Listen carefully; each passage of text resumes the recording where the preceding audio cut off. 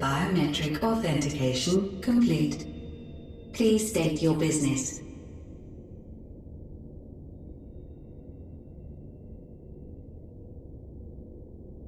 Acknowledged. Reinitializing Circus Tower systems.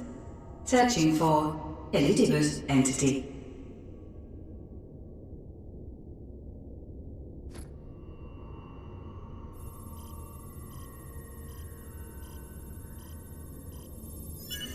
Target located in subterranean core power accumulator. Projecting image.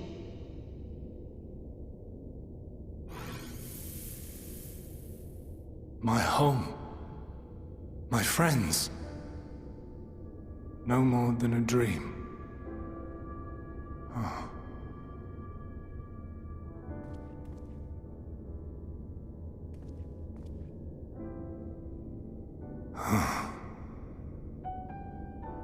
You. Why have you awakened me? I no longer sense those places beyond, or Lord Zodiac. You must explain all.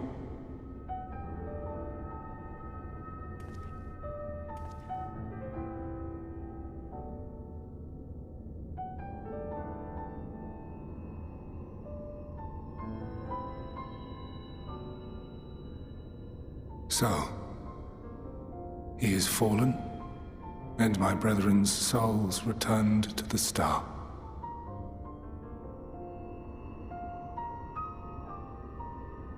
The doom we sacrificed so much to prevent is come again. Old burdens now yours to bear. But if this is Fandaniel's design, then I, as Elidibus, have a duty to fulfill. Your unsolicited act has restored to me some few memories of the Convocation. Such knowledge as I have, I will share.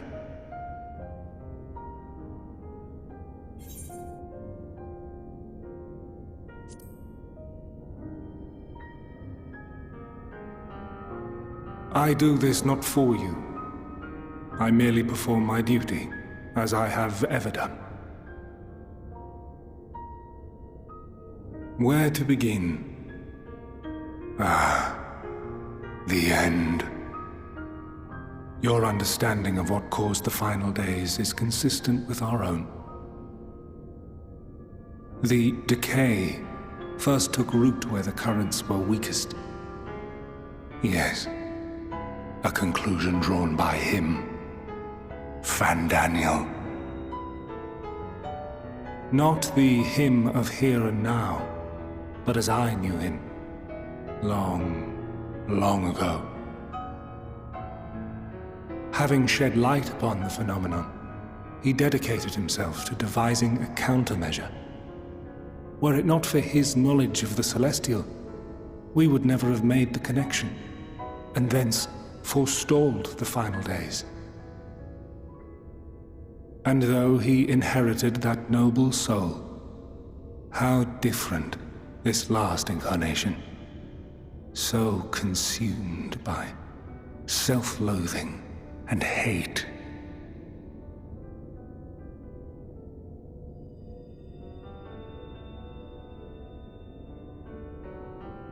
Elpis.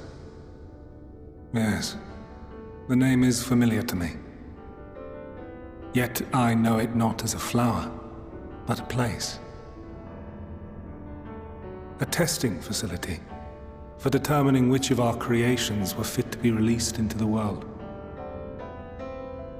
Many worked there, and before joining the Convocation and assuming the title of Fandaniel, he was their chief. He was Hermes.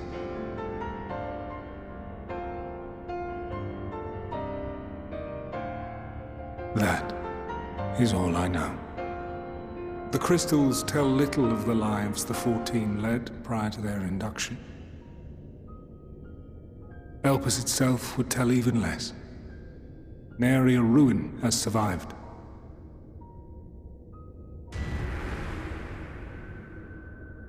Wait.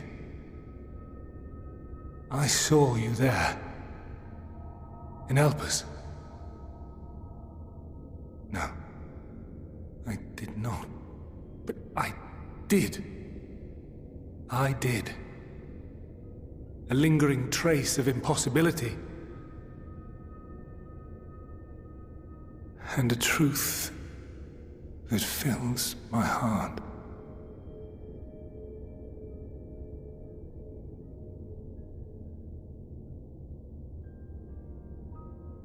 My memories remain clouded, I fear. However, they have revealed to me one possible course. You must travel to Elpis, to the time when Hermes served as its chief. In glimpsing the Exarch's memories, not only did I make his summoning magic mine own, I also mastered the workings of this tower, which, having absorbed my empowered essence, now harbors an abundance of energy. As such, I believe I can deliver you unto the past, unto that place and that precise moment. Given the eons that must be traversed, the gateway will not be fully formed. Your form will be less tangible still than those warriors of light I had summoned. In all likelihood, none will be able to see or hear you. Yet even should you manage to interact with others, you will be unable to effect meaningful change. For the reality you wish to save, the reality to which you must return, exists as a result of the final days. You cannot reshape the past to undo the tragedies of the present. Cannot unmake the sorrow and suffering fated to come. In full knowledge of this, will you still entrust your life to your foe and make the journey?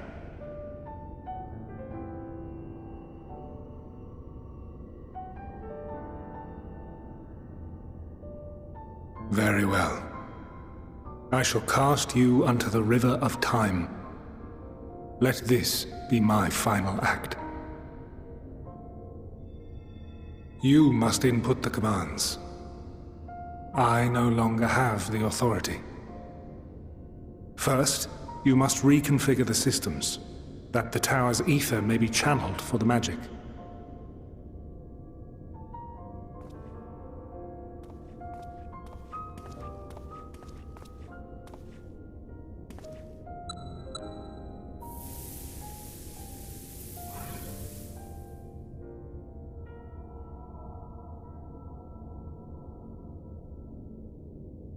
The preparations are complete. The gateway will soon open. Return at once to the ocular.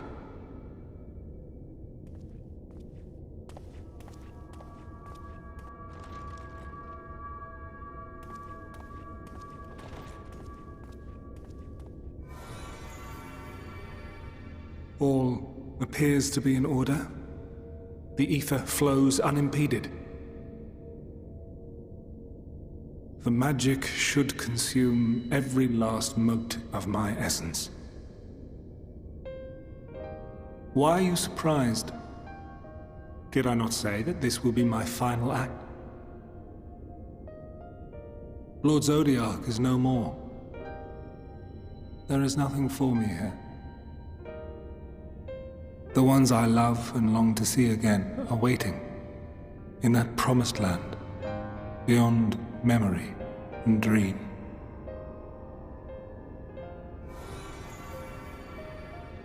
Now go, warrior of light.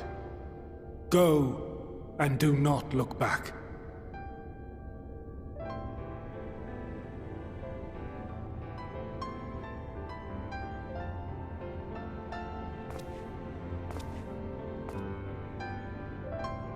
Well, Heidelin, I take my leave of you. Yours is the mantle of the last of us.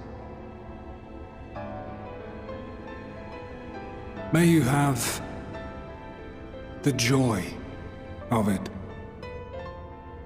the burden and the solitude. It falls to you now.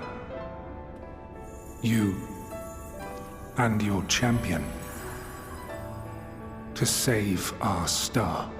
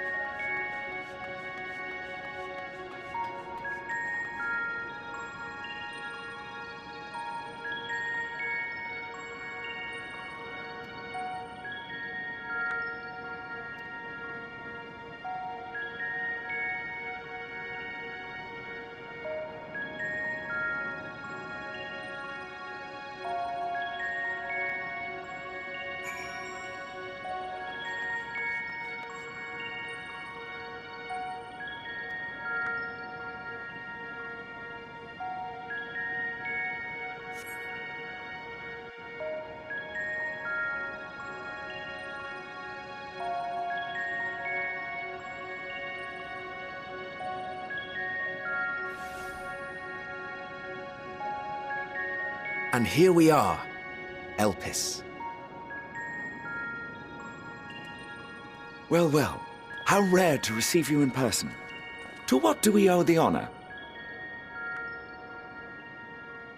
Oh, just a few odd tasks. We'll be here a while. You're welcome to stay as long as you see fit, of course. As a matter of procedure, however, I must ask that you kindly remove your masks.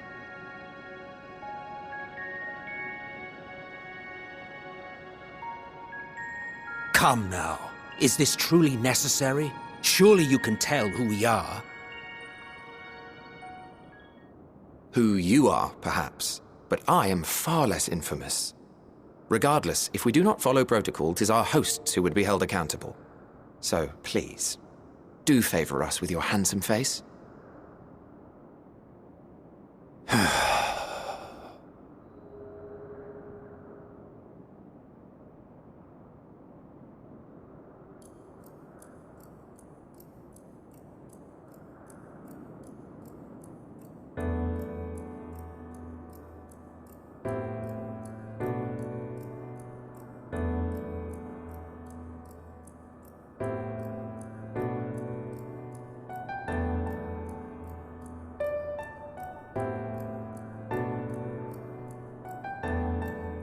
Satisfied? I thank you for your cooperation. You are free to go about your business.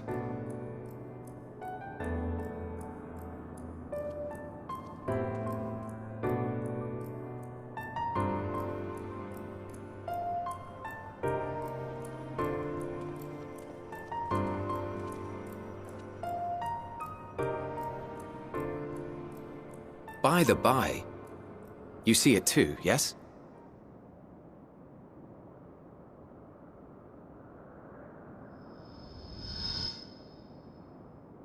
I haven't the foggiest what you're talking about.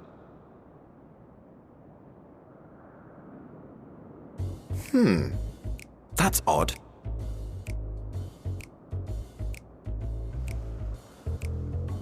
It's right here.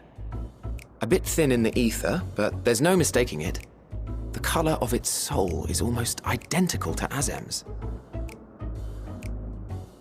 Do you suppose he created it? Rather unusual for a familiar to have a soul, though.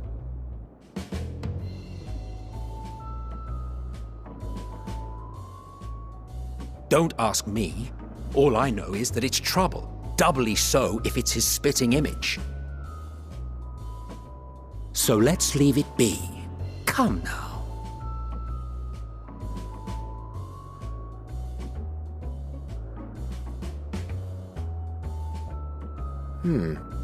It's trying to say something, but it's literally too intangible to form words.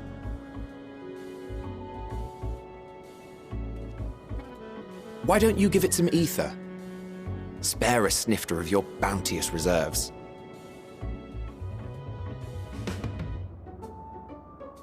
Who do you take me for? Why, a dear friend, of course. One who wouldn't let acts of kindness, such as my accompanying him on errands to far-flung outposts, go unrewarded?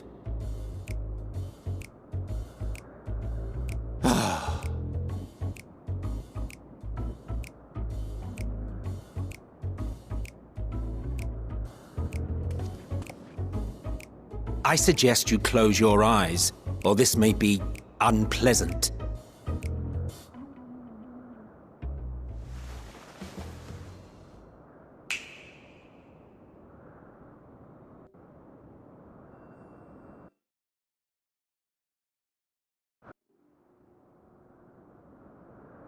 You may open your eyes.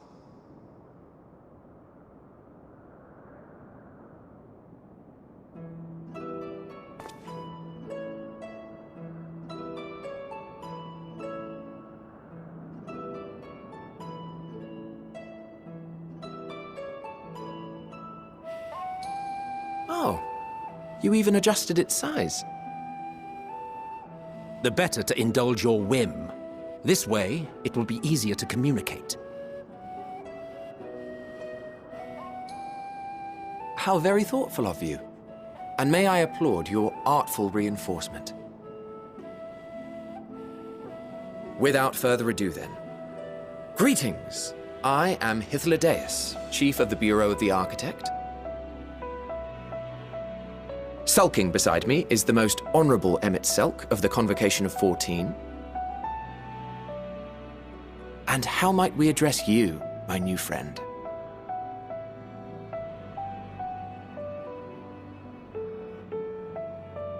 A fine name.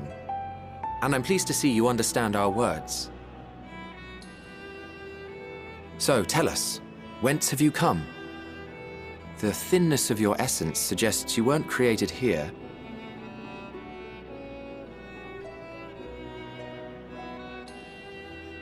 You do not know? Or cannot say? Allow me to ask a different question then. What brings you here?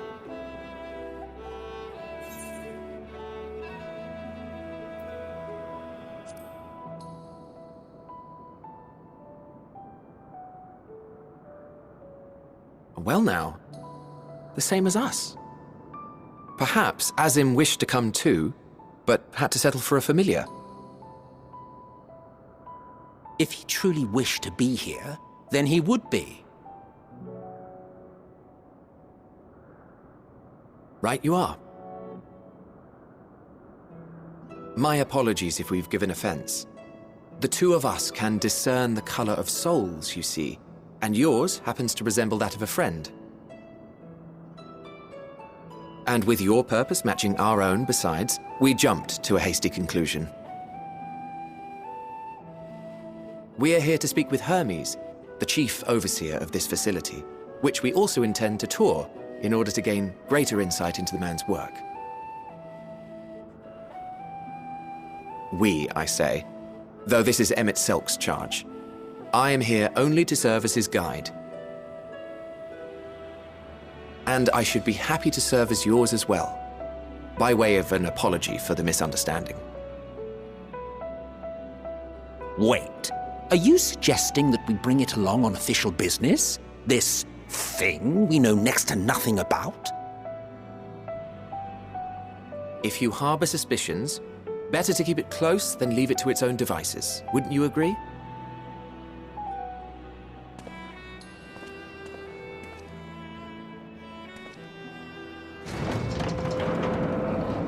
Besides, having a mysterious life form in tow is the norm rather than the exception here.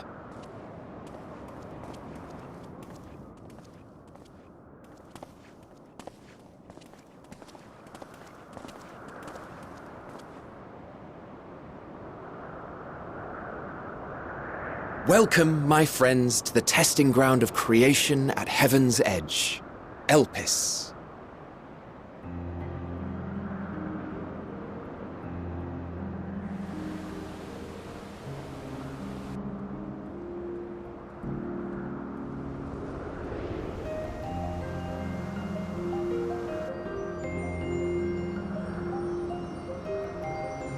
This presence.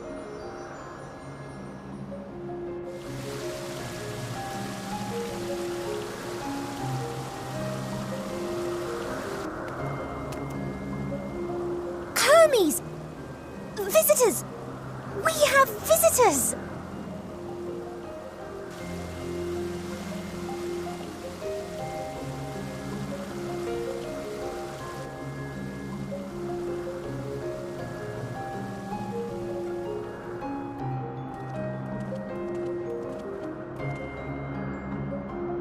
What secrets are you hiding, I wonder?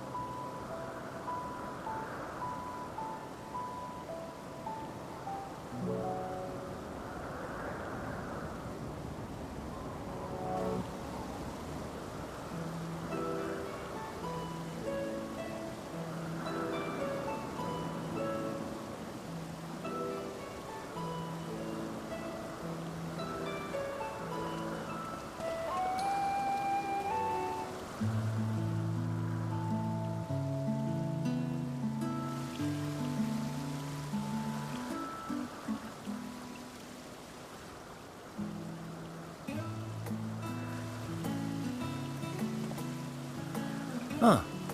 You are...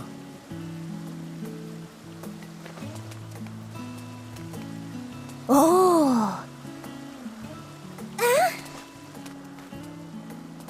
Different. You're different too. You and me. We're alike. Friends. I want to be...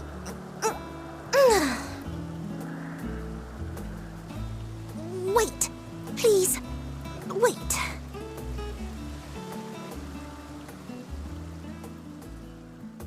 Greetings and salutations. Can you hear me? Do not be alarmed. I mean you no harm. I wish only to hear your words, share your feelings, and know your thoughts. May we please be friends? May we please be friends?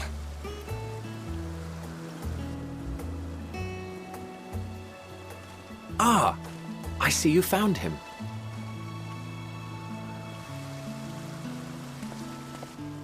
Hythlodaeus! It's been a while. Too long, I think. Too long indeed for close collaborators. On this blessed occasion, I bring not only myself, but others who long to speak with you.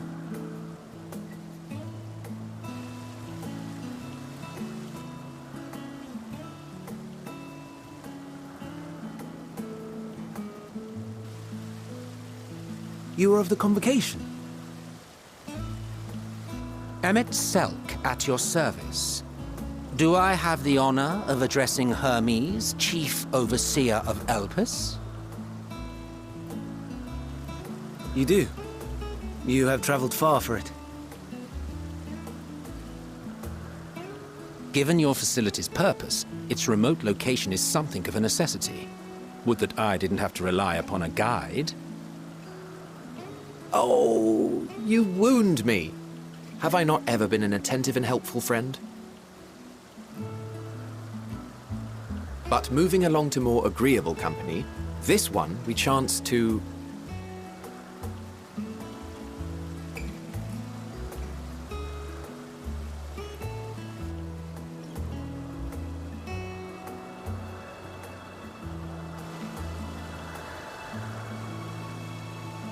Well, you certainly have her attention.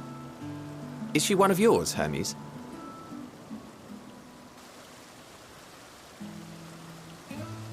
Her name is Meteon. It means shooting star.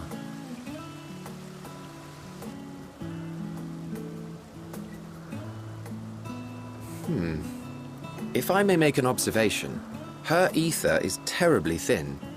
I fear she might dissipate at any moment. Nor do I believe you've made a submission to the Bureau. I would remember such a concept if you had. I haven't, as you say. I judged it too early. She's a pet project of mine, still undergoing preliminary testing. But rest assured that I will attend in person ere long. Very well. Being an authority on flying life forms, I appreciate that you are exacting in your work. I shall look forward to your submission. If we have finished with the perfunctory chit-chat, I would discuss official matters. By my coming, I trust you already anticipate the subject. I have an inkling, yes. Please wait to the main building yonder. I shall join you as soon as I've returned these creatures to their homes. What's wrong, Hermes? The Nemestoma is missing.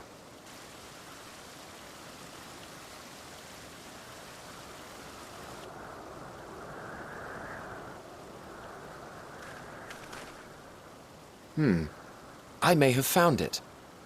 A creature with the self-same ether as those there, nestled in the boughs of a tree outside the grounds.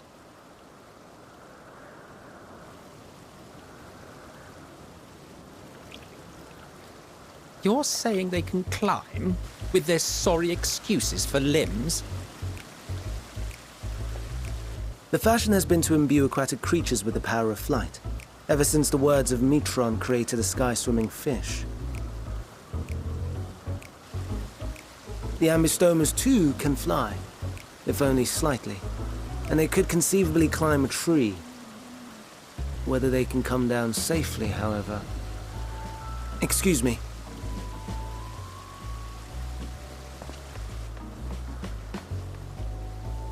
I'll help, too!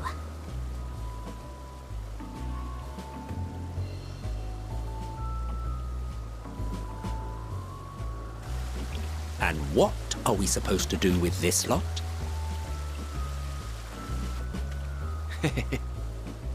May I suggest we split up?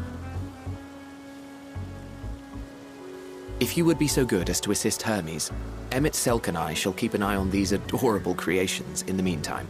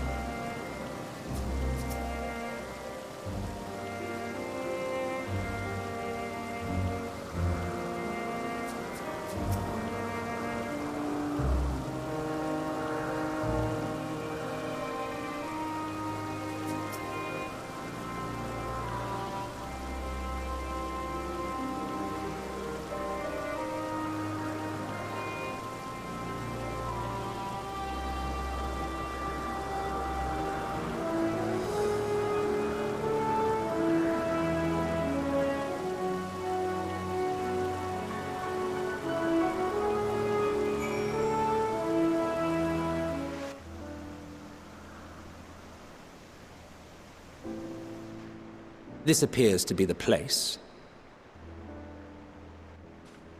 And here is where we part ways. We will be discussing highly sensitive affairs. Only a select few may be privy to such knowledge, and that does not include someone who cannot or will not divulge their origins.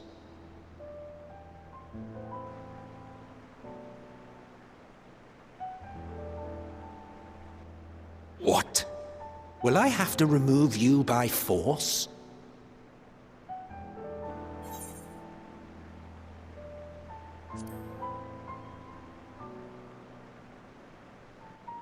Yes, I'm sure your business with Hermes is quite pressing. You may speak with him to your heart's content after ours is concluded. I do not object to his attendance.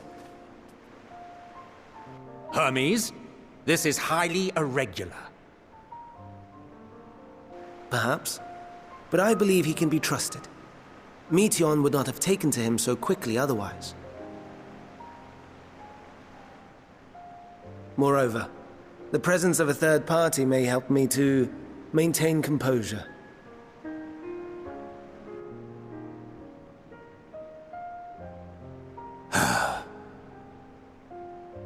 As you wish, then. Behave yourself, do you hear?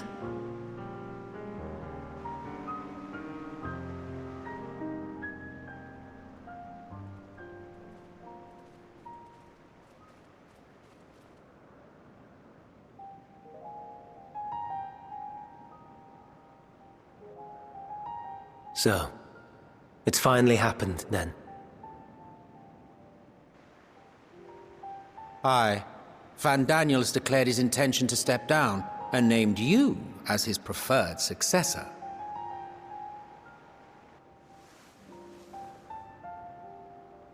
In recognition of your knowledge and your works, the Convocation is giving the recommendation due consideration. As one who does not know you personally, I am to use my impartial eye to take your measure. And above all else, to ascertain your disposition towards the invitation.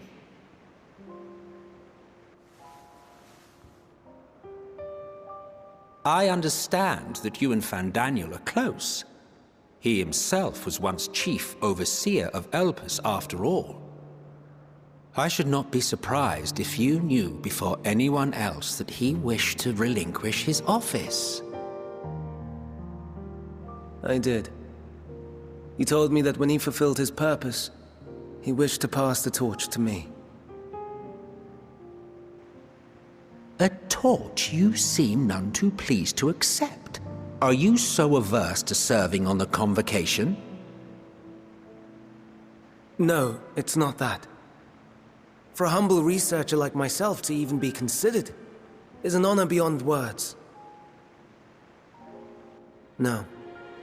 What troubles me, what I struggle to come to terms with, is the very fact that Fandaniel is stepping down. Does this not mean that he will return to the Star?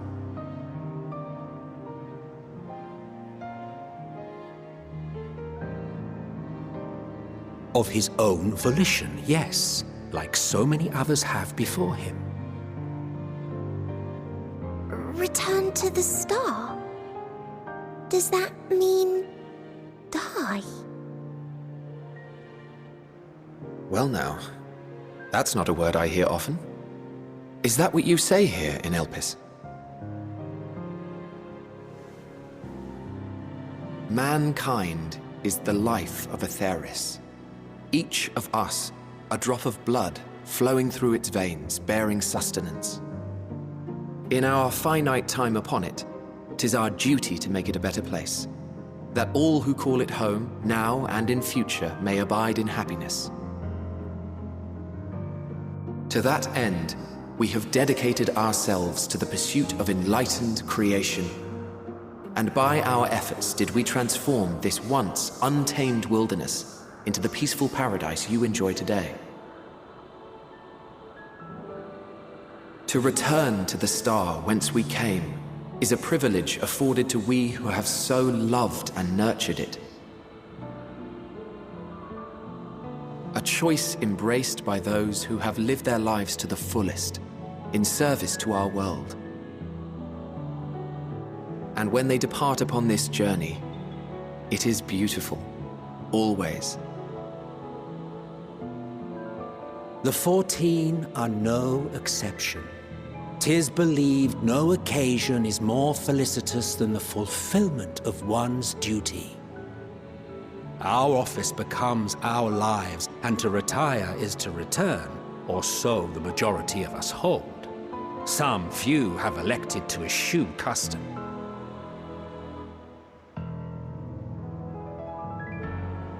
Mayhap you feel Fandaniel's deeds do not warrant his return. Yet you should know his accomplishments as well as any. During his time, he conceived of countless outstanding concepts. And channeling the wealth of experience he attained here in Elpis, he brought forth many new specimens. I know of all this. I do. It's just, I cannot fathom why someone so great and wise, who could still do so much good, would want to end it all.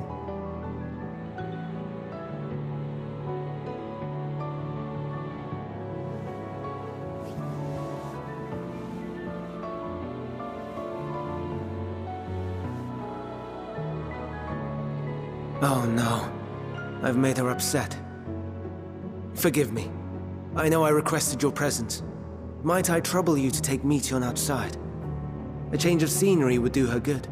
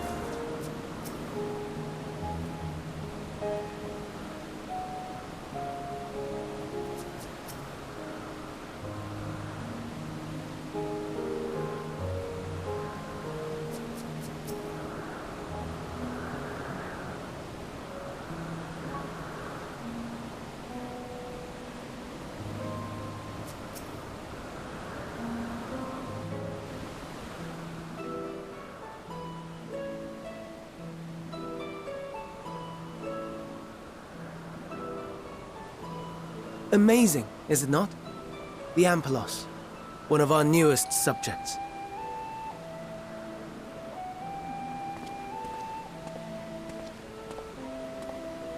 So, how are we coming along?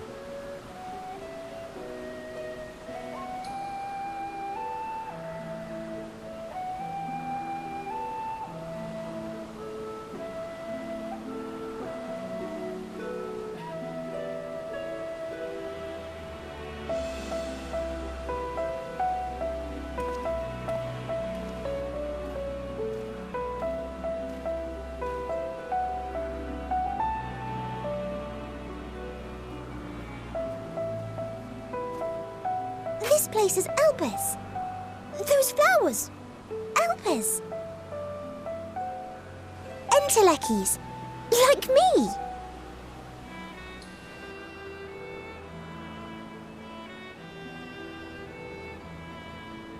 They are a product of Elpis, and so named for their birthplace.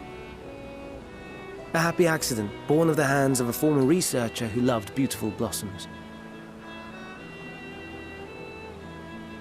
Unique for how they change color, to reflect the emotional state of those nearby.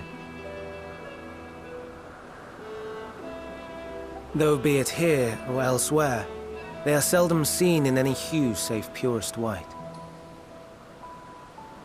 Reflect the emotional state, you say? By what means do they achieve this? In creation, there exists an energy wholly apart from ether, one driven by emotions. In like manner to how we manipulate ether, this flower is subject to the influence of said energy.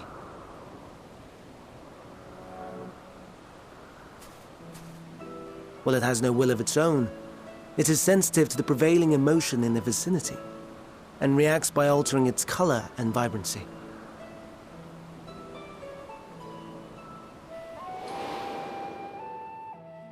Akasha? It is one of the unseen energies defined by Harnish alchemical theory. Though a gross oversimplification, some describe it as an essence influenced by feelings.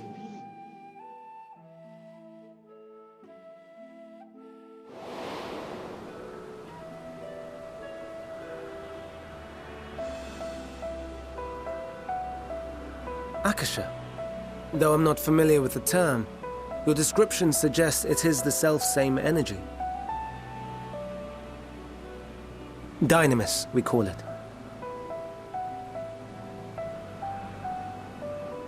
And those entities like the Elpis flower that have the ability to interact with this energy, converting emotions into tangible phenomena, are Entelekis. That's me! That's me! An Enteleki! That you are, my dear. And no ordinary one at that, but the first possessed of free will.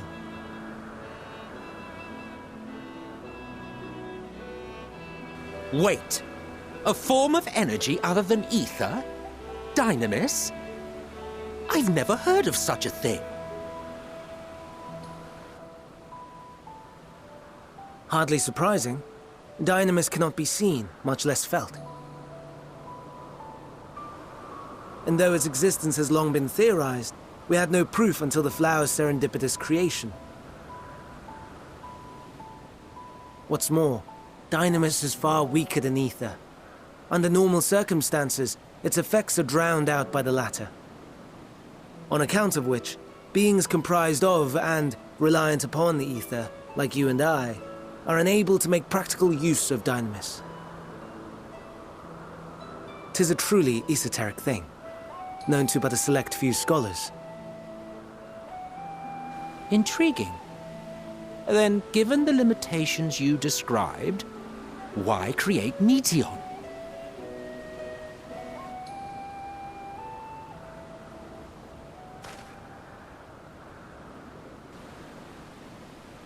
Our star, Aetheris, is especially rich in ether, so much so that its name is derived from it.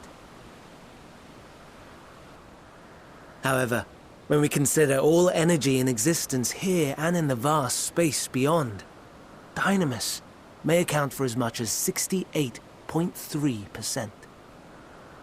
The more abundant form by far. Were we able to control it, we could open the door to limitless possibilities. 'Tis not unlike a gently flowing stream, unable to break through the dam of ether barring its path. But if we could imbue the stream with the vigor of a raging river...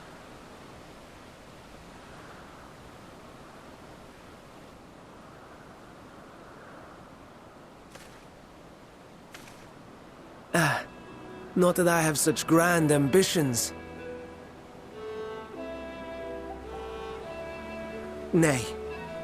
I merely wish to create a being that could traverse the great expanse.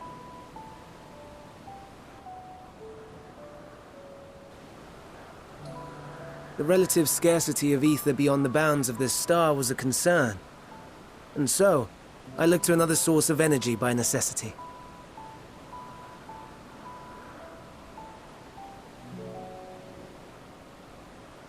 That being Dynamis. No wonder her ether is so thin. Precisely. Yours is thin too. Like an entelechy. Like me. So... are we the same? Entelecchies.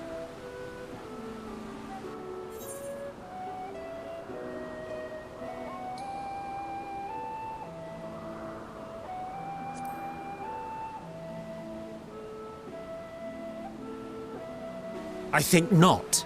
Your nature remains a mystery, but ere I reinforced you, you appeared to be little more than a common familiar, and a faded one at that. A deficit of ether alone does not an entelechy make. It would, however, make it easier for you to interact with Dynamis. And limited though its influence may be, this quality could prove the difference between victory and defeat. You'd do well not to underestimate it.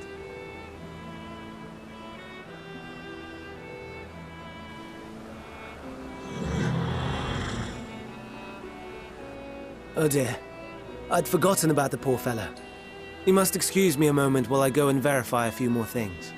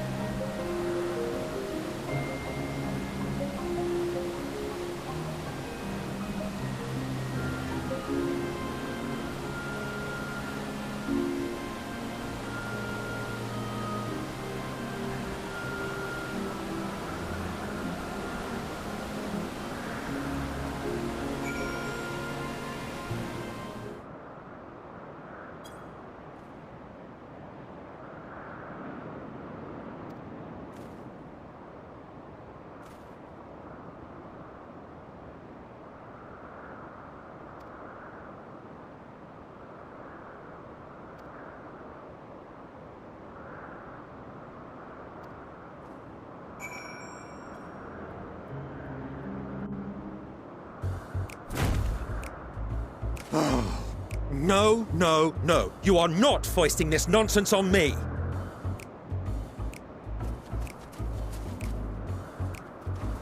I'm given to understand you have the power to help the Charybdis, and should be quite willing to do so. And so I appeal to your better nature, most benevolent emet-selch. Please teach her to fly. Or else Hermes will transform. Right now.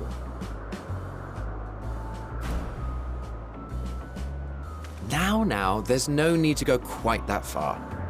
Altruism is its own reward, as I'm sure he would agree. Oh, would he now? And who contrived to put me in this position, pray tell? Nothing so devious. I merely suggested a possible course of action.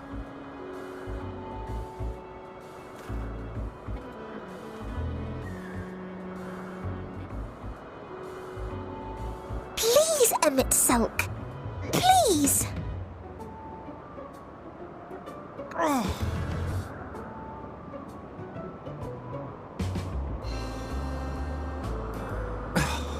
did not come all this way to play nursemaid to your creations. I'd thank you to remember this favor and let it be the last.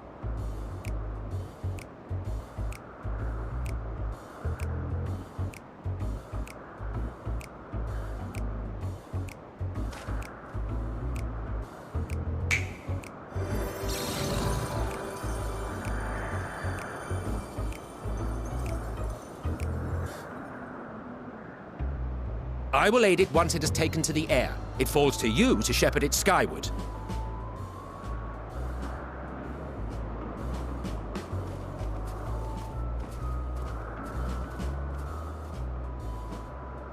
Well, let's relax and enjoy the spectacle, shall we?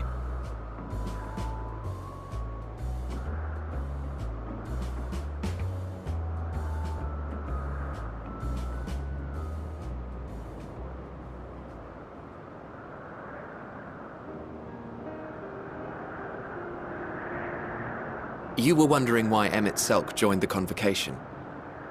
Truth be told, he wasn't the first choice for the office. I was, on the strength of my ability to see ether. But I declined the offer. For though my vision is exceptional, I am pedestrian in all other aspects. Worse even. Quite abysmal when it comes to manipulating ether, for example. Couldn't transform even if I had a mind to do so. What good is the ability to perceive a problem if one cannot act to address it? Emet-selch has no such shortcomings. He excels in vision and manipulation both, the latter to an extraordinary degree. If there is a mage more powerful, I do not know of them.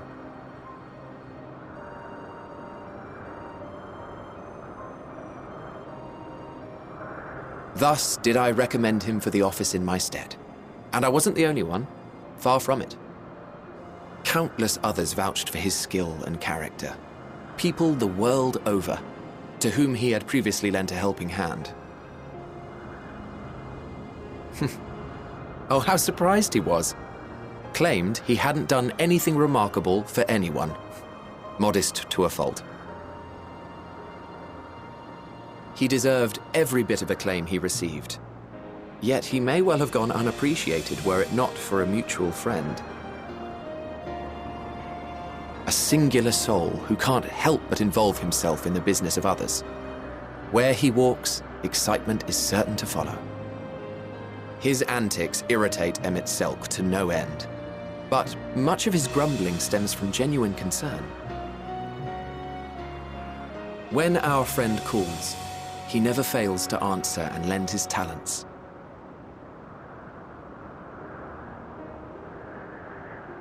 And in the course of doing so, he himself came to be recognized and respected by those around him.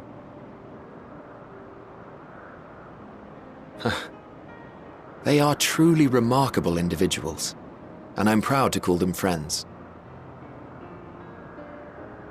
To help them realize their dreams.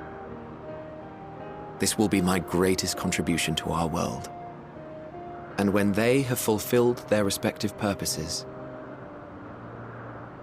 so too shall I have fulfilled mine, and together we may return to the star. Look at me, spilling my innermost secrets. I can't seem to help it with you.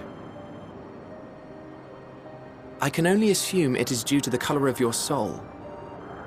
I just don't understand how you can be so alike and yet so different.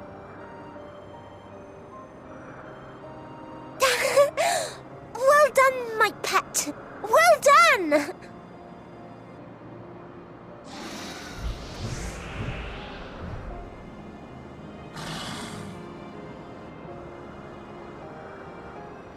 Ah, yes. I dare say the Charybdis will be fine here on.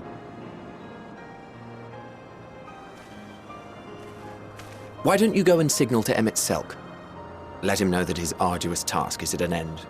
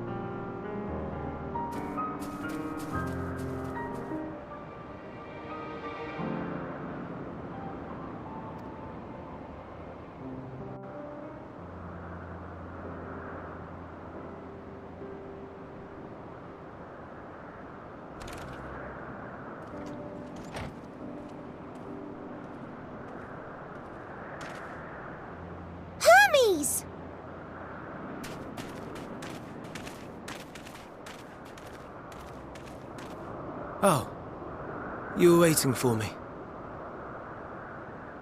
You've finished talking? Yes, we've come to a decision. My thanks for keeping Meteon company. Emet-selch and Hythlodaeus have already retired to their rooms. There is room for you too, if you would follow me. Wait! I want to show you something first.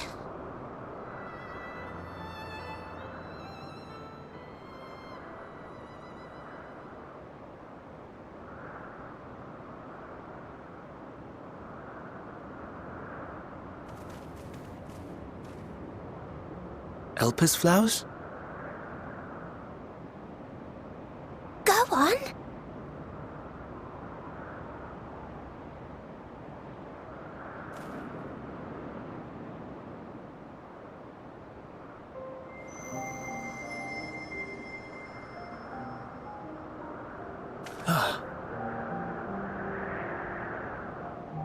You're not the only one, Hermes.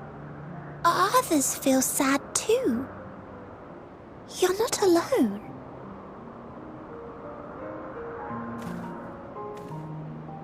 I see Meteon has shared much with you.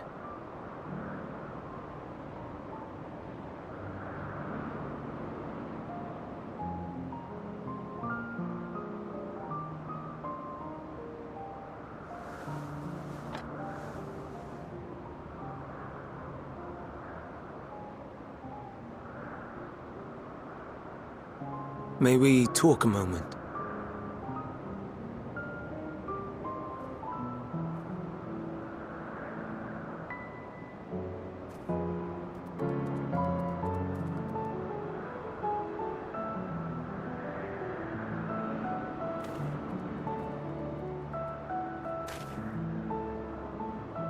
I do not think it wrong that we live for the star, that we strive to make it a better place. And yet, in carrying out my duties here, there are times when I am plagued by doubt. Do you recall what Hythlodaeus said when we first spoke of my nomination? Death is the privilege of those who have fulfilled their purpose, a choice they embrace of their own free will, and when they depart, it is always beautiful. Perhaps it is. But only for man. Creations that he deems useless are discarded with nary a second thought. Some scarcely born into the world, afforded a handful of breaths before life and potential are abruptly extinguished. We make an effort to spare them the pain, but they sense what awaits. Rage and anguish and cower and fear. And it is not beautiful. Yet no one cares. No one. So fixated are we upon the duty that we do not pause to question the method. Pain and suffering, confusion and despair, writ plain in the eyes of those poor creatures. Yet no one sees. We turn a blind eye and carry on in blissful ignorance. Not amiss. And always, always the blossoms shine pure and white. A contradiction so blatant I could scream, want to scream. How can you all accept this aberration? Then I wonder, am I the aberration for thinking thus? And I am filled with dread. But now I know I'm not alone. Not the only one for whom the flowers weep. I won't ask what you thought as you kneeled beside the Elpis, or if you only did it at Meteon's insistence. Nevertheless, I thank you. To know that you too have experienced suffering is a comfort.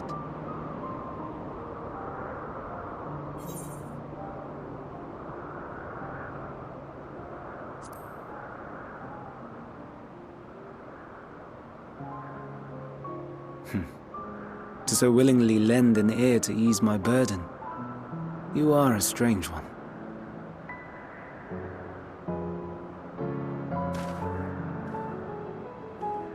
The stars in the heavens. Know you what they are?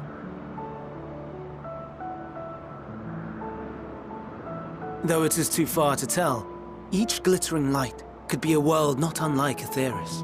A world filled with life. So many stars, so many lives. For us, there may be no higher purpose than to live for our world. But what of the other living beings out there?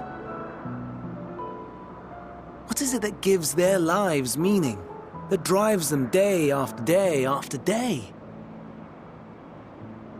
To pose that question to our undiscovered cousins, I created beings of dynamis, who can traverse the vast emptiness between the stars. Meteon and her sisters. Aye, sisters. She has a great many of them. And they have already departed on their journey, traveling to one star and then the next in search of life. As one might expect, exploration on such a grand scale is rife with difficulties, and thus far I've naught to show for it. But I have faith that we will make some manner of discovery ere long. And when we do, I should be glad to share our findings with you, in gratitude for your kindness.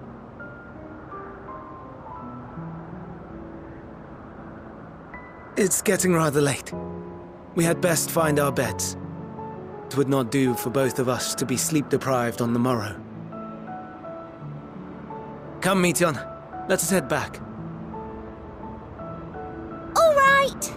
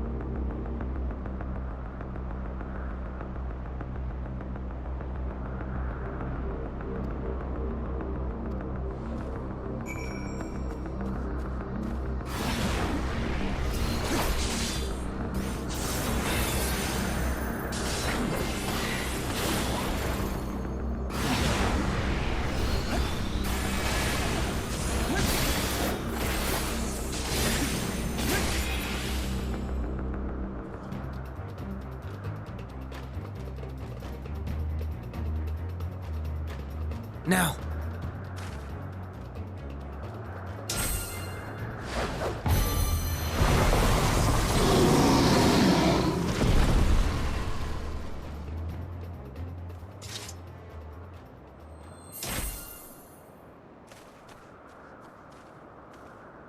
Oh. Forgive me. Please, forgive me. May you and your kin find peace. Wherever your souls may drift in the underworld, may you find tranquil seas.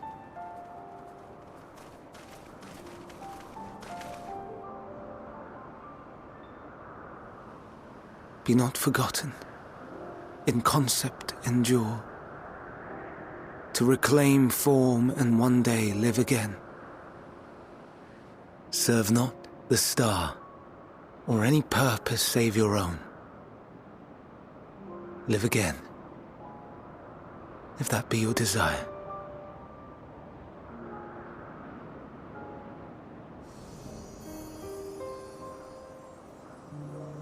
Hate, if that be your want.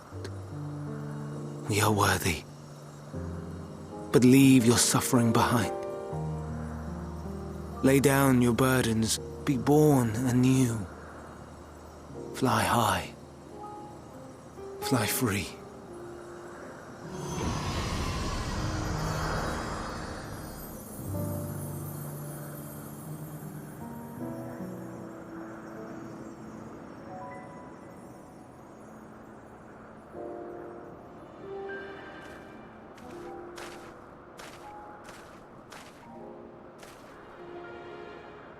Join the convocation, Hermes.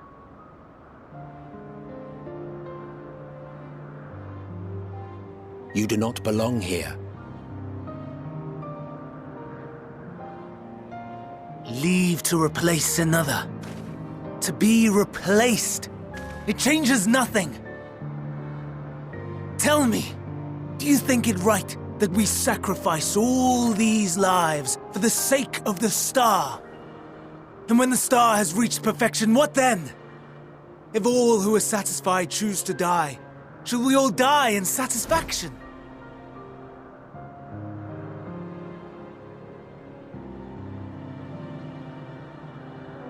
I do not know. Were I to take up the seat of Fandaniel, it would be tantamount to approving my predecessor's death. I do not know if it is right. And to be torn by such thoughts. I do not know if I am fit to represent mankind. Hermes! Please don't be angry. It hurts so.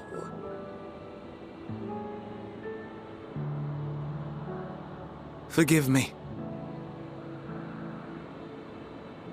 If you would still consider me in spite of everything, I beg some time to gather my thoughts. Meanwhile, Hythlodaeus, I fear I must trouble you to attend to the others. 'Tis no trouble at all. Take as long as you require.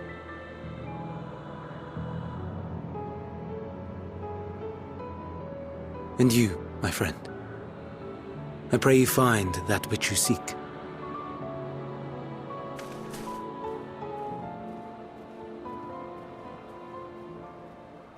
I expect we have some few matters to discuss. Shall we return to the 12 Wonders for a time? Aye.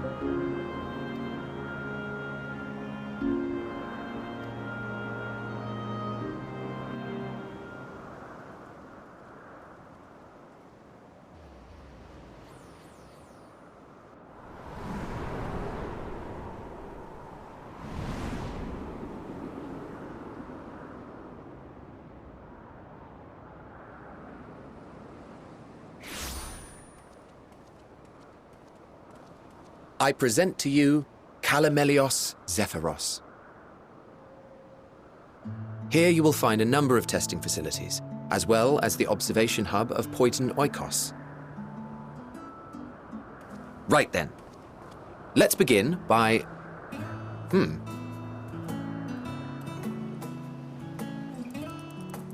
Well, well. An Arrayus. How delightful.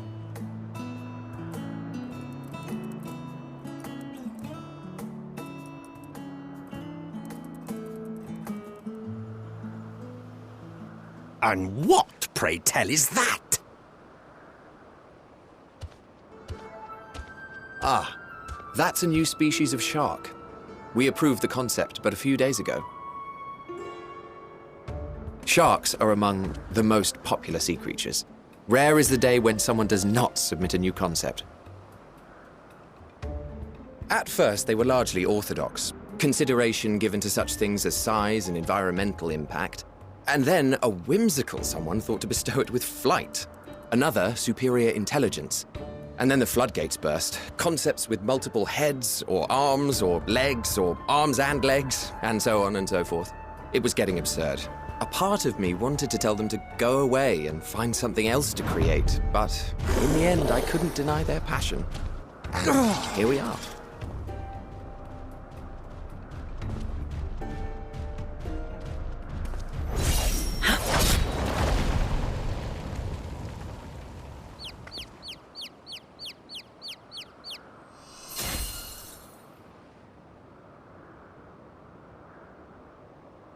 That was too close. Are you unharmed? Well now, if it isn't a pair of familiar faces. Banar, that we should meet you here.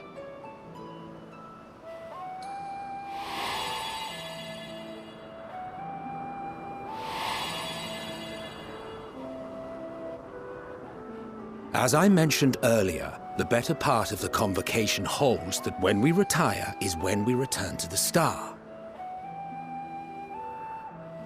Well, she is not among said majority. Even after stepping down, she carries on with her work. Vanar is her name, and she is the previous Azem. It has been a while, Hythlodaeus. You look well. Less so, emet-selch. I dare say the lines upon your brow have both deepened and doubled in number.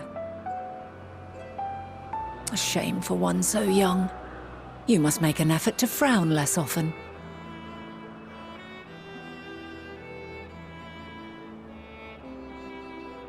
Easier said than done, thanks to your unruly successor. How is he, if I may ask? Incorrigible as ever. Rushed headlong into a volcano on the brink of eruption just the other day. I should be glad to share the tale in its entirety later, if you're so inclined. Oh, you know I am. Now then, you are?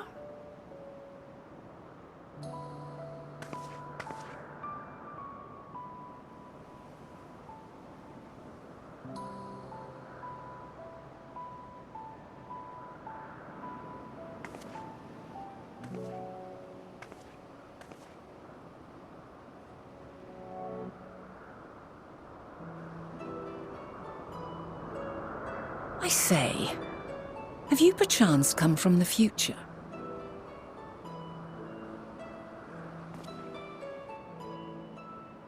I do not believe we have ever met, yet I sense my magic upon you. Therefore, if I wove the enchantment, I could only have done so at a later point in time.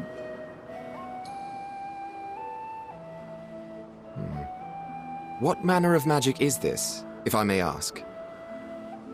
A traveler's ward, of course. It prevents the corruption of one's ether.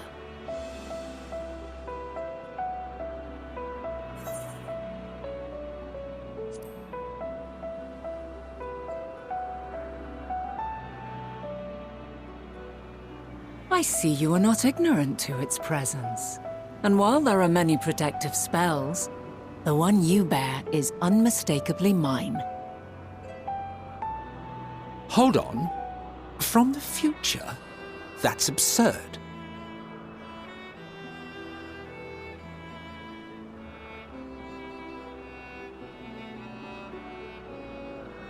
What is it? Are you unable to speak of the matter?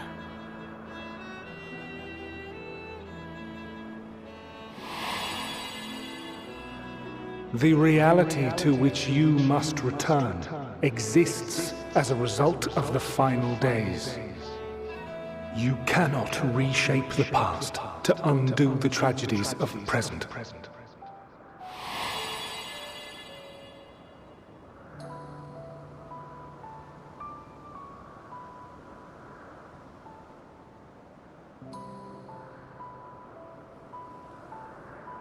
So, your actions here will not change your history, but they may yet affect the course of ours.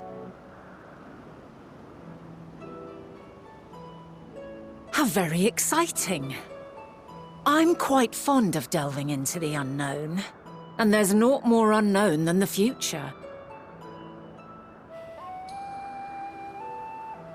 Until a moment finally arrives, we cannot know for certain what will come to pass, regardless of our supposed foreknowledge, so you needn't worry for us.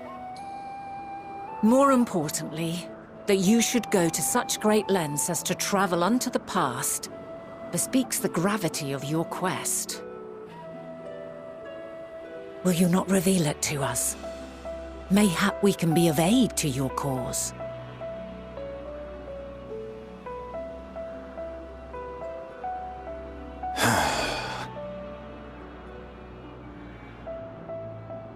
If this is true, then you've been keeping quite the secret to yourself. As a representative of the Convocation, I will hear it all. Your identity, purpose, everything.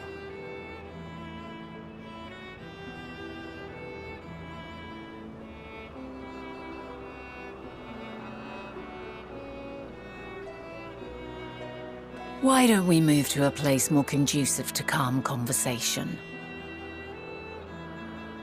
I've been working here for some days now at an old friend's behest.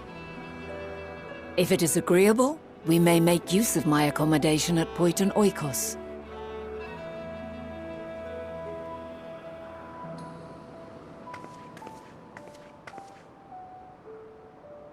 We were meant to meet. I am certain of it. Else I wouldn't have marked you so clearly and sent you unto myself in the past. It's precisely the sort of mischief I would get up to, and quite inspired, if I do say so myself.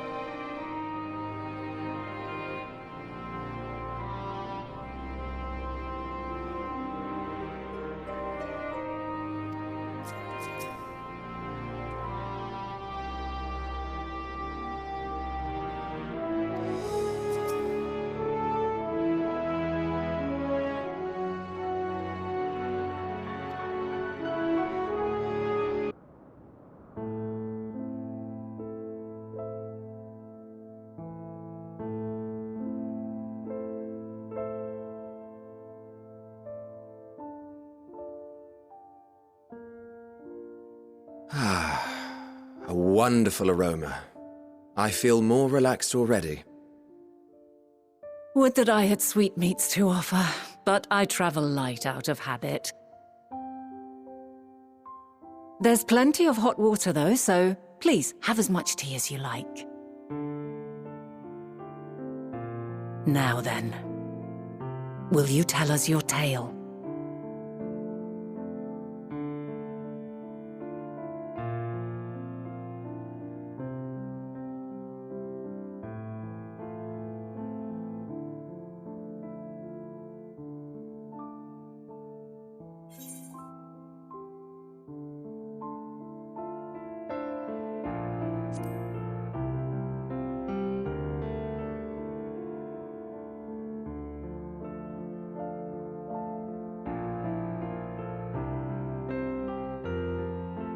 Why don't you start from the beginning?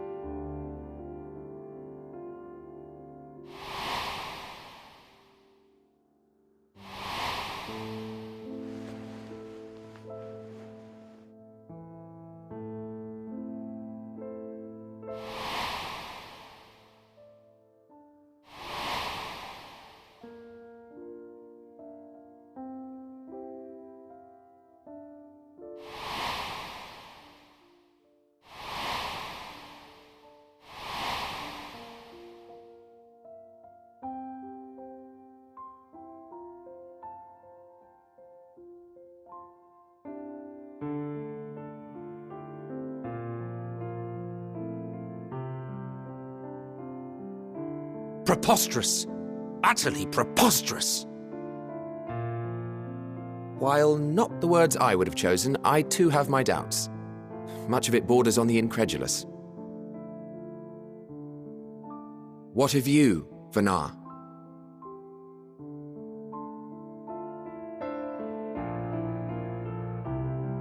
Not knowing the precise details of the first final days, it is difficult to determine the veracity of the tale. Supposing it is all true, I must ask myself why I would do what I did.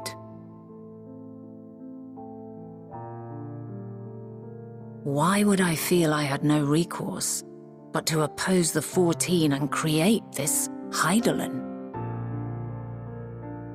Circumstances change, of course, but it would not have been an easy decision regardless. No, there must have been a reason. One compelling enough to force me to take such drastic measures. Then there is the Elpis flower, which I said would serve as a guide. That it's of import to your mission is plain, but your presence here leads me to believe that this place also holds significance. But what could it be? What are we meant to accomplish? Might it not be simply thus? In the future whence he came, the final days could not be averted. Mankind has no choice but to flee the star. By alerting us to that eventuality, perhaps you wish to pave the way for other futures. Theoretically speaking, it is a possibility. Yet if that were my primary objective, I see no reason to guide our friend to Elpis specifically. The capital on Amarot, or even my own home would be more logical destinations.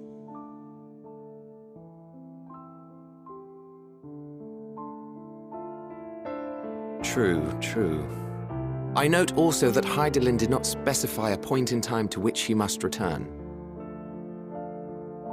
By this, it may be inferred that it was not critical that we should meet. Alternately, she had reason to believe that our paths would converge, coincidental though it may seem. This is quite a puzzle. And we do not have all the pieces. Hardly any. But we do have one immutable fact. If the final days are indeed as described, they will bring death to all that I hold dear. Yet despite being afforded long years of preparation, the only provisions I could make were for flight. Nay, my first and foremost endeavor would be to find a way to forestall the coming doom. Given that even the 14 failed, mayhap you deemed it impossible. Nothing is impossible. This I have always believed. And if Hydaelyn is indeed me, she would believe the same. Listen to yourself. Are you seriously entertaining the notion that you are a messianic figure in some far-fetched tale?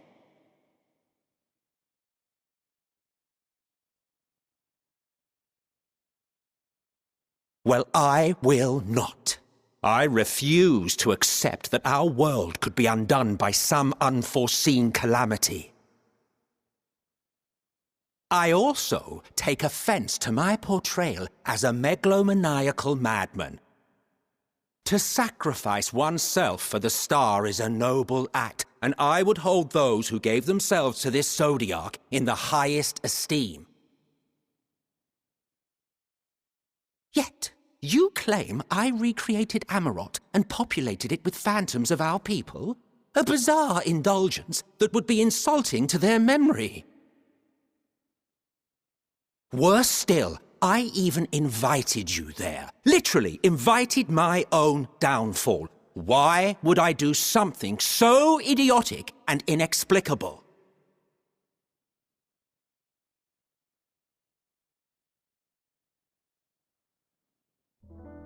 Now, I will allow that the hypothetical task of restoring our world would be daunting in the extreme.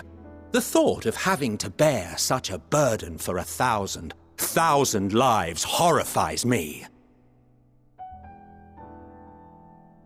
But I would never forsake my duty. I would never forsake my brethren.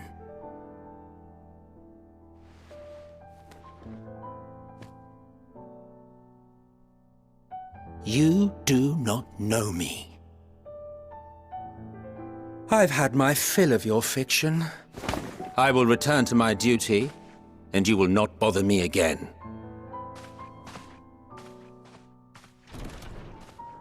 Emet-selch! Wait!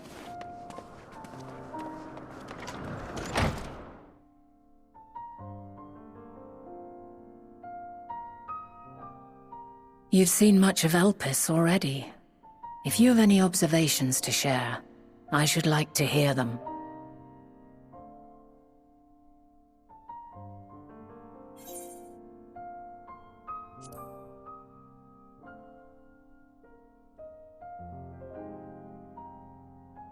Ah yes, the energy distinct from ether. Though not my field, I have a basic understanding of dynamis. And you say Hermes researched the phenomenon in the course of creating Meteion? Yes, I believe this warrants further investigation.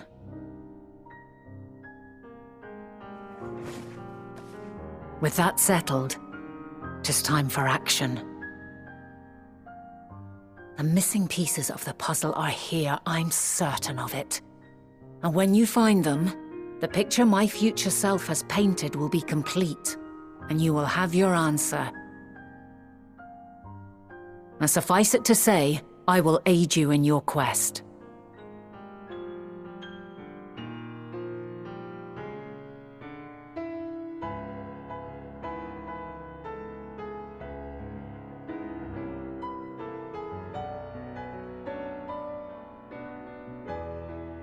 Have faith.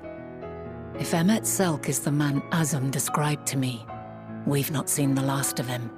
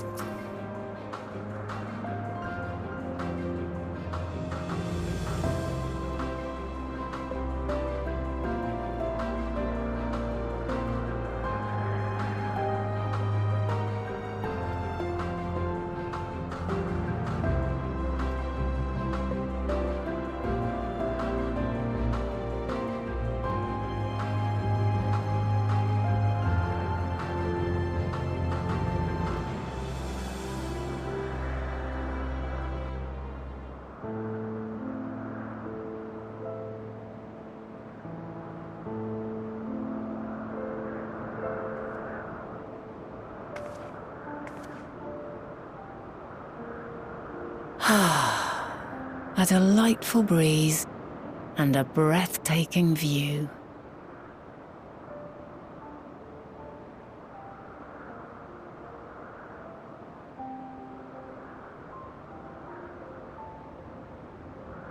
What is it like in the future? Is the world still a beautiful place?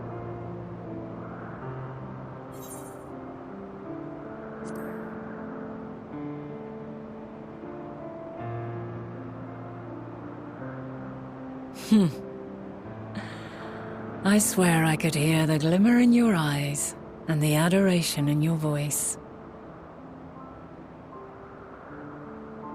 While we wait, will you not tell me about your adventures? Well, not the portentous events which led you here, but the simple delights all your own. By learning about the future world, I may gain insight into future me's plans. But more than that, I have an interest simply as a fellow traveller. Short of going somewhere oneself, there's naught more stirring than hearing another's account.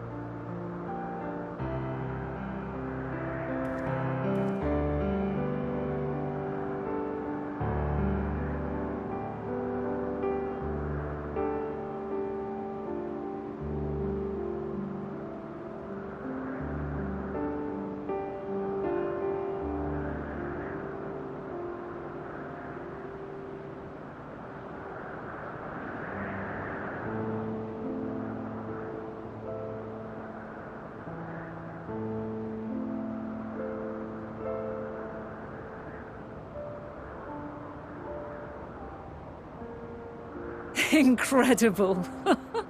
Would that I could have been there to see it.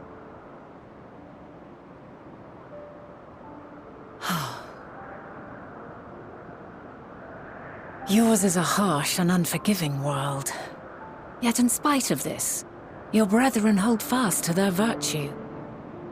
To know that the light of mankind's potential still shines, even in that faraway place, it gives me heart.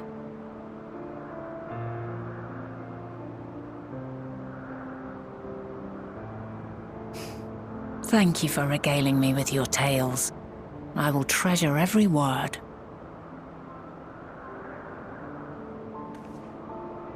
As you know, I was once a scholar. And among other things, I sought to understand the workings of the world. What exactly is ether? How formed the laws of nature? Whence sprung mankind? Riddles and mysteries beyond counting. Over the years, I have managed to find answers to some few of them. Yet rather than attain a sense of mastery, the more I understood, the more I came to hold the world and its miracles in awe. We too are miracles, each and every one of us, born of the warm breath of life that traverses the heavens, swirling through eternity. When I fully grasped the improbability of our existence, nothing felt impossible anymore. If it could be imagined, it could be done.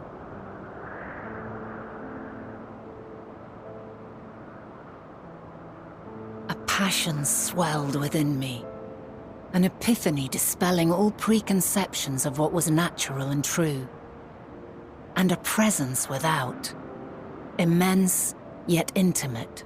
Fate, perhaps, holding us in its tender embrace. As reassuring as it was intimidating, how keenly aware I became of creation's fragility, built as it is upon precarious happenstance. I was overcome with an irrepressible urge to know the world more intimately, to hear its voice, feel its breath.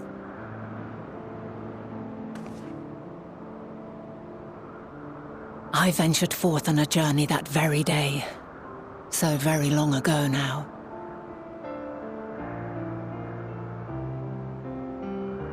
Freed from presumption and prejudice, I saw the world through a newborn's eyes.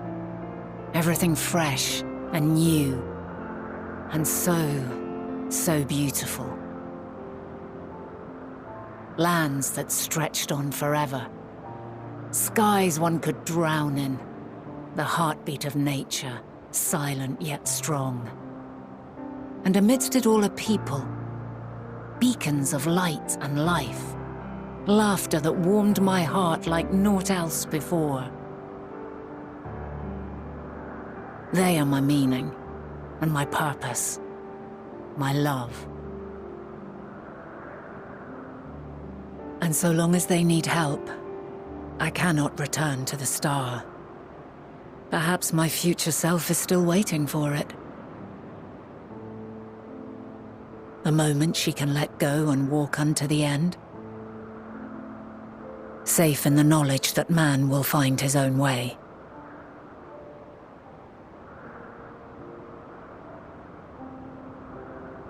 You, who are our future, tell me this, and tell me true.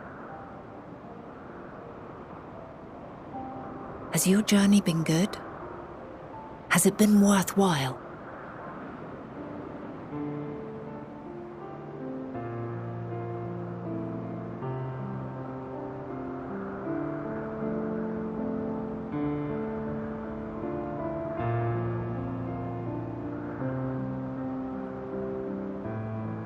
Pray forgive my lateness. My observation subject was rather irritable, and it took a while to settle it down. No need to apologize. Your work takes precedence. Besides, we had a pleasant conversation in the meantime. You're too kind. Now then, I'm told you wished to ask me some questions. Indeed. I've an interest in one of Hermes' creations. Meteon. You witnessed a host of them take flight, yes? Oh, that! Yes, I did. It was in the dark of the morn. I'd left the Thalassai after nocturnal observation. As I walked along, I spied a bright light climbing high into the southeastern skies. Then, in an instant, it was gone, like a shooting star, only rising rather than falling. But then another shot up, then another, and another. Intrigued, I made my way to the edge to investigate. And who should I spy on an isle to the south but Hermes and Meteon, the Metea, rather.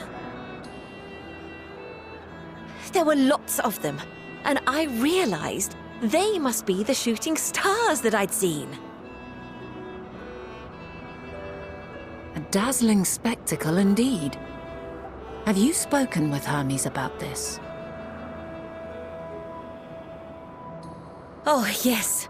The sight left such an impression on me that I approached him about his mystery project the very next day. Alas, he said that he couldn't reveal anything just yet, that he needed to conduct further tests. It shouldn't be long now, though. He often returns to that isle, and I have a feeling he's nearing a breakthrough.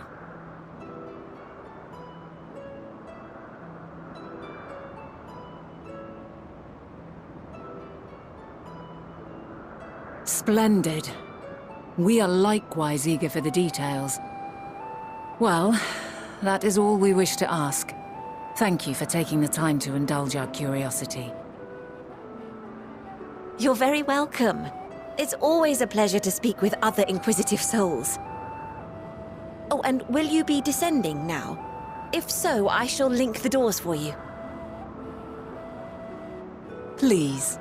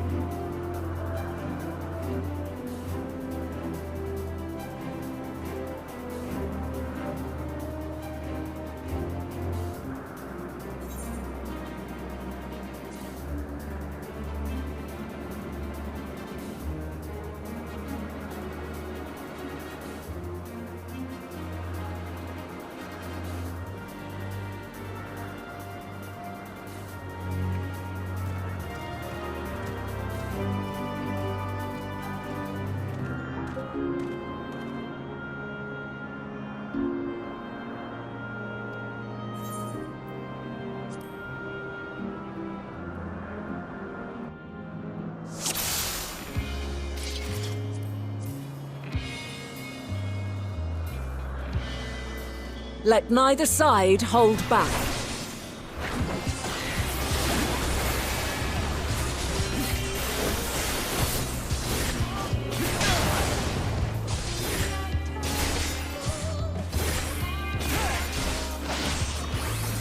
My blade sings!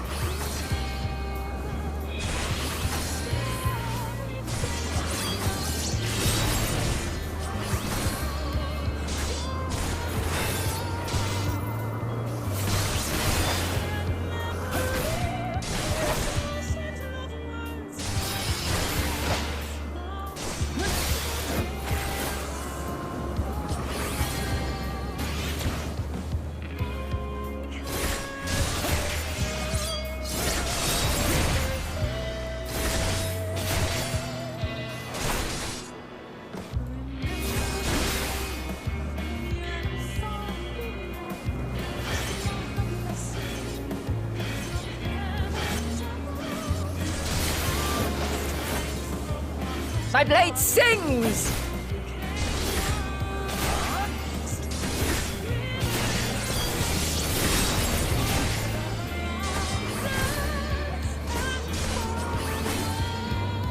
Impressive. I shall have to try something different.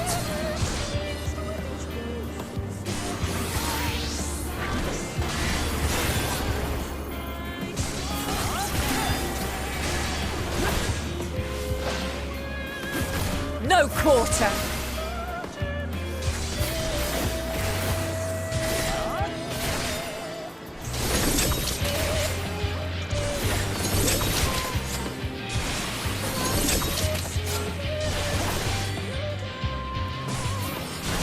Have a taste!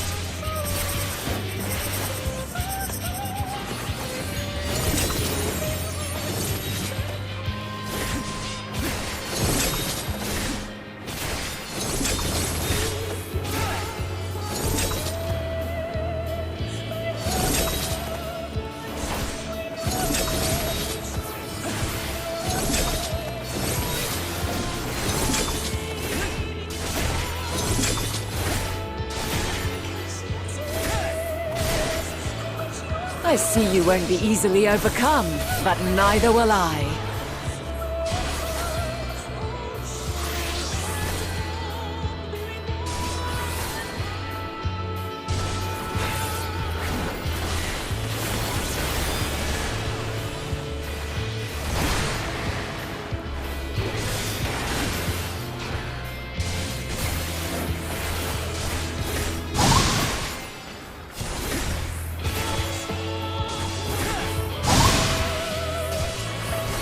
Yourself.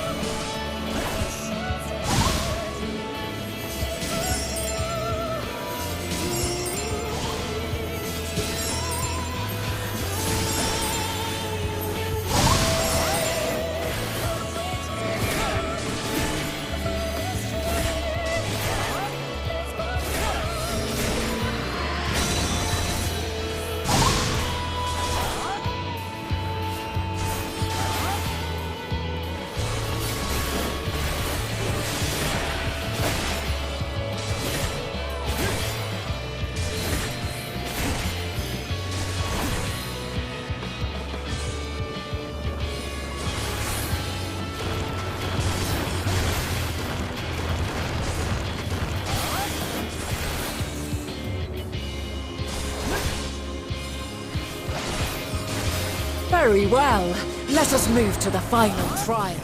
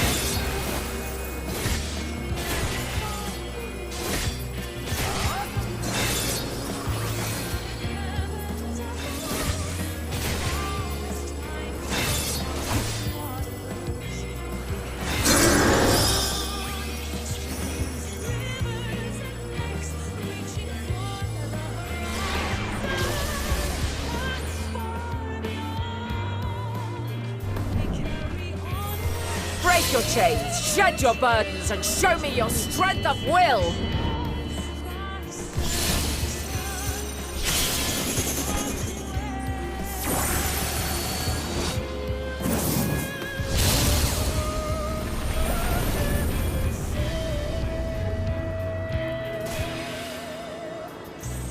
You still stand. The people of your time are more resilient than I had dared hope. I have seen enough.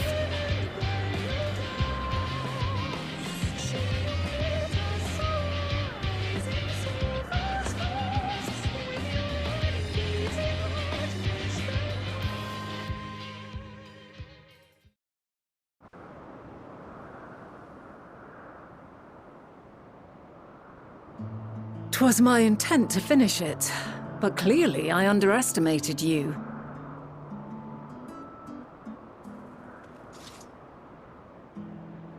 One would think I never learn. I made the same mistake with Azam when we first sparred. Despite being less than half my age, his strength was astounding. As is yours. 'Tis plain you have weathered considerable hardship. Far more even than your tales would suggest. It seems we have both learned much on our journeys.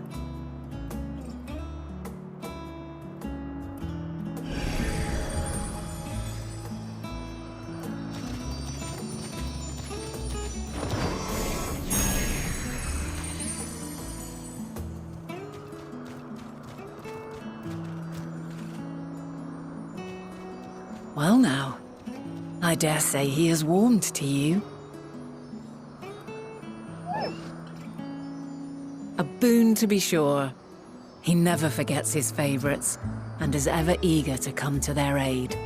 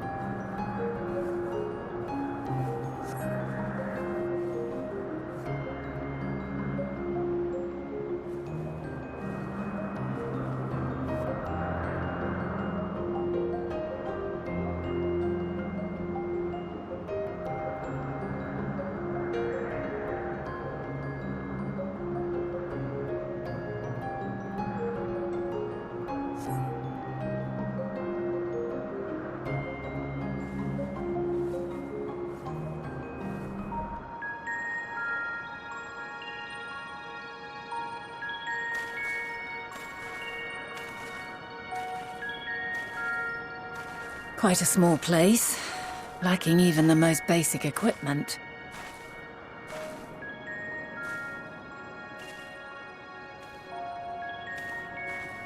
The present may yield no clues, but we may yet try perusing the past. Have you done this before?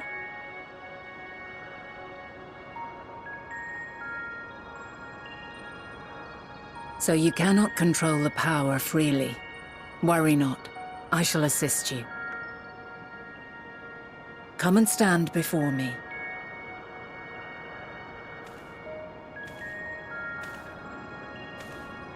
There are two ways to see the past. The first entails peering through the walls of the soul in the moment a subject is recalling a memory. The second requires no subject, and is instead a process of piecing together an event from ripples left in the ambient ether. As memories are etched upon the ether of the soul, so too are they etched upon the ether of the world. In this way can history be preserved. Such memories are given to fading, however, and can prove challenging to visit. But come, let us try. Close your eyes.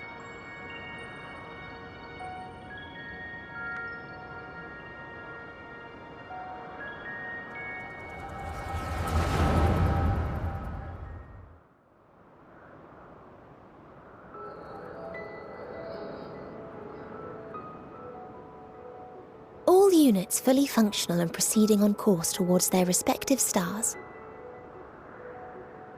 Estimated time to completion of survey is 108 cycles. End of status report. Severing connection with shared consciousness.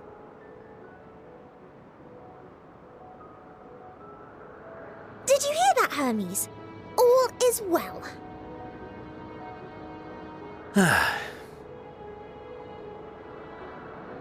Yes. Good tidings at long last. Every step of the way, I've been reminded how little we understand creation. How the universe defies imagination. But soon we won't need to speculate. We'll know the answers. What others live for. Indeed. And we'll owe it all to you and your sisters.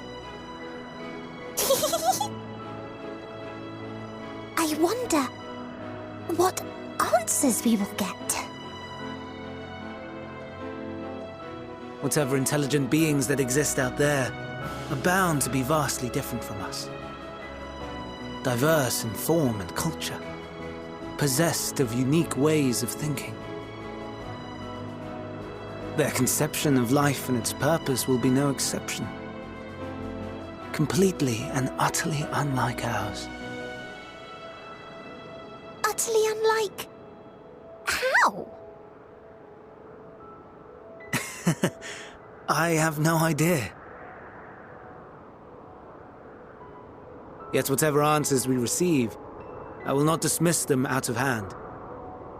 No, I will think earnestly on them all. And I will share them with our people, that together we may contemplate our own existence. Perhaps then our star will become a better place. Not only for man, but for all life.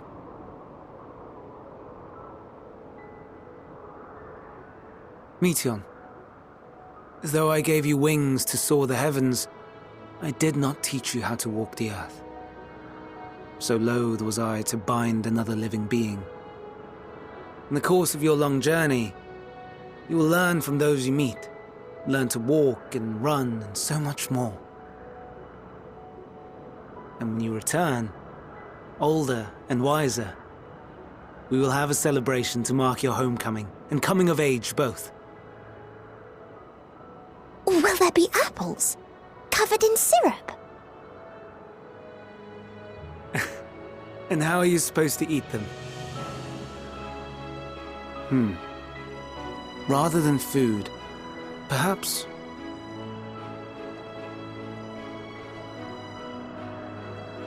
flower. Yes. Upon your return, I will gift you a beautiful flower.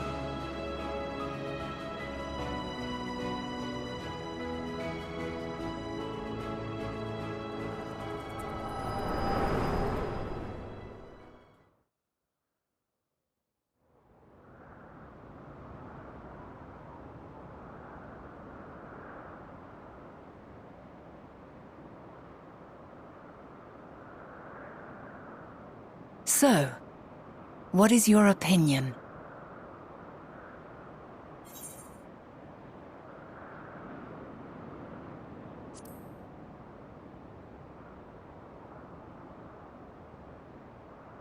I'm inclined to agree. As we had suspected, the two are somehow involved. Yet 'tis difficult to believe that they would deliberately seek to end all life.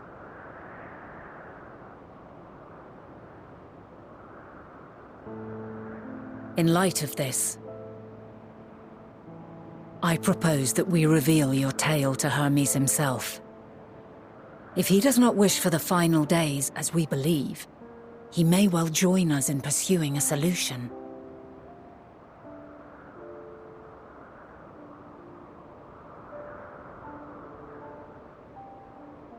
Then it is settled. Let us seek out our friend with all swiftness.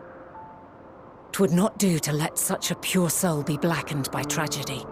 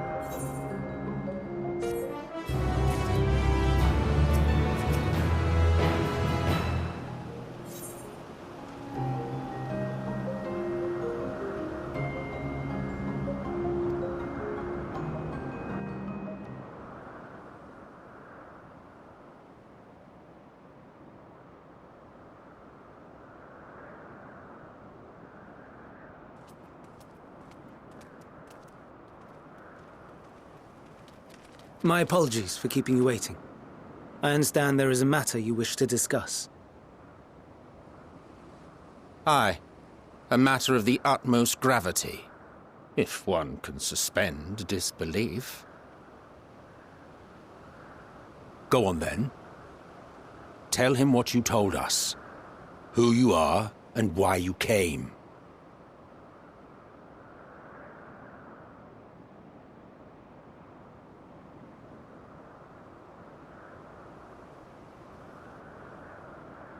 The final days.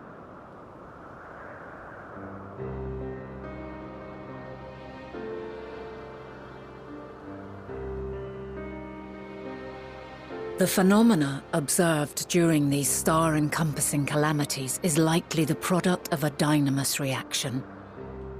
And none is more versed in the applications of this energy than you, Hermes. I must stress that we do not believe you would desire such destruction. We come not to lodge accusations, but to beg your wisdom. And so, distressing though the exercise may be, I ask that you share with us your opinion on the matter, on the assumption that our visitor's tale is true. Even you, Vana.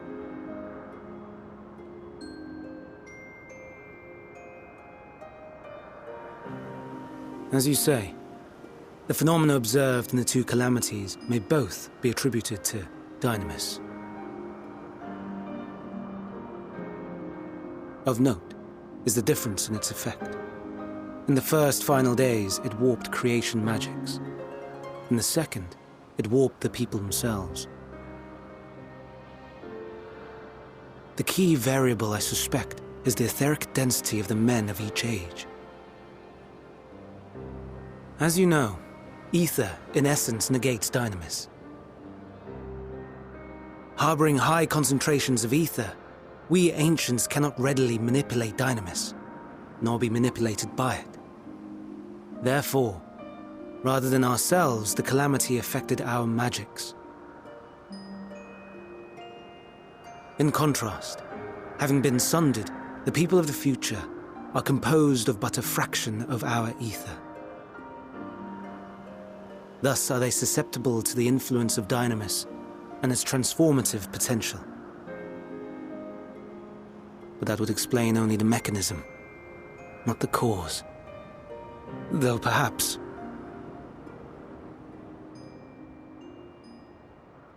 What is it? Even should it be a hypothesis, we would hear it.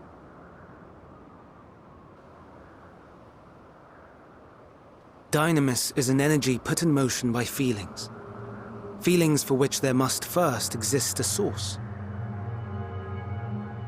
A source to which the victims must be attuned. One that harbors the selfsame negative emotions. Elsewise it could not be the agent of such extreme change. So it wasn't the stagnation of the celestial currents. Someone, or something, is instigating the star's demise.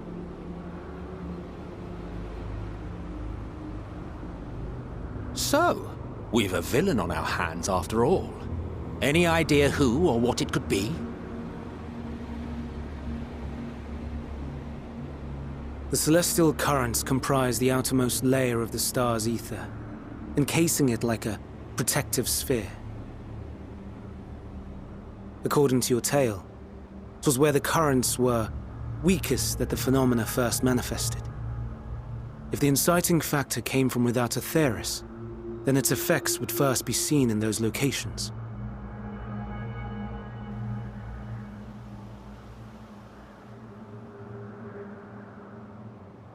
Greetings. Can you hear me?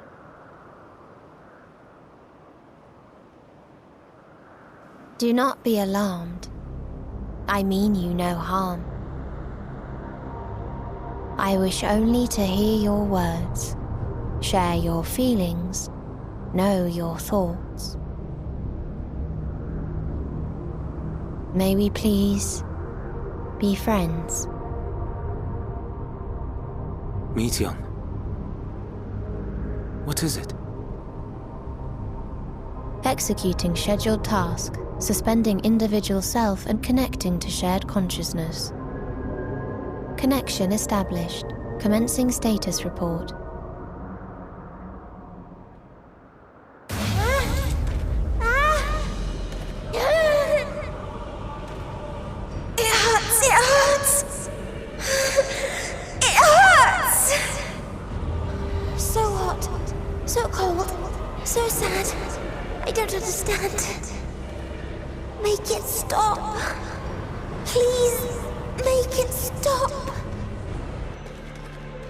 Steady, Meteion. Steady. So scared. So lonely. The pain. It's too much. Why? Why do we... They hurt. Hate. This is wrong. All wrong. She's gone? But how? She has altered her etheric density in order to blend in with her surroundings, an ability for avoiding confrontation. Most effective. Frustratingly so. I can't see her either. Not even a trace. Stay away. Please. This is wrong. My mistake. So please. Are you all right?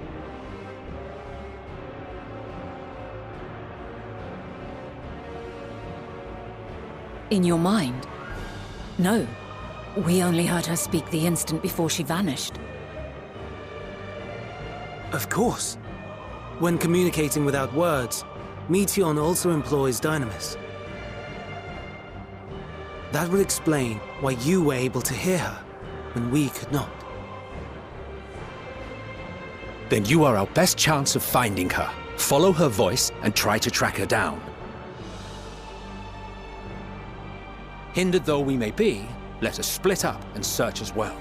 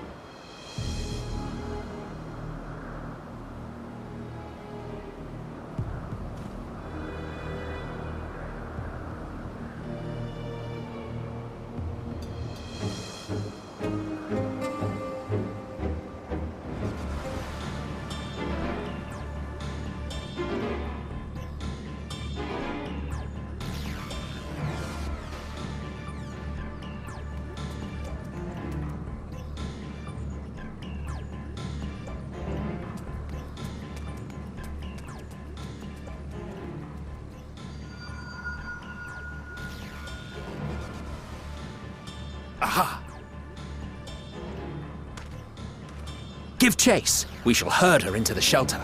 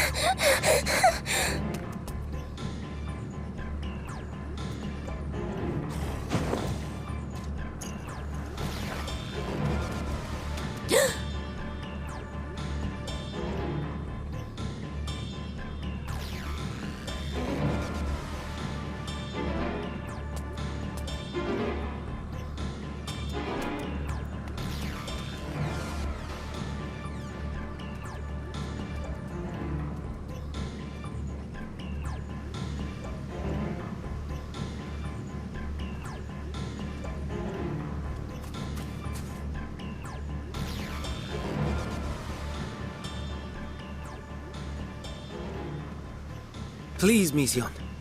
We must speak.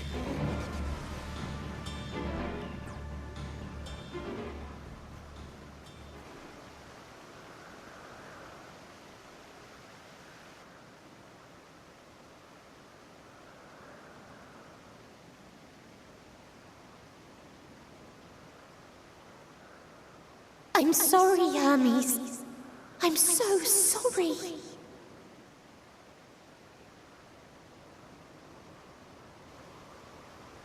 If someone can hear these words, then please.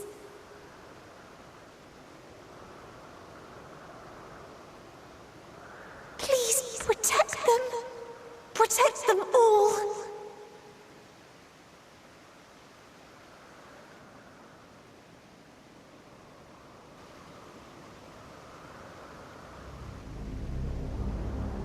Individual self-suspended. Connection with shared consciousness stable. Our survey is complete. We shall now report our findings.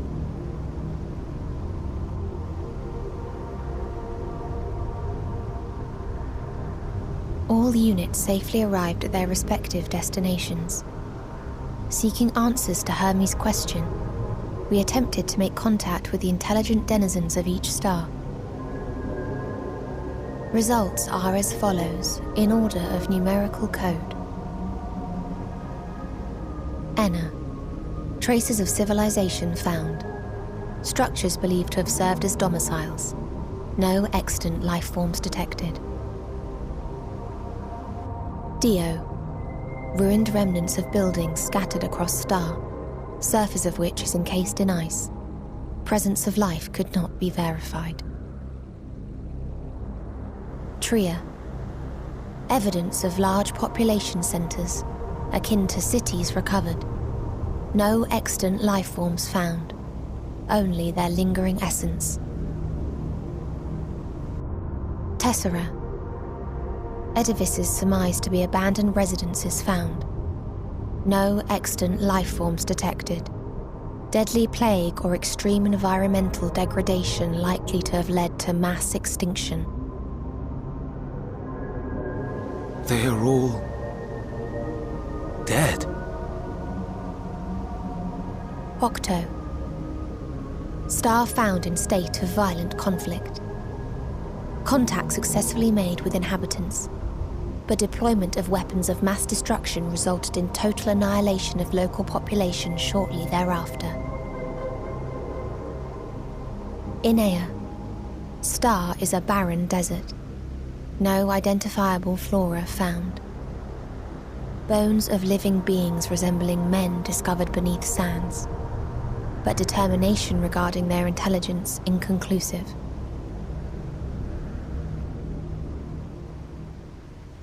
Remind me, Hermes, what exactly was the question you entrusted to Meteion?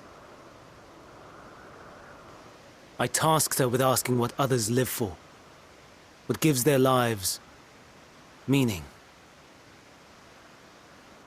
Did you consider what may happen if the premise of the question is flawed? To be able to answer it, one must be living and desire to continue doing so. But if Meteion finds no living beings in the course of her journey, or none who desire to live, what then? What answers would she derive from their silence?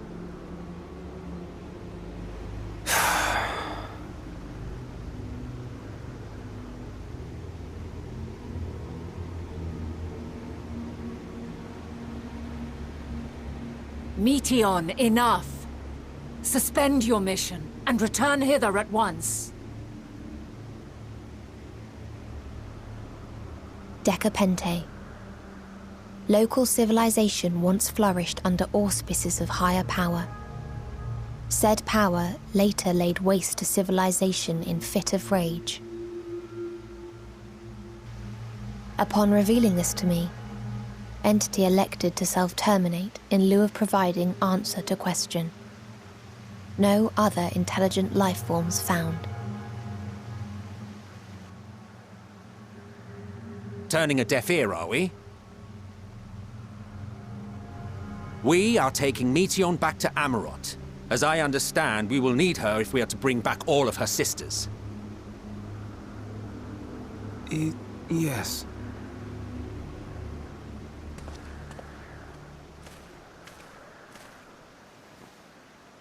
Meteon.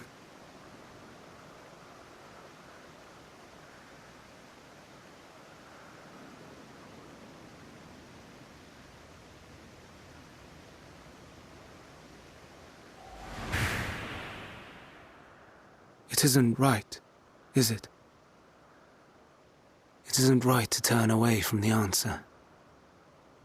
Even if the answer is pain.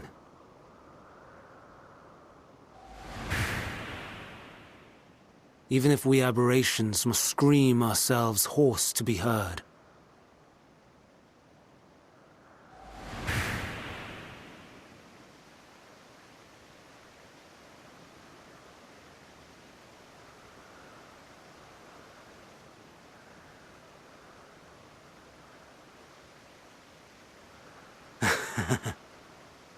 Aye. Whatever answers we find, I will not dismiss them out of hand. These words I said to you, and I will hold myself to them.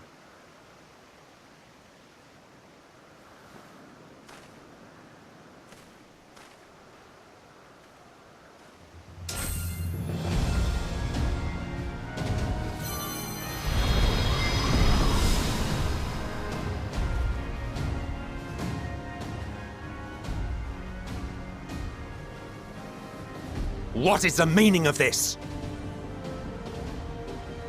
You cannot take Meteon, not until she has finished her report.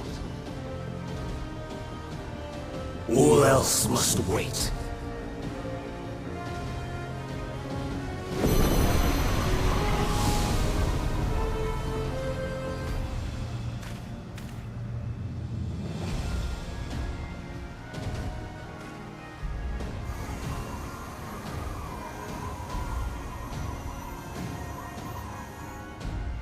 You fool!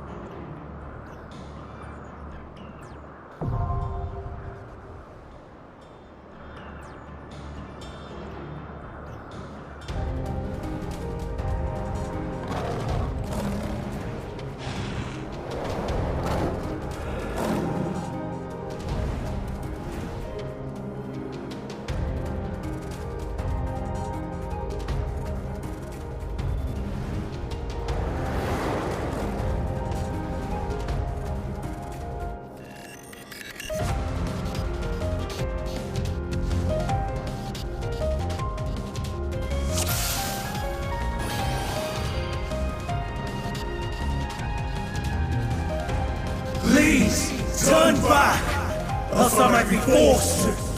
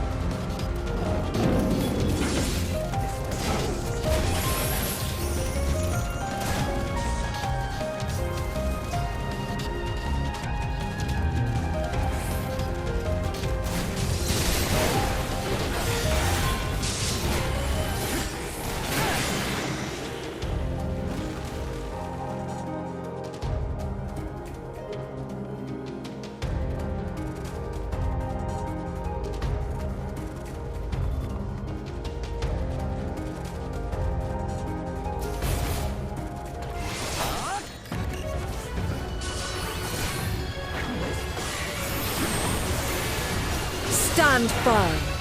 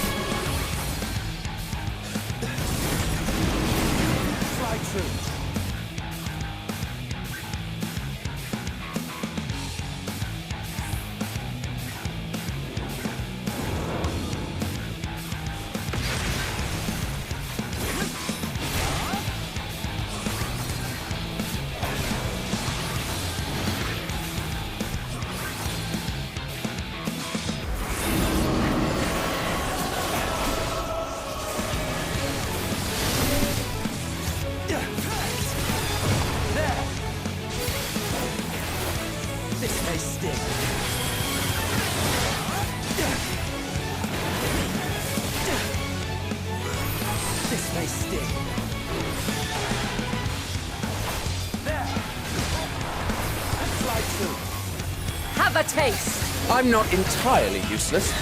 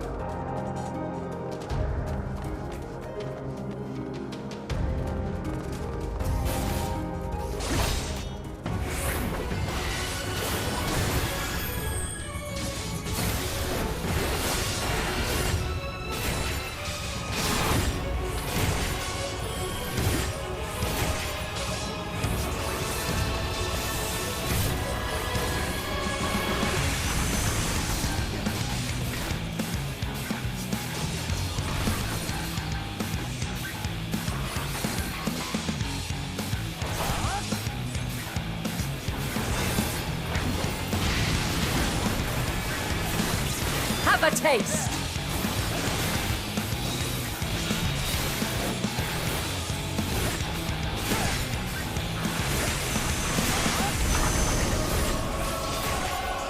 I see you opening.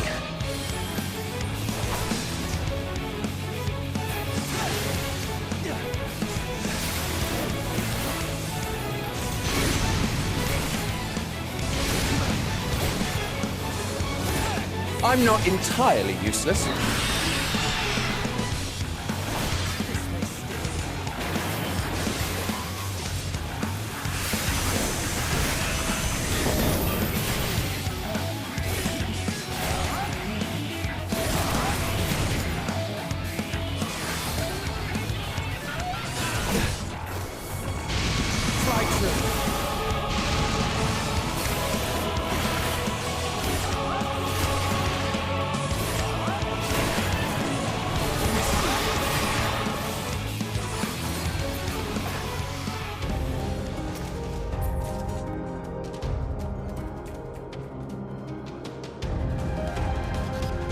I cannot let you take Meteon. Not yet.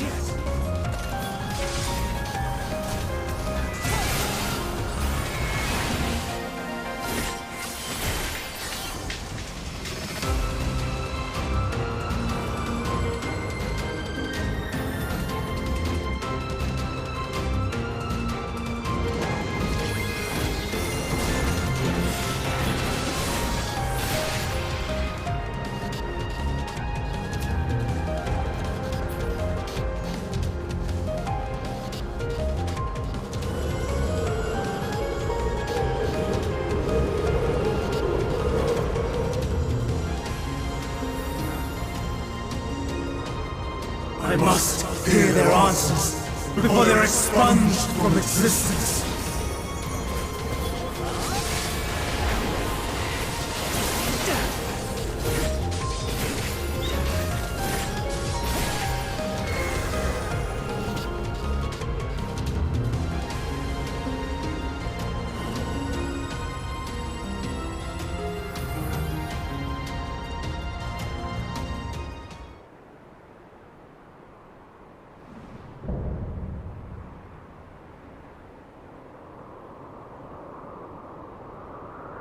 So, it comes to this. I have no wish to fight, but this time, I cannot yield. Though the world may think me a mad, desperate fool, I will hold fast to my conviction.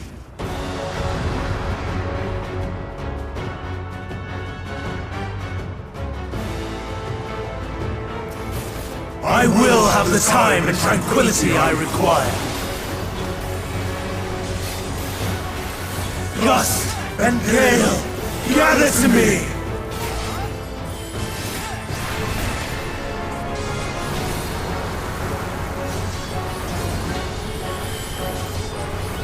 Ancient brand, unleash your power! Be gone!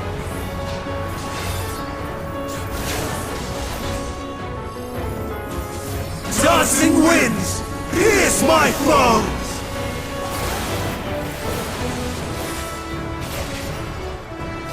I see you. Have a taste! Stars on high, fall as rain!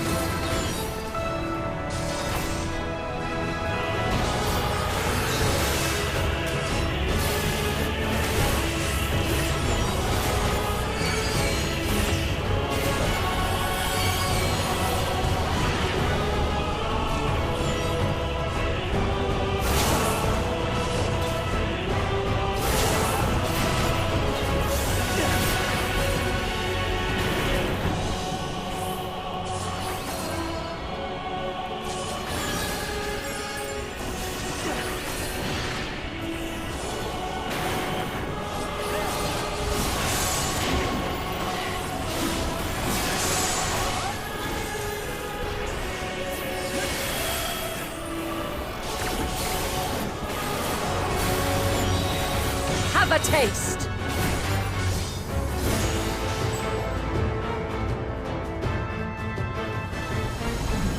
No! My power!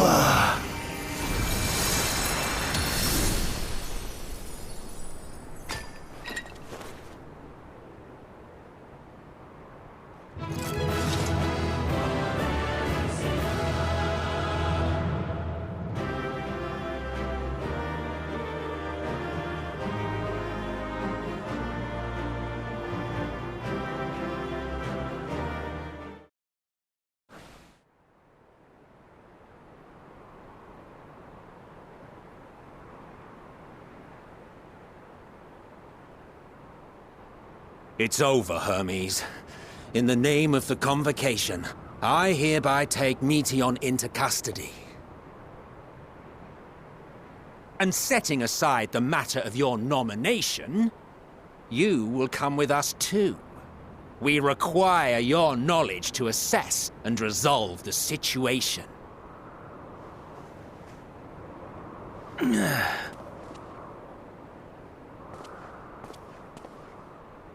Meteion, I am so sorry. Would that I could have listened to your report in full. Reflected upon its meaning and conveyed it to others, that they might reconsider their chosen course.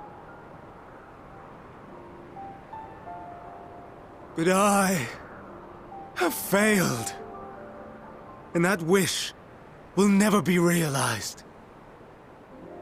However, ere our fates become the province of others, I bid you tell me just one thing.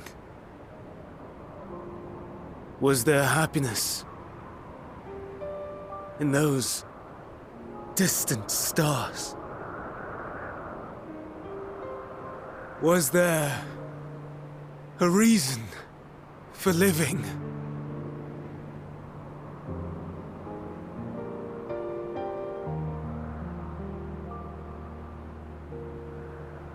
We conducted our search as per your instructions. We scoured historical records, communed with the spirits of the deceased, heard the final testaments of the dying, welcomed their shadowed hearts into our own. One race had striven to create a world bereft of animosity. They renounced relationships to avoid interpersonal strife, and in so doing brought about societal collapse. One race had renounced war and devoted itself to the enrichment of its people. They were conquered. Though they destroyed the enemy in reprisal, they could not regain their former glory. One race had concluded that finite time was the root of all woes. Aspiring to shatter its shackles, they went in search of infinity. They discovered nothing is infinite, and that neither time or death can be cheated. Disillusioned, they gave up on the future and themselves. One race had discarded all things that gave rise to sorrow, hoping to have only joy. They found joy lost its savour in the absence of sorrow, and lost their will to live. Though worlds apart, these peoples shared a belief. The belief that they had tried their best. That they had tried to fulfill their potential with every step and success.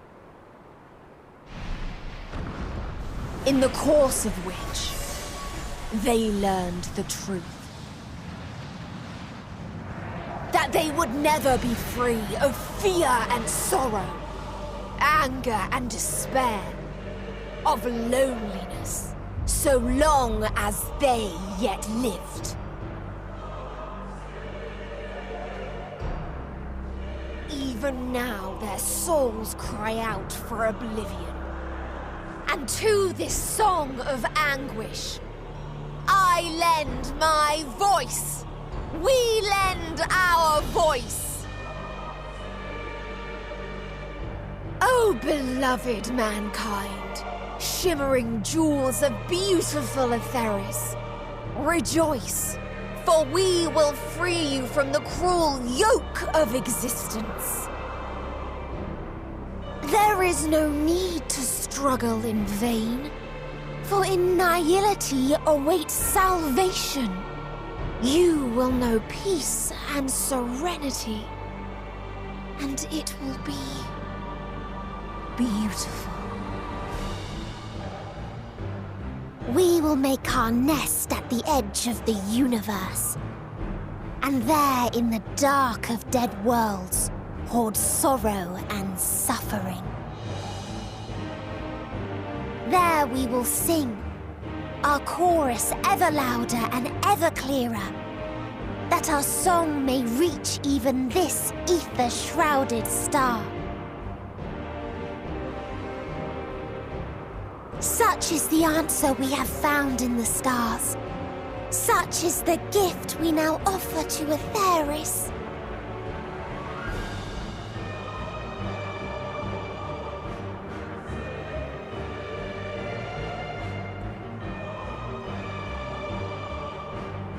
Who are you to decide our fate? To decree we live or die?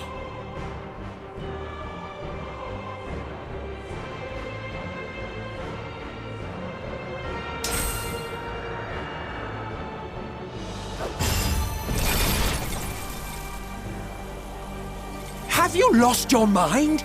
You heard what she said. She means to destroy us all, yet you'd still take her side? In the name of the star, we have discarded those creations that we deemed flawed.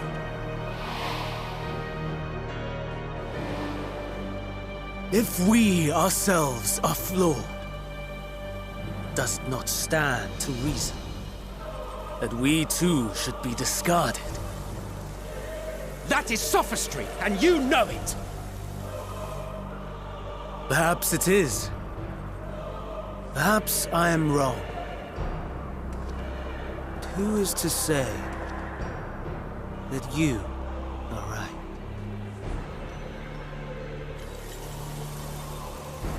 Let us settle this with a determination.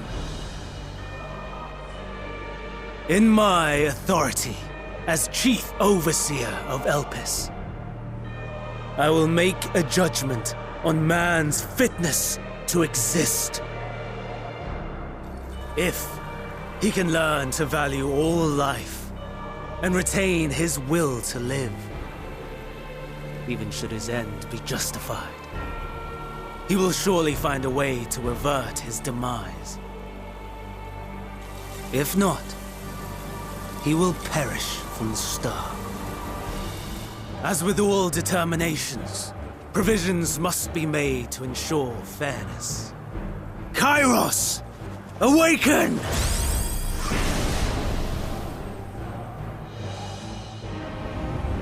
Memory reconfiguration system Kairos activated.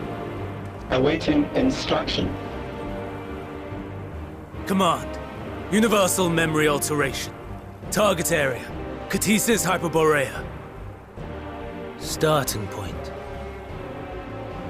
Arrival of emet-selch of the convocation at Propylion. Endpoint. The present. Erase the memories of all events and replace with a vague recollection of the following. I was here, preparing to demonstrate the functionality of Kairos to emet-selch and Hythlodaeus. Meteion's shared consciousness became unstable.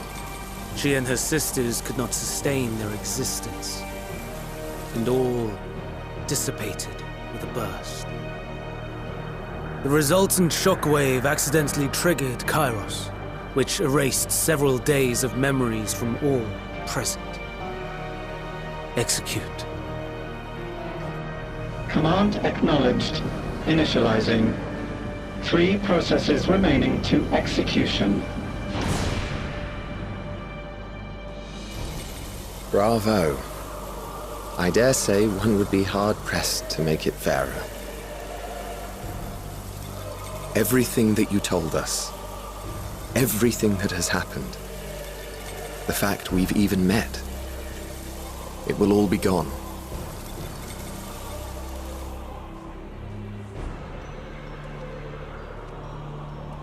Go, Meteion. To the edge of the universe. where none can reach you. Hermes, won't you come with me? If you were to shed your flesh, I should be able to carry you.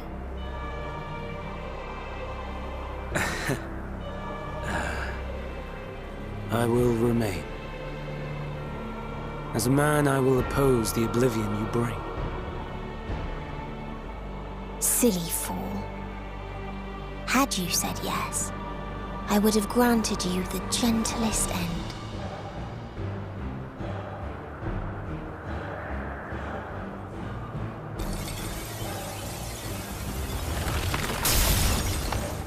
This ends here!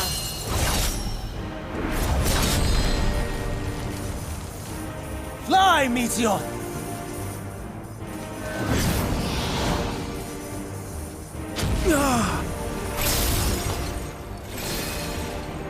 That is far enough, Hermes! Argos, to me!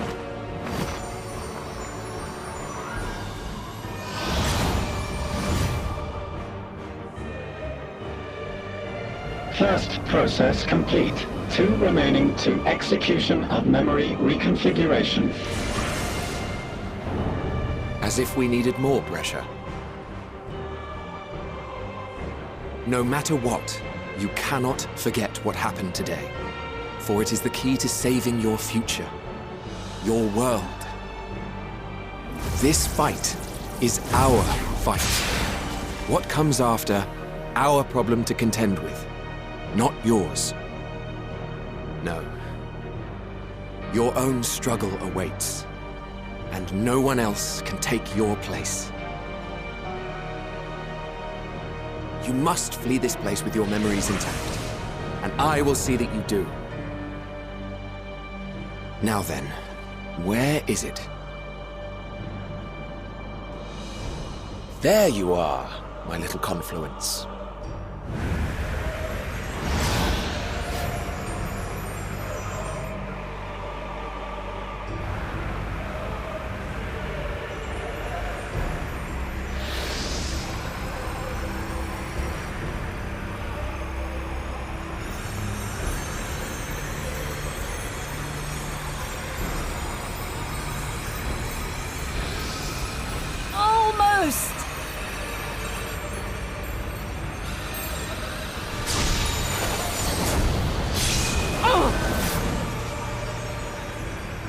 Very well, then.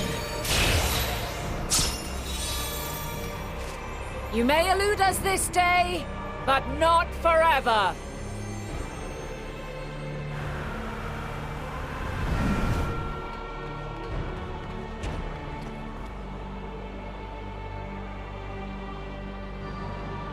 Meteon's gotten away.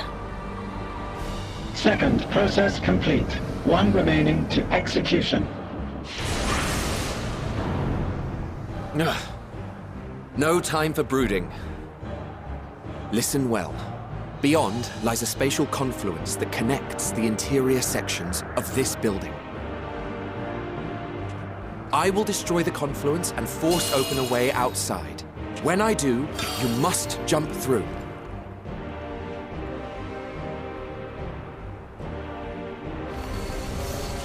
I cannot tell you how sorry I am. But neither can I let you escape!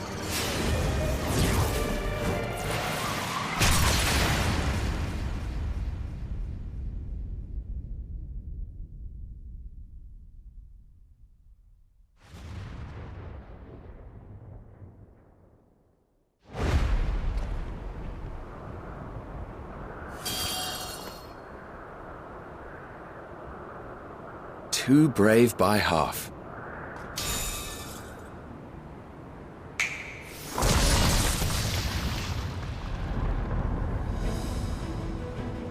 Exemplary work, as always, emet-selch. What? But how? I thought the confluence was... over... Over there? Yes. We were rather hoping you would. It was never anywhere but where it is now. The instant those two began making their way towards nothing, 'twas clear the plan was a diversion. I'm quite incapable of destroying a confluence, I must confess. A gambit brazen beyond words. Though we've grown accustomed to reckless improvision due to the antics of an incorrigible associate. Though, in the case of certain present company, incorrigible is an understatement. Honestly, I'm beginning to suspect it's a requirement for every Azen.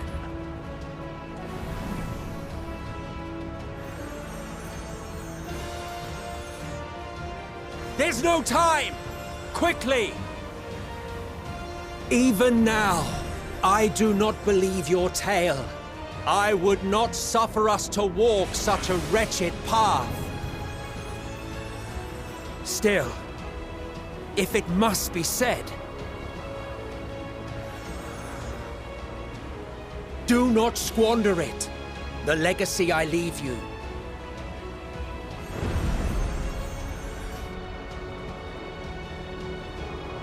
Final process complete. Executing universal memory alteration.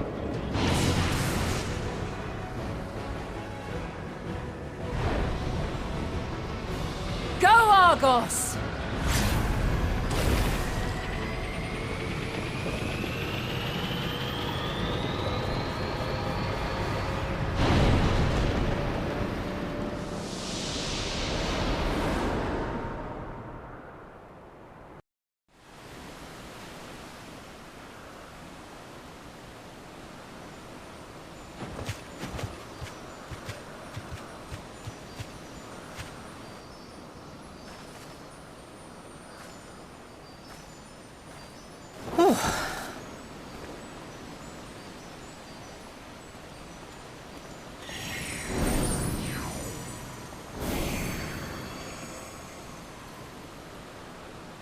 I'm fine. Just a little tired.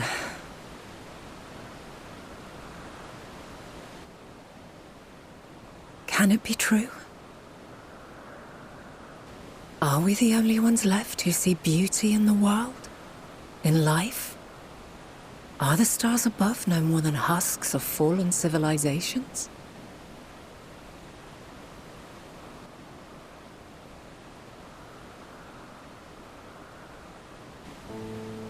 And yet, I feel her.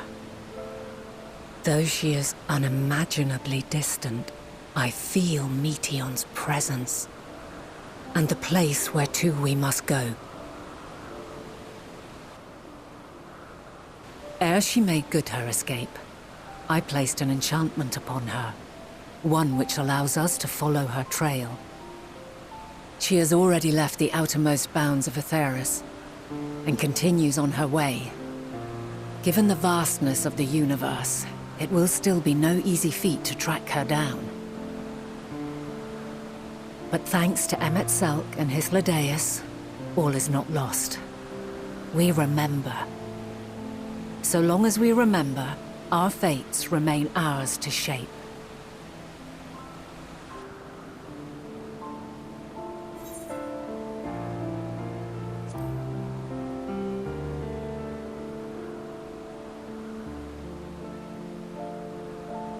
I'd like to know too. Let us ascertain the situation at Kutisis Hyperborea, where they should still be.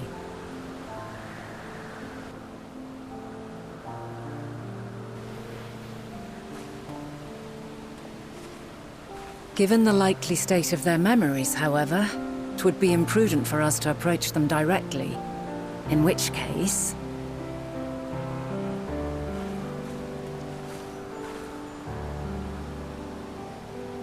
I am sorry, my friend. I've asked much of you this day. But may I trouble you one last time?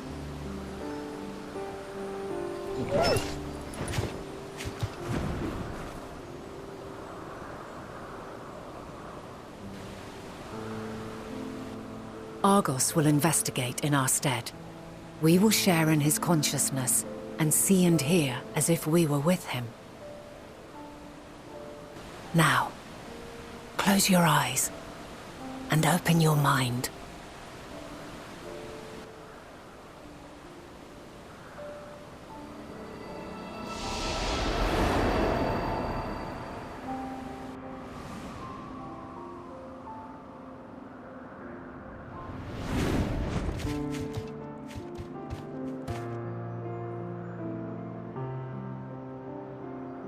Thank goodness you are unharmed. Unharmed? There is a gaping hole in my memories. I can scarcely remember arriving here in Elpis. Forgive me. I was preparing to demonstrate the functionality of Kairos to our guests. But Meteion, her shared consciousness became unstable. And she... So, that's what prompted the state of alert. And when you went to investigate, you were caught in Kairos's accidental operation. So it would seem. It's all a blur to me. Such an unfortunate accident. Oh, and what of Venar and your other companion? You went inside together, as I recall. We did?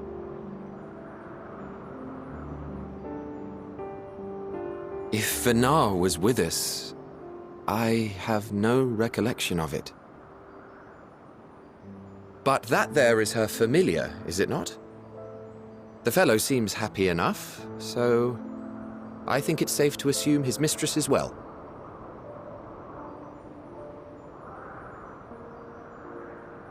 I haven't the slightest notion who this other companion might be, however. Ah, well, that individual struck me as a bit different, for want of a better word. Perhaps it wasn't actually a person, but some manner of creation. Curious. I must ask Venar about it when next we meet. Yes, you do that. Now, if we may tend to Hermes, whatever this Meteion did, it seems he bore the brunt of it. Once you are fit to travel, you will return with us to Amarot. We need to make certain there are no other ill effects. Also, I am here on business of the 14. We've already had the conversation, like as not, but since your toy wiped my memory, we'll have to have it again. Yes, of course. As you see fit. This Kairos, it manipulates memories through the emission of etheric waves, correct? There is a theory which holds that memories scoured by blasts of ether are restored when the soul is cleansed in the underworld. If true, then perhaps when our time comes to return to the star, we shall remember these few days we have lost. I doubt aught of interest occurred. Look forward to the revelation if you like, but I should prefer to reminisce on more meaningful moments.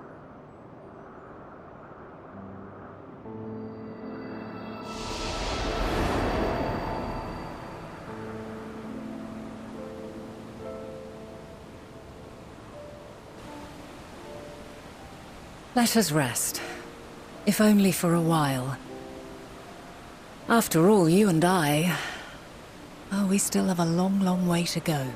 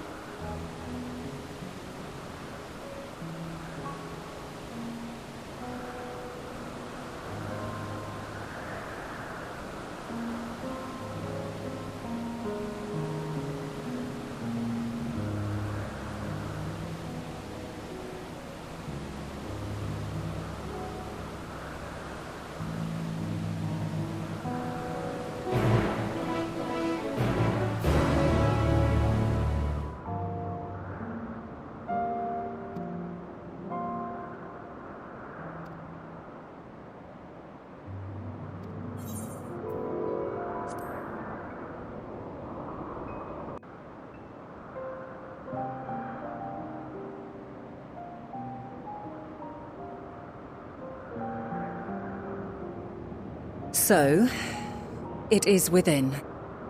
The portal that brought you hither, and will take you home.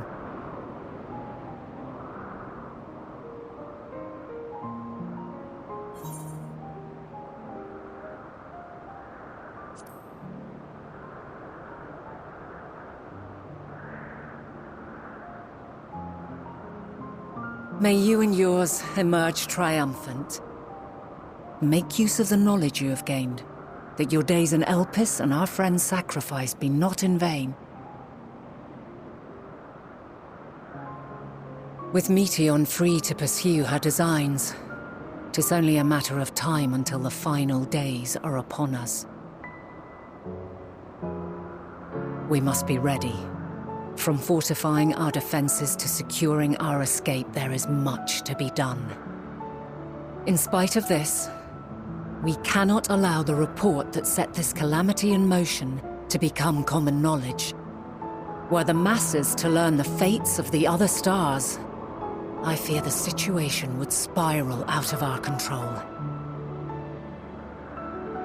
I must carefully consider who can be trusted and bring them into the fold.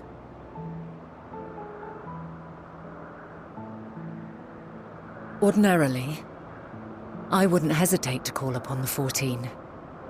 However, it was the desire for a fair determination that drove Hermes to attempt to erase our memories. Were he made aware of his actions, there is no telling whether he would remain a friend or become a foe. Alternately, we might try to alienate him from the convocation.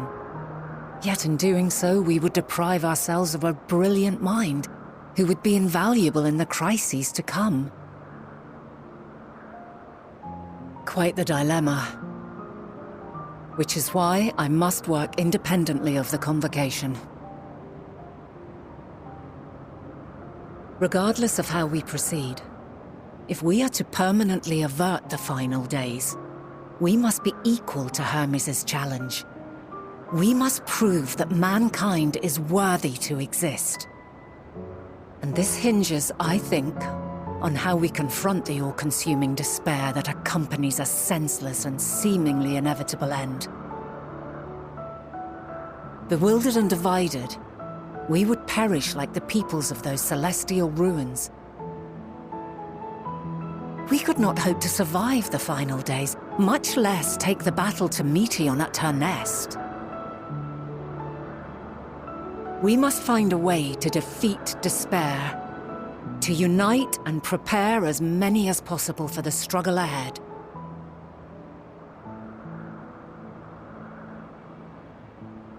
Heavy will weigh the burden of guiding this legion of souls. Yet I have faith in mankind's potential.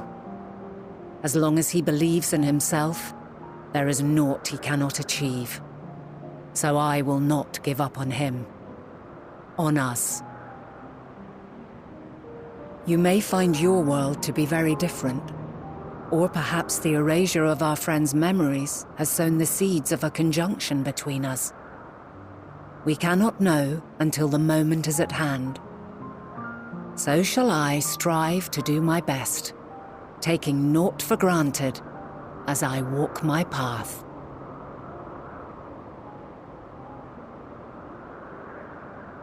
And I pray you walk with me to the end. As you move forward, so too will I, as will all, resolved to fight for the morrow.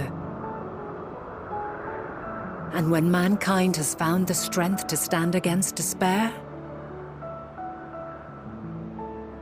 we shall silence the Song of Oblivion. She who sings it will learn our journey is far from over. This I promise.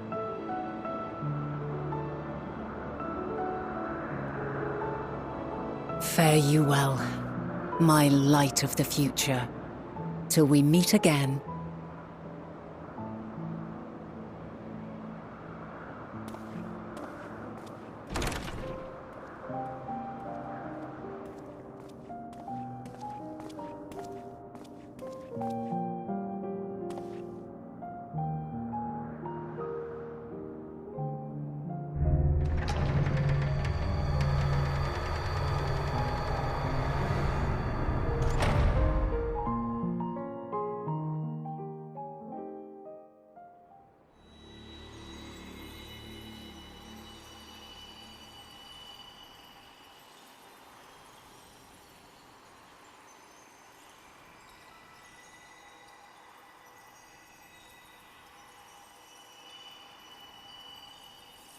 From this day forth, I shall strive to bring honor to the seat of Fandania.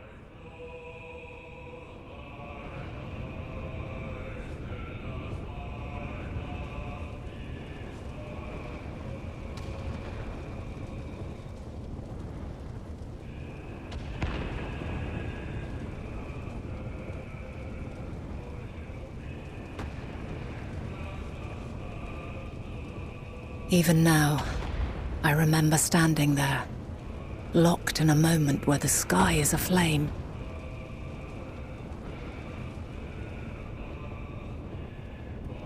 Where stars fall as tears, and screams darken the seas. Where resignation rots the trees.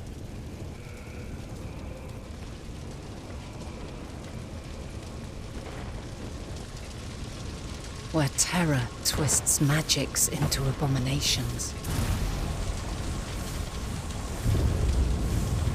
Such is the lament of they who have gone before. The song of they who tried and failed to create a better world. The song of the end.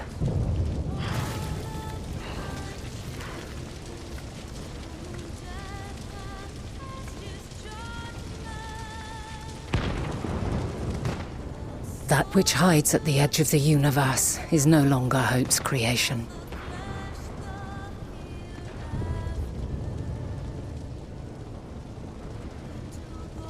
It is hopelessness incarnate.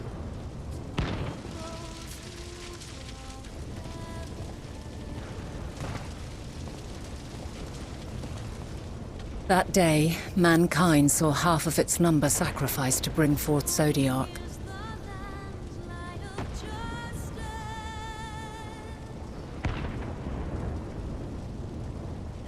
And covering the star in a shroud of ether, we forestalled the final days.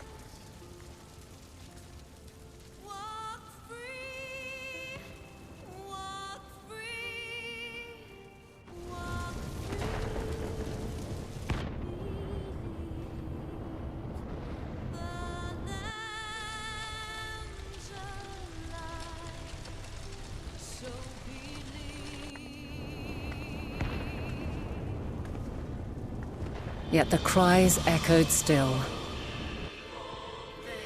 We wept for innocence lost, wailed for death inevitable.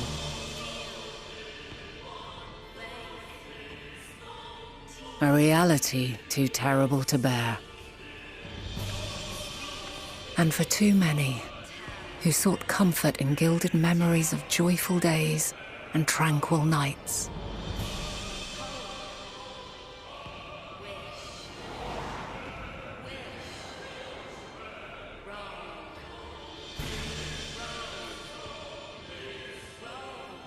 This is all wrong! Why must we suffer so? It needn't be like this. No! There must be a way to restore things to the way they were. To reclaim the perfect paradise we once had.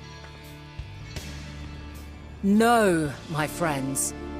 Suffering exists, and we cannot pretend otherwise. No civilization, however great, could eliminate it. If we would live, we must accept it as our constant companion. Let us not seek to forget this tragedy.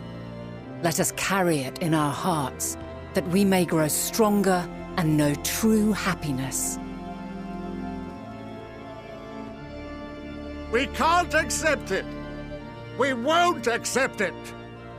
It will be ours again! A world free of sorrow! No, it will not. For there has ever been sorrow. Mankind was but spared its biting sting for a time. So please, open your eyes. To try and reclaim those lives we lost by sacrificing yet more isn't wisdom. It is weakness. No paradise is without its shadows. If we cannot accept this truth and learn from our pain, then our plight shall be repeated.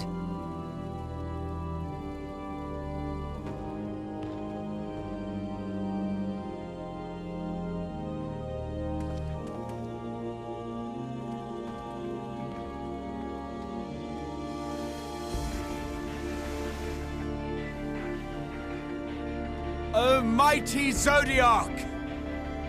God, born of our boundless faith, we bid you, hear our prayer. Accept this offering of lives, and deliver unto us the lives we once had. Deliver unto us the days of old, the days when the star was a font of love, and we knew naught but bliss.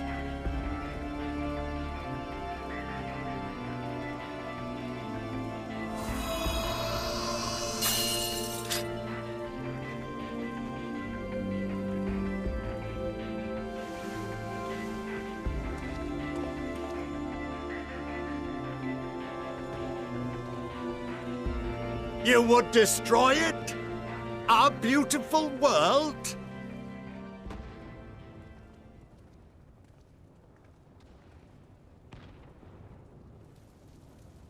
Lands that stretched on forever. Skies one could drown in. The heartbeat of nature, silent yet strong.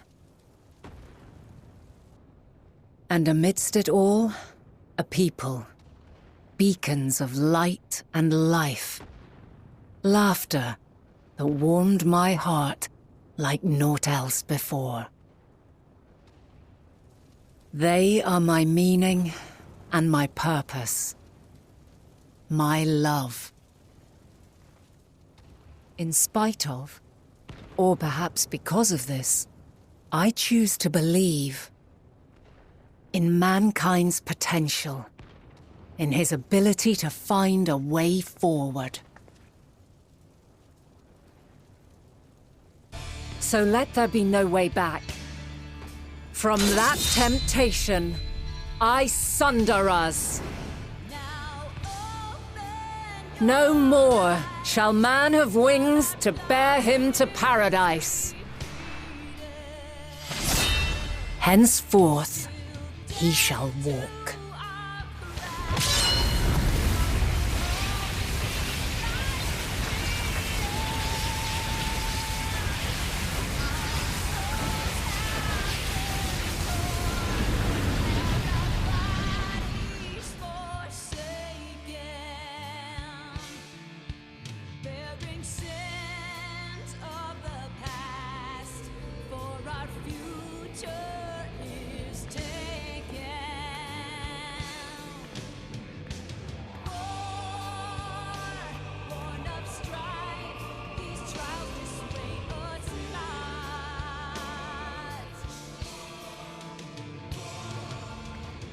All is excruciating pain. I breathe fire and torment.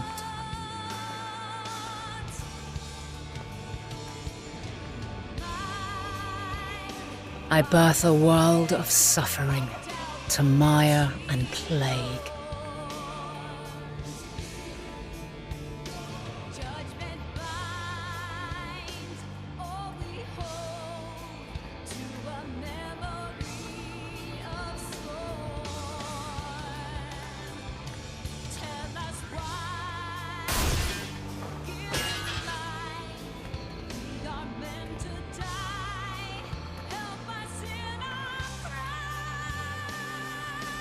In one fleeting moment, lives come and go, ever moving towards the unknown. And in that fleeting moment, they cry for the answer to the question. Why, given life, are they meant to suffer, to die?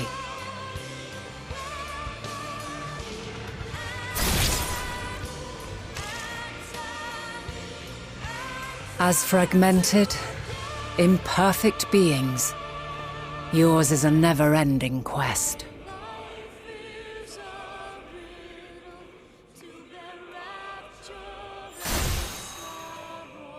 A quest to find your purpose, knowing your end is assured.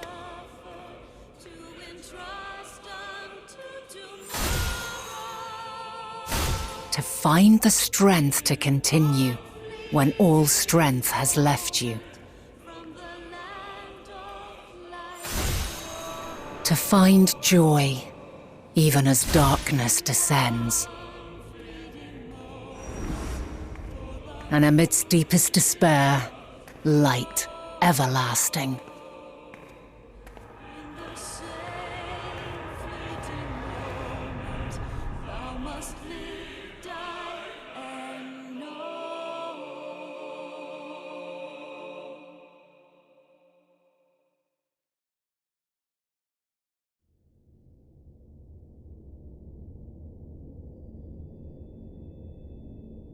A conjunction has begun to form, an intertwining of your time and mine.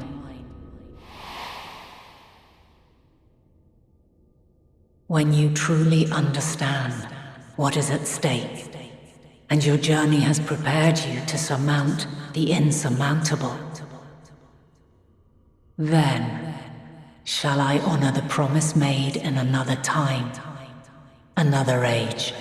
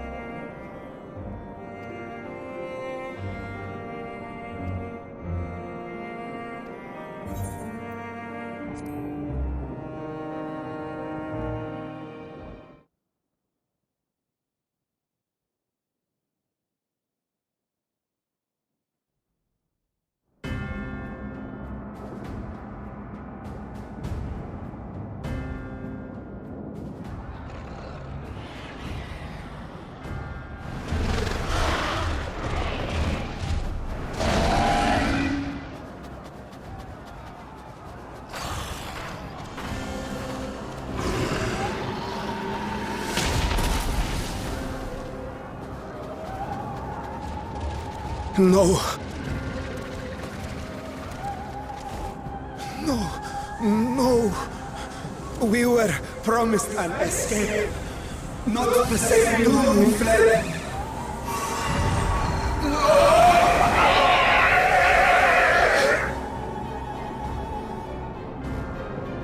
I shall not meet my final days here in this blasted waste. Calm yourselves! Your panic is our greatest enemy. Come, we must build a line of defense.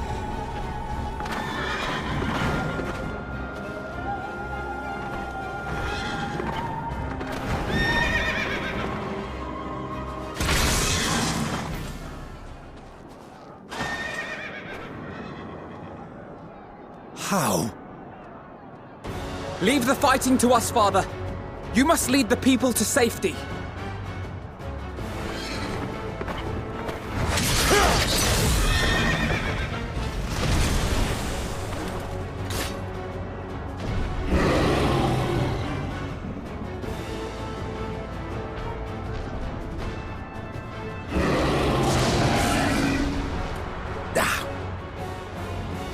I can handle this pair.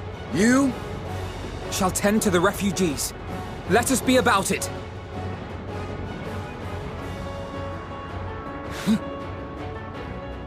As you wish, my little lord.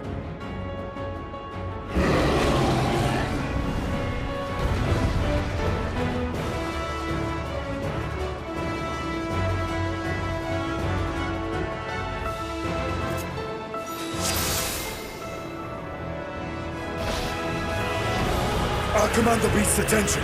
See to the wounded. Help is at hand.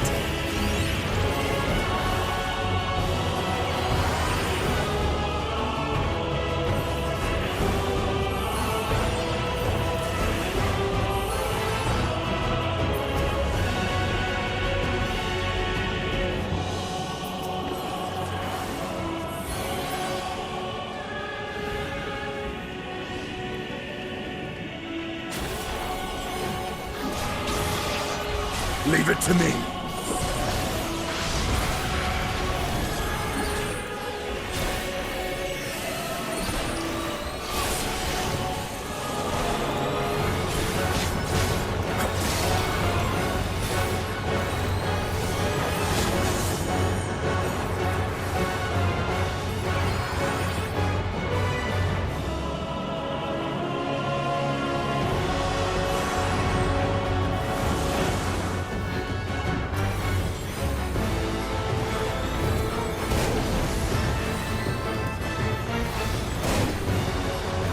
Who can stand? Come with me!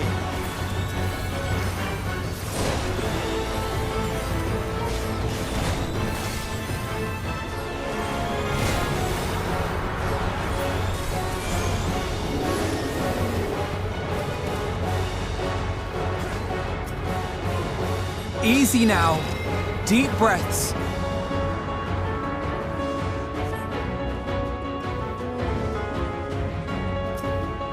You're safe now.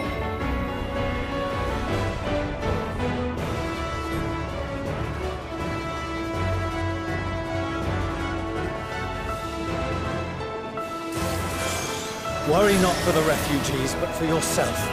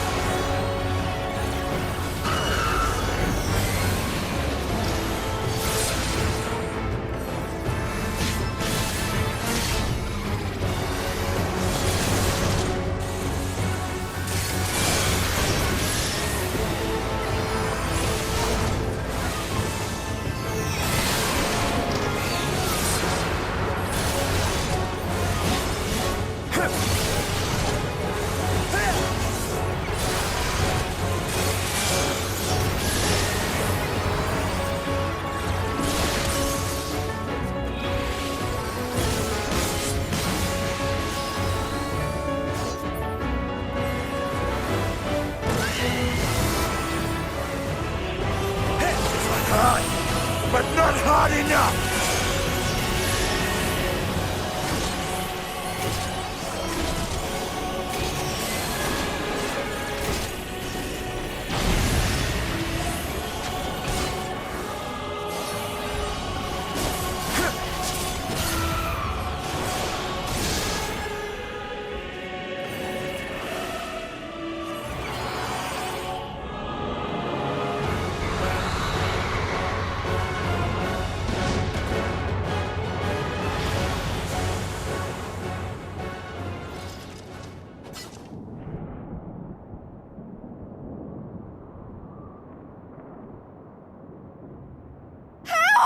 Someone, please! What?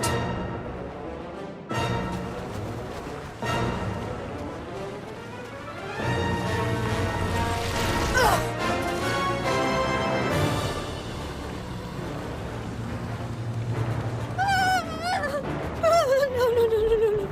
Don't.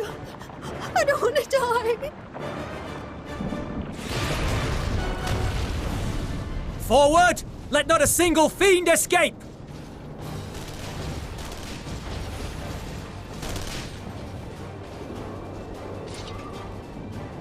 Wait, that's... Euless and the army. So, you've recovered then? In time enough to be of aid, for once.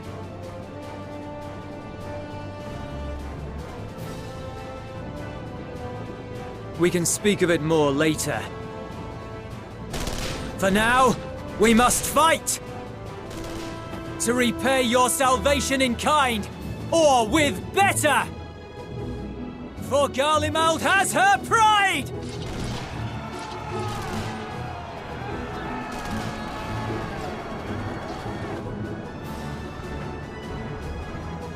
Of that I've no doubt.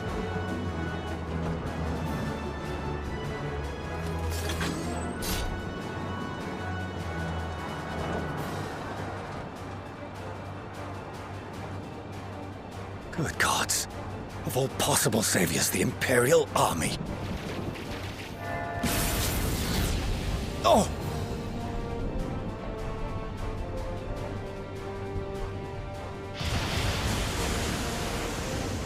I had hoped to take all of them down at once. Think a withdrawal might be in order? Oh, sod that! You know who would never abandon these people to their fate. To be devoured by their former friends. That'd be beyond cruel. These beasts must fall here and now. Well then, I'd say it's high time we threw caution to the winds. So long as you spare me the heroic sacrifices. Now, let's go!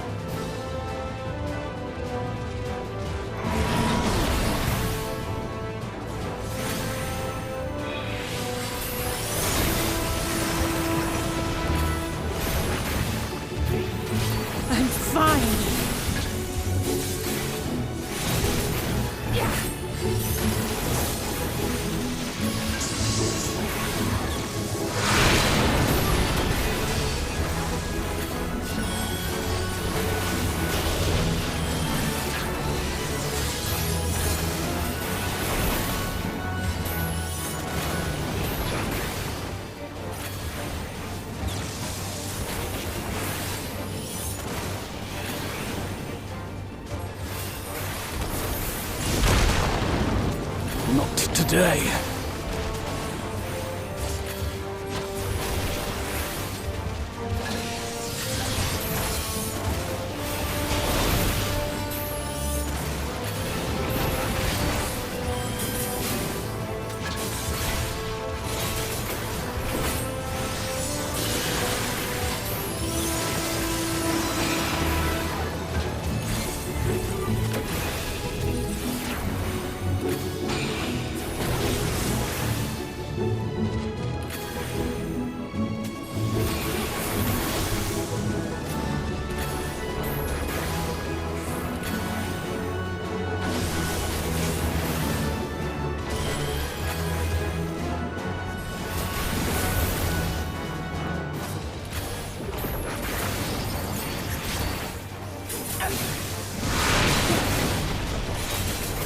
I'm not done yet.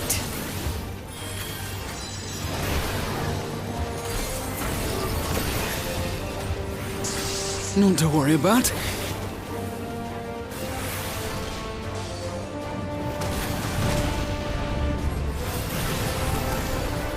The air crackles with energy. Find cover!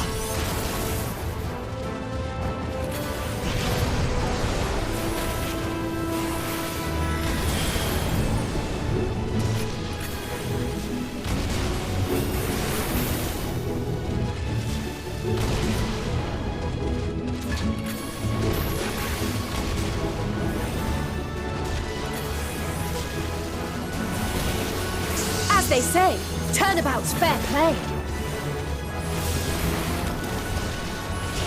On guard!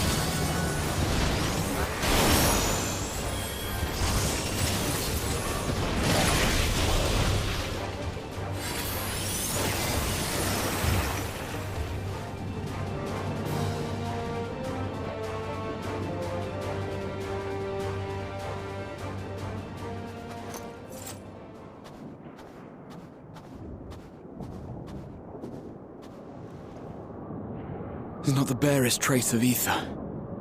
Maybe there really is no way to bring them back.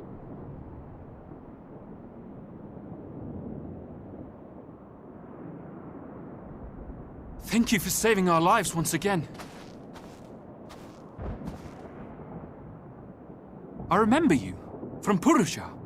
You helped us there too, didn't you? Ah, you're from Palaka's stand.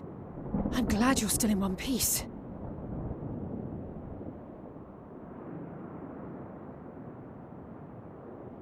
Or you will be, once I see to that injury of yours.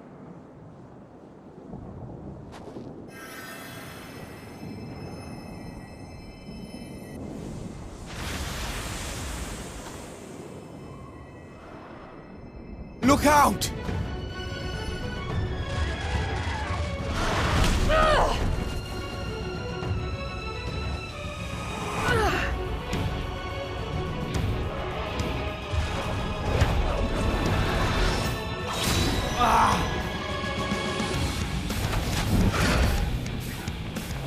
Get out of here!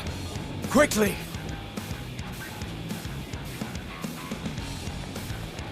I won't lose them! Not a one! This will be a brighter future! I won't let a madman's apocalypse ruin everything we've fought to achieve!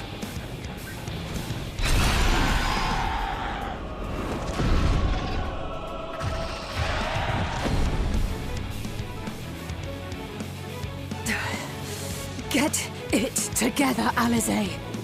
You're embarrassing yourself. And in front of Father, no less. You might never measure up to our champion.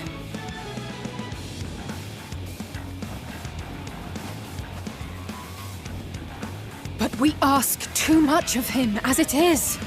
You mustn't let our sword in the darkness fight alone.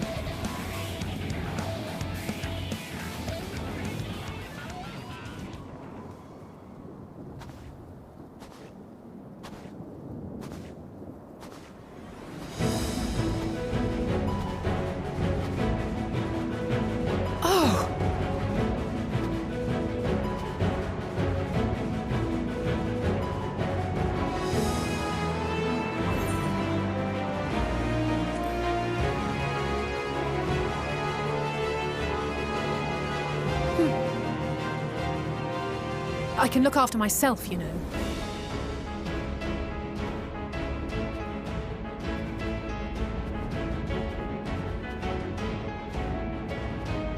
Everything's in order, I trust?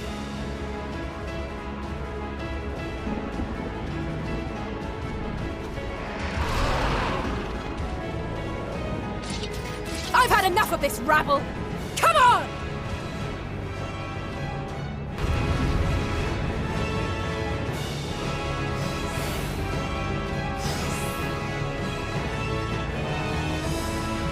Oh, a trio for the ages.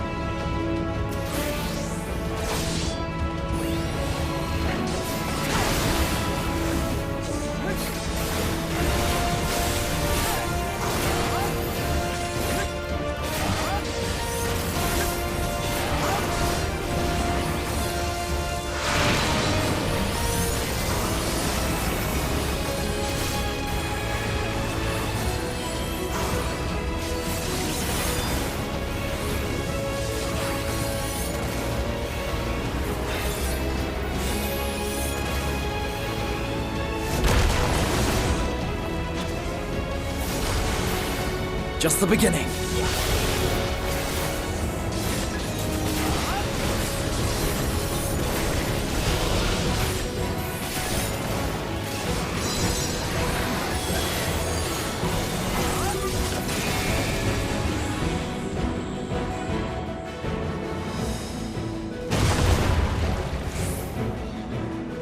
I had a feeling I'd find you here. This should be the last of the worst troublemakers. With me!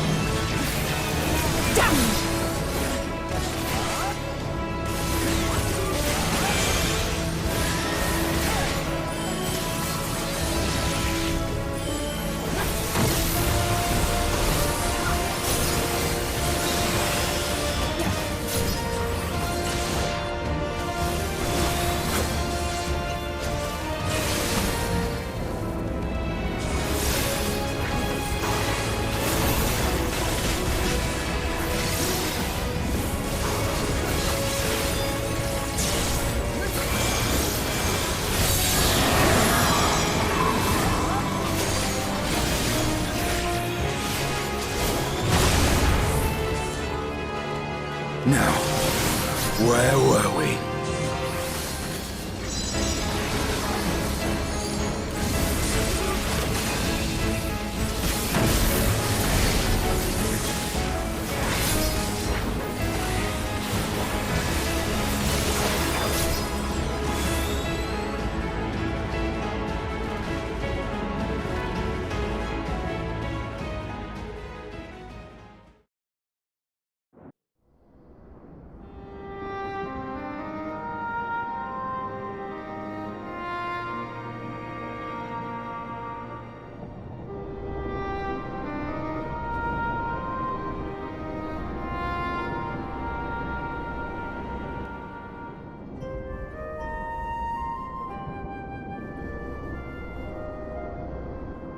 You must board without delay. The ship will depart ere long. Your offer to host us in Sharlayan is most appreciated. But will the final days not soon fall upon it as well?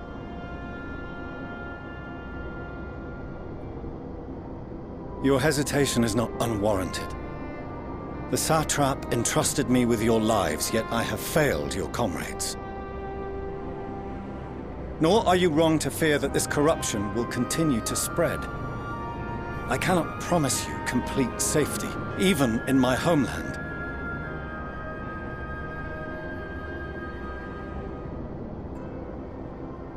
What I can promise is that I will do all in my power to protect you.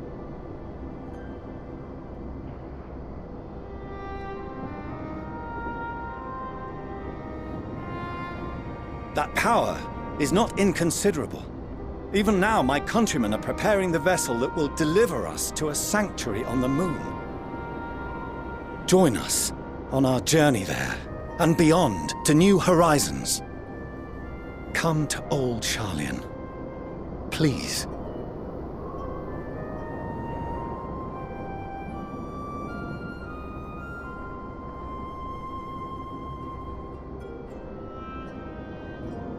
We would be fools to refuse such a generous offer made in earnest.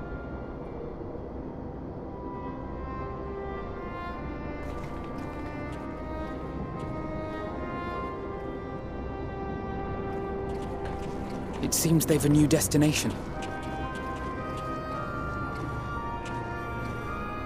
The people of Radzat-Han have known too much suffering. The march to Garlemald will only bring them more, short though it may be. I quite agree. Fortunately, they have you to look after them. Yes. Well.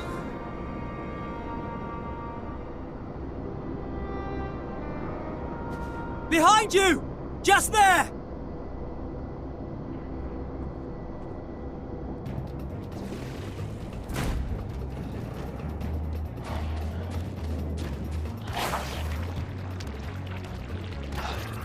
More of them.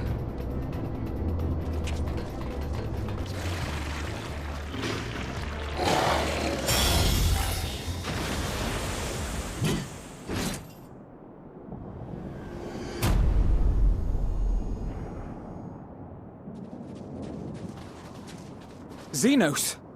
Here!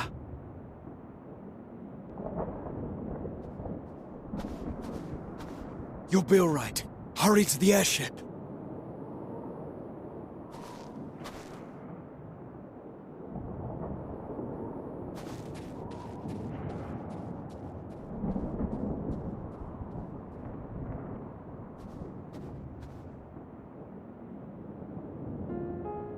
Why have you come?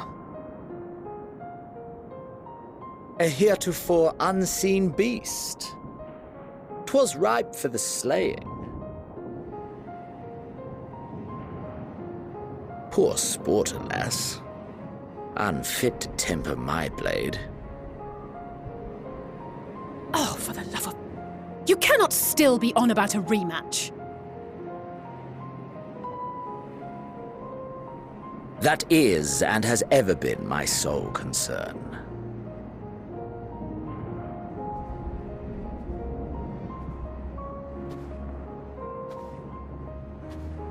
You, on the other hand, are fixated on a different quarry.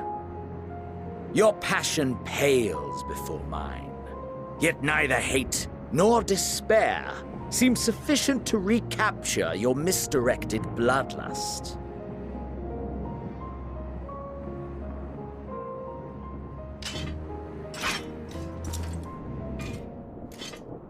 So, I hone my blade, and I wait.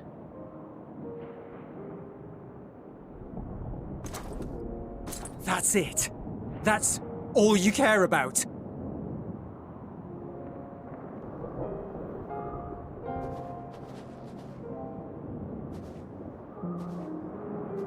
Garlemald is in ruins. Our homeland, the nation you rule, is as good as gone. Along with so many of its people. Not just soldiers like us. Not only those who fought and killed for power and duty. Innocent civilians.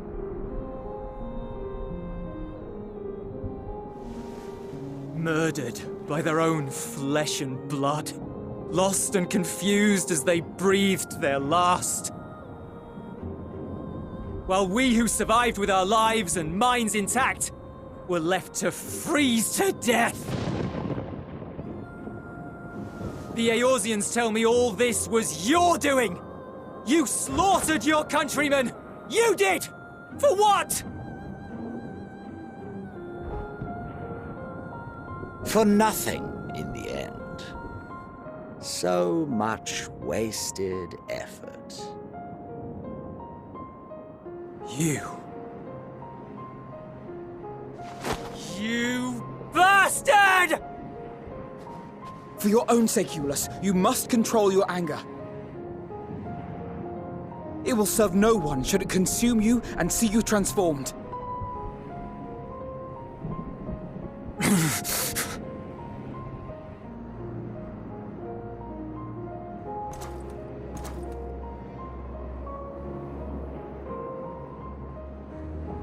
Would you be happier had I a good reason? What? If my motives met with your approval, would you no longer resent the outcome? If so, then perhaps a beast's skin would suit you better. Duty, honor, morality. All constructs of convenience when put to proof. Surely the war taught you how easily power becomes the tool of the self-righteous. How the people's justice was merely a means to their ends?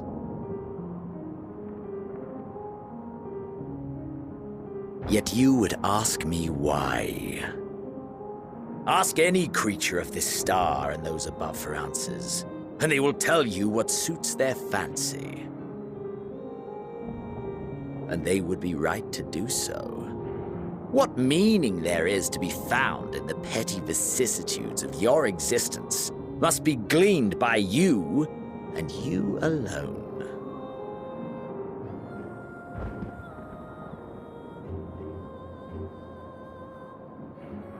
Should you seek it in battle in the fruitless pursuit of my demise, then come. Assume your rightful place as a notch on my blade.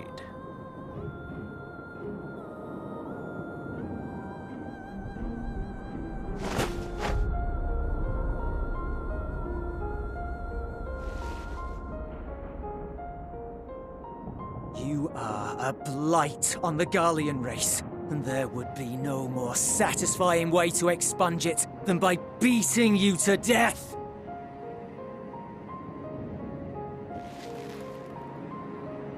But I will not be party to another tragedy.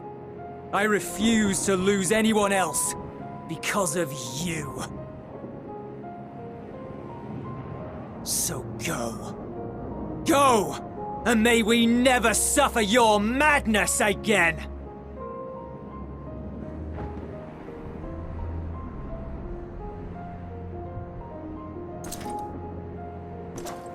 Xenos!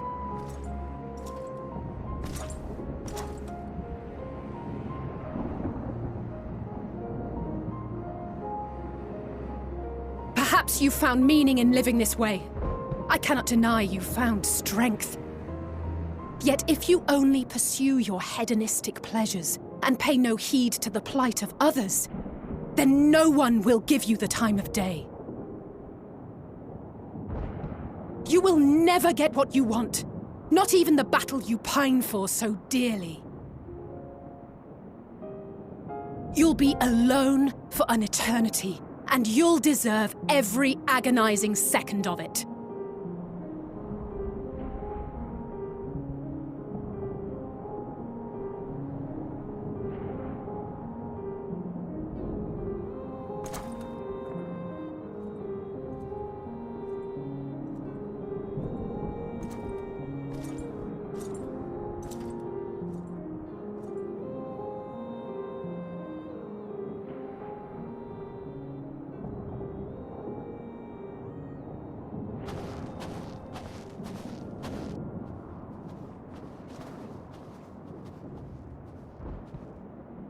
We're ready to depart.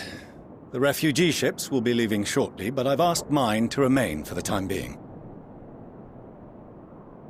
There's room enough for you to join me on it, if you wish.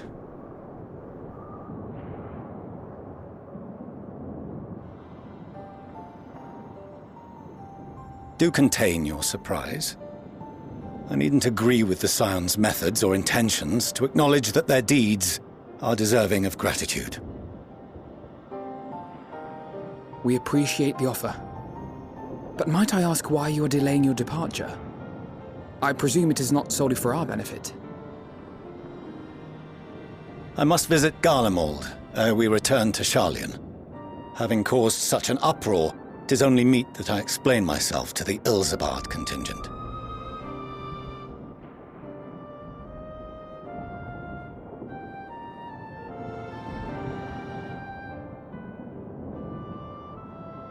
Allow us to accompany you then. We should be glad to facilitate, given our familiarity with all concerned. If you would like to join as well, Eulus, we can speak of recent events on the way.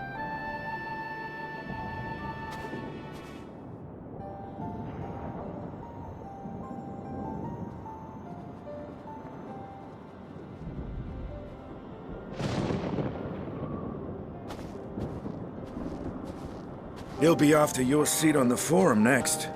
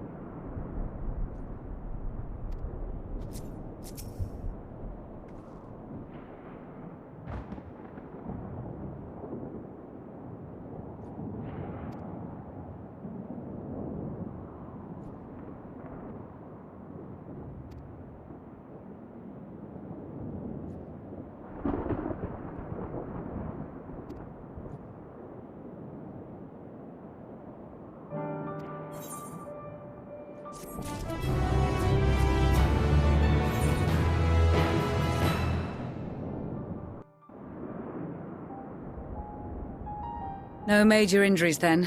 Good. I briefed the recovered soldiers and sent them on their way as quickly as I could, but nevertheless feared they would not make it in time.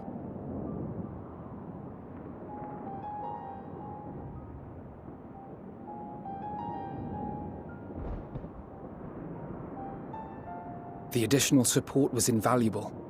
Your men saved more than a few lives.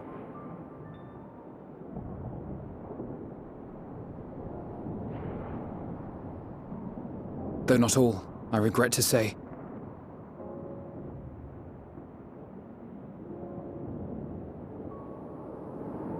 I take it that I'm addressing Lucia Junius. I'm the forum's envoy, Fortuneau Leveilleur. And you are owed an explanation for these most dire developments.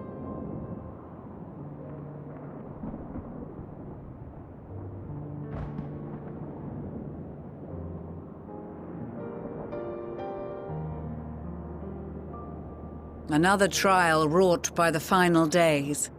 I was beginning to suspect as much. You doubtless feel some consternation having been forced to abandon your original plan. But trust me when I say you were right to send the refugees elsewhere. Beasts have been sighted within the capital. Perhaps it was a stroke of grim fortune that the population was decimated beforehand, as they've yet to appear in any great number, but in time. In any case, Maxima leads the remainder of the contingent in an effort to cull the creatures and evacuate the populace as we speak. Once the airships have taken to the skies, I pray your men can be persuaded to join him. You'll permit us to retain our weapons? I wouldn't have sent you after the Scions were I expecting you to stab them in the back.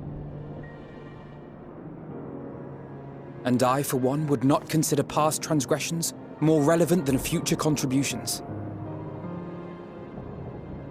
Regardless of the circumstances that saw us at odds before, we need men of courage now, more than ever.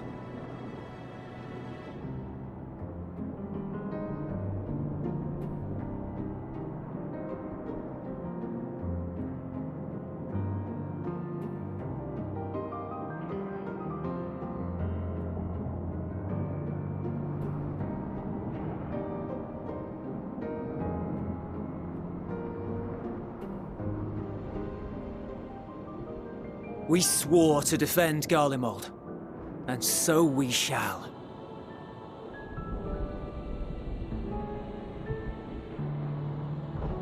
It seems you have everything under control. You will excuse me then, for mine own duties await. A moment, Master Fortuneau. You did desire to express your appreciation for services rendered, did you not?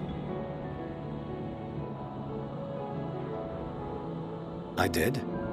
Though if you intend to again ask that Sharlayan alter its course, you will find my gratitude insufficient. 'Tis nothing so onerous. I wish to hear the details of this grand endeavor of yours.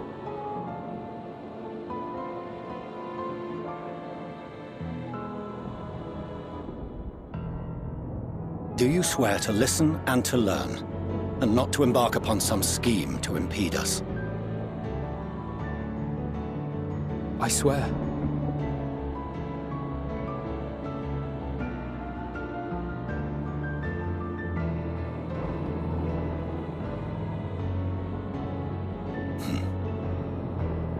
Any other I would doubt, but you I trust to keep your word.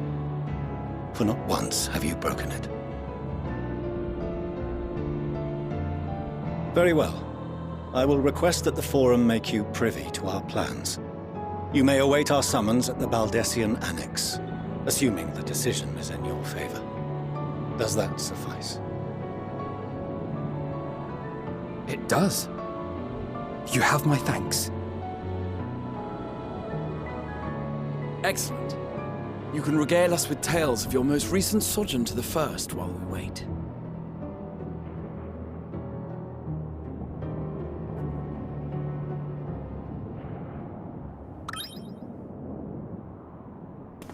Did you hear something just now?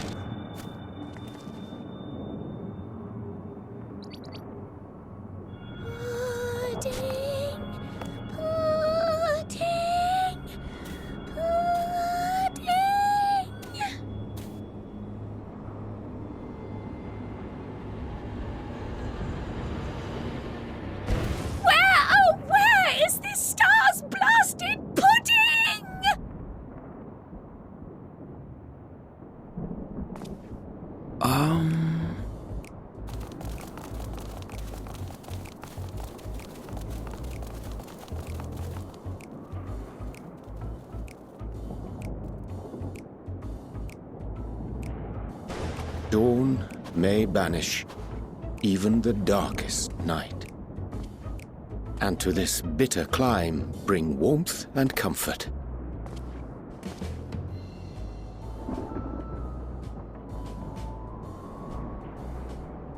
'Tis heartening to see such an assembly upon my return. I thought often of you whilst I looked down upon our star's brilliance from the moon above. Yes, but what are you doing here? And dressed like that? Aren't you cold? Verily, I fear for my health should I proceed to expound upon our purpose ere I procure more suitable garments.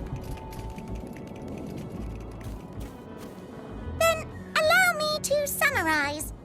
We're here because none of you lot are up there. Nor has anyone deigned to send word about any changes in the plans. It's rude, is what it is.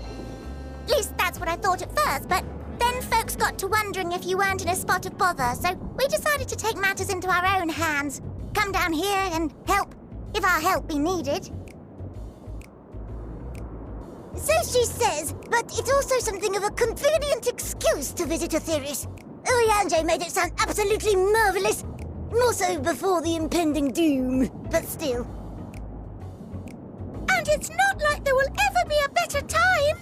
What with the aforementioned doom? Marvellous, they say, yet not an ounce of pudding to be found. I must suffer Oriange's inferior works no more. Hey! Maybe consider the plight of present company before you go blathering on about pudding and doom? Ahem. As I was saying, should you require any assistance with whatever, we are at your disposal. We were born from Hydaelyn's love for the lives of this star, so naturally we would much prefer to see them continue. Twiddling our thumbs up on the moon is hardly conducive to that, though, is it?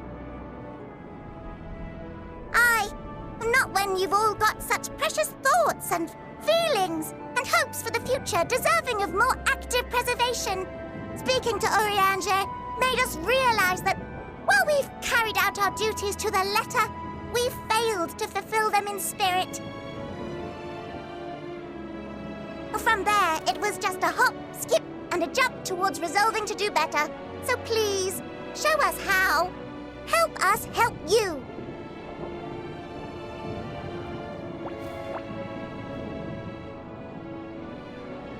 Forgive me, but are they... Thy distant collaborators, indeed. Hail, fellow! Well met! You'd be a member of the Forum, would you? It's an honor and a pleasure to meet you at last.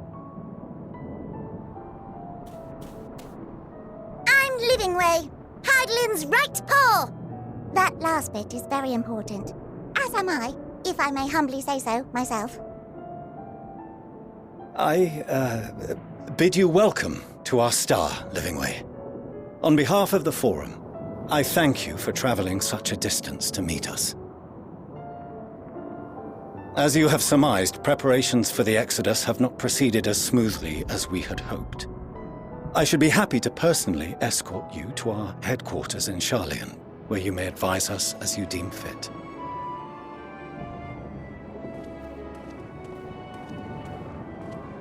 'Twas with reluctance that I set aside the great work of readying the moon for habitation. Be assured that I did so only after the Loporrits made plain their earnest desire to come hither, and I myself felt a growing certainty that their contributions here would prove invaluable. 'Tis trite, perhaps, but I followed my heart.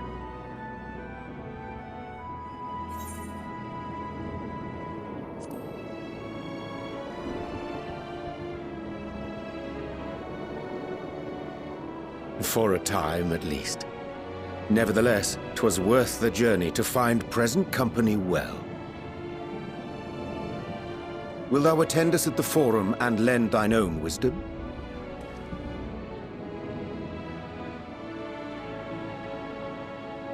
If that's all quite settled, can we start moving before Urianger catches his death? Even I'm freezing out here. Oh, I dare say you'll warm up quickly once you're aboard the airship. Sat shoulder to shoulder with our fur-covered friends.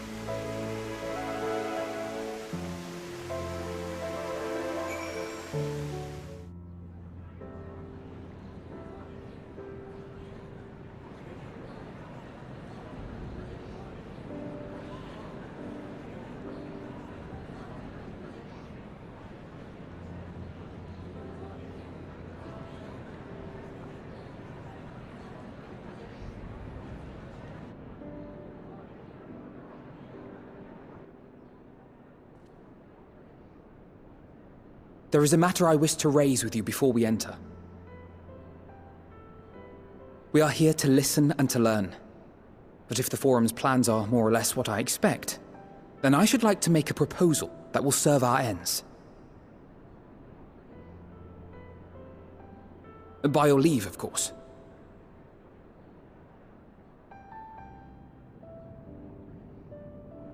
I don't see why not. Your words and wits have gotten us this far. Agreed. I will present our queries so that you may consider the most advantageous way to advance your proposal without distraction. Thank you, everyone. If I may have your attention, the ad hoc session will now commence. The purpose of today's assembly is to brief the Scions of the Seventh Dawn, at their request, on the Great Exodus. You may enter.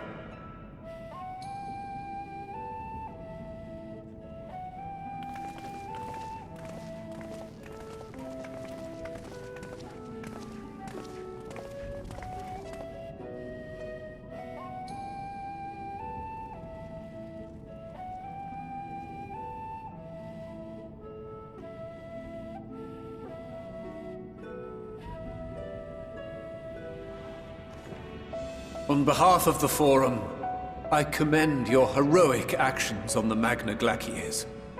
We shall not soon forget your service to us and the people of Radzadhan. The Satrap, whom we have informed of the refugees' new arrangements, sings your praises as well.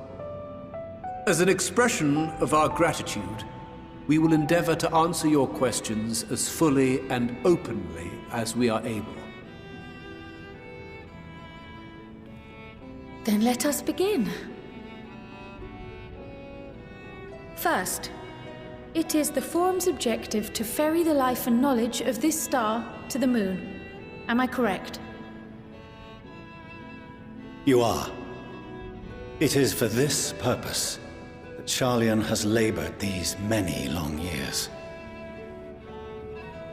We have collected biological samples and scientific records from across the star.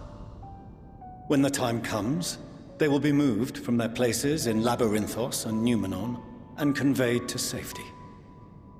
Once that critical task has been accomplished, we will begin transporting the Sharlayan citizenry, which has been categorized into groups.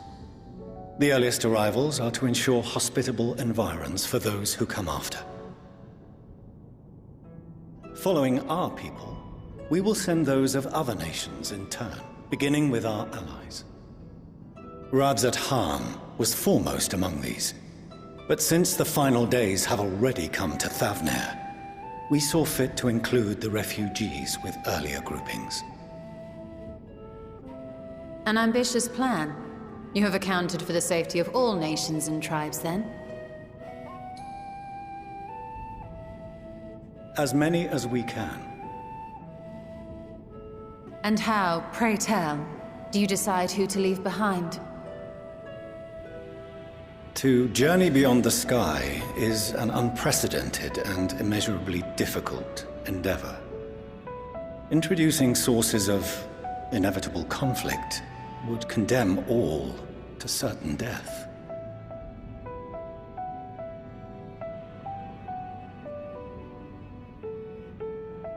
Questions as to the validity of that approach aside,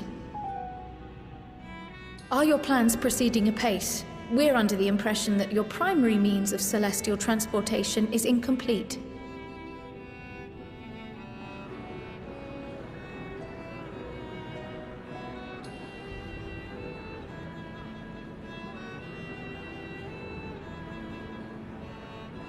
If only in that it does not meet our optimal parameters, that is correct. This Ark, as some have taken to calling it, is fully operational and could be launched even today. However, the final days have progressed more quickly than we anticipated. At present, the ship is incapable of attaining speeds sufficient to meet our evacuation targets. Should we put the vessel into service, as it is now, we will be unable to travel to the moon and back quickly enough to complete the necessary number of trips. Precious lives and knowledge will be lost. Seven hells. Is there anything to be done? The ether burner, the primary means of propulsion once the craft is in the space between stars, is undergoing testing to determine whether it can be made more efficient. Though cargo is being loaded for the initial phase of the Exodus, we are prepared to continue our experimentation up to the day before launch, should it prove necessary.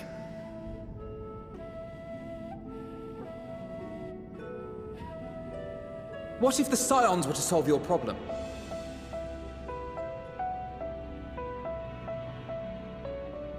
We shall help devise a means to improve the ether burner's efficiency, on 2 conditions. If we succeed, you must allow us to meet with Hydaelyn.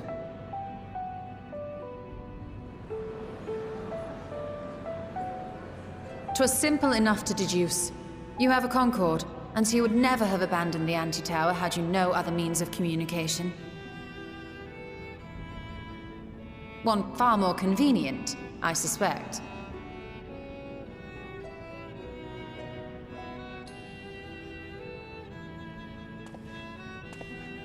The second condition, also to be met upon our success, is that we be permitted to propose another use for your Ark.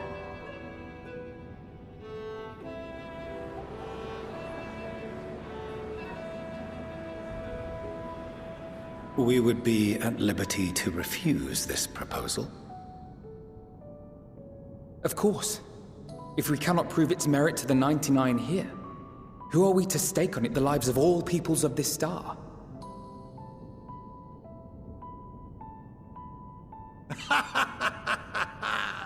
Delightful as always, Master Alfino.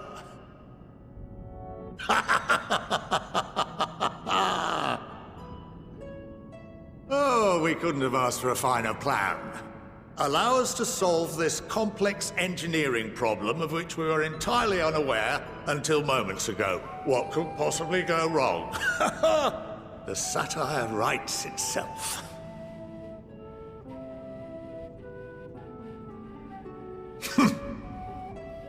Yet, what field has not benefited from a change in perspective?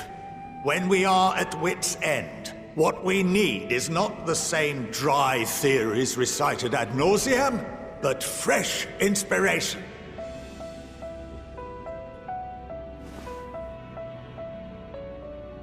I, for one, have faith in my erstwhile students to provide it, and I find their terms to be perfectly acceptable.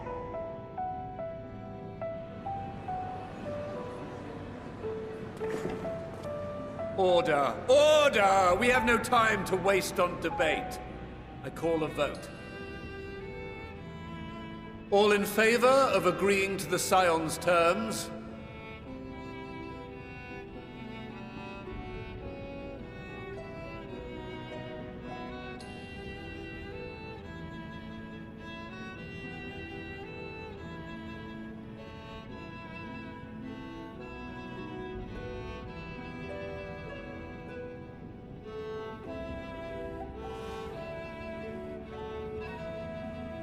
"71 in favor, 28 against. The ayes have it. Fortuneau, as the architect of this project, you are the best candidate to show them its current state. And bear in mind that regardless of your personal misgivings, this is the will of the Forum.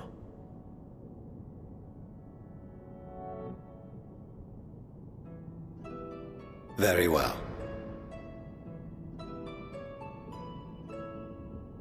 I call this session to a close. Return to your tasks with urgency. The final days wait for none.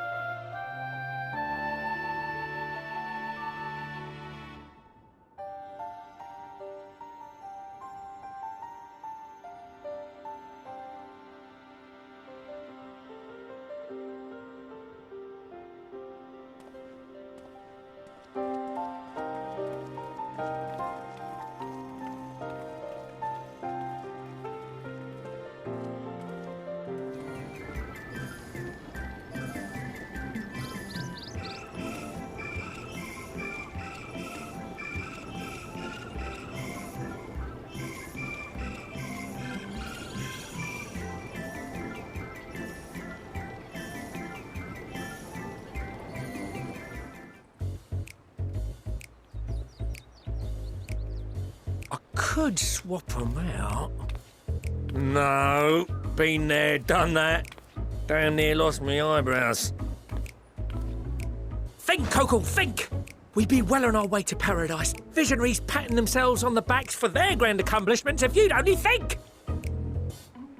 Yes, that does sound rather lovely. Yeah! I mean, masterful, you know, what a pleasant surprise. We're not blasting off already, are we? The schedule remains unchanged, for better or worse. Which is why the Forum has elected to accept assistance in resolving the ether burner conundrum.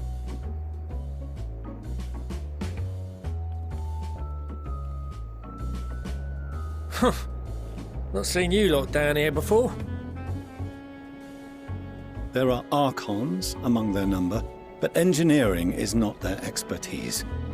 Nevertheless, the Forum concedes the slim possibility that they may have insights to offer. If not, you are at liberty to return them to the surface, by whatever means you see fit. I assure you that won't be necessary. Now, about your troubles with the ether burner. Aye, I'll walk you through it. Suppose I could do with a change of pace. As the name ought to tell you, the ether burner burns ether, ambient or otherwise, and transforms it into motive force. Think of it like a giant bomb that never stops exploding. Even out in that black void where the ether's right sparse, it's strong enough to move our arc. And it probably won't kill you like an actual bomb.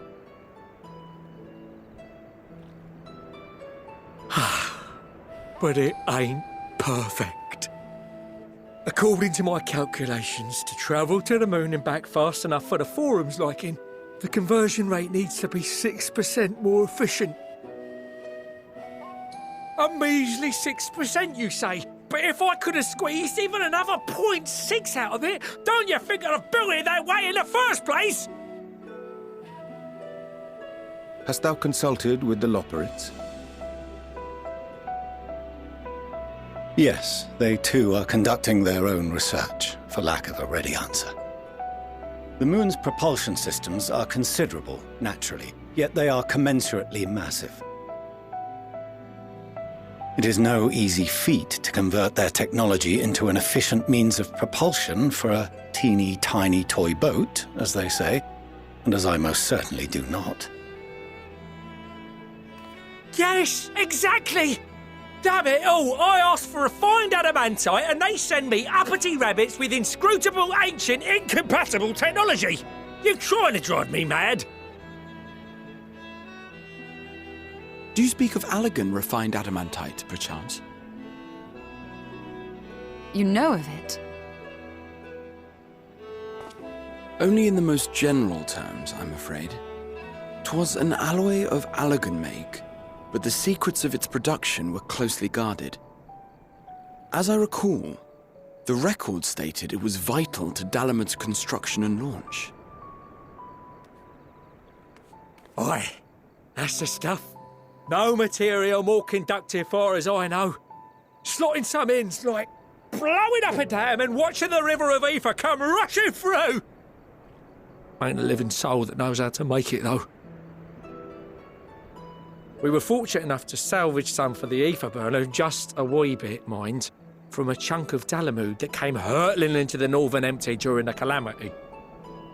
With more, well, that extra 6% efficiency would be child's play. It's a crying shame that we've no other sources. Surely the many shards of Dalamud scattered throughout Eorzea would suffice. Why not get the refined adamantite from them? Oh, we tried, believe you me. But only a few specialised pieces would have had any in them to begin with.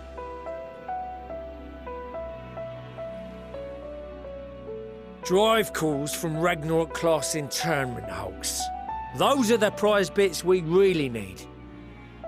According to the Gleaners, getting to them means delving deep into the shards, and the defences are still very operational and very eager to blow them up.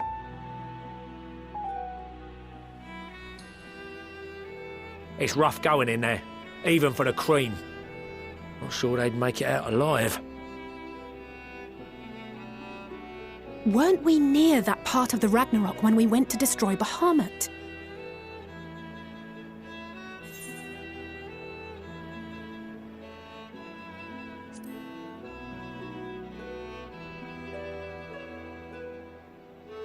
That may be for the best, though you doubtless find the task too dull for your liking.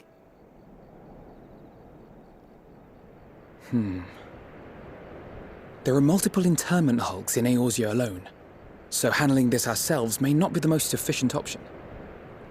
Rather, if we could salvage adamantite from the shards simultaneously...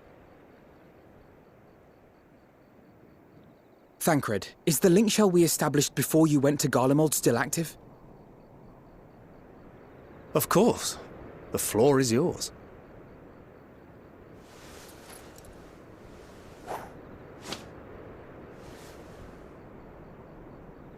What's all this?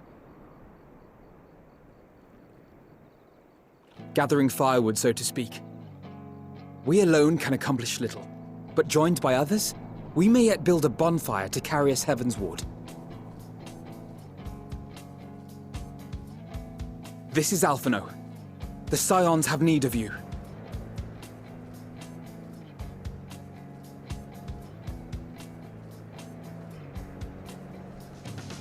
Understood. I will contact the Lord Commander and dispatch our finest at once.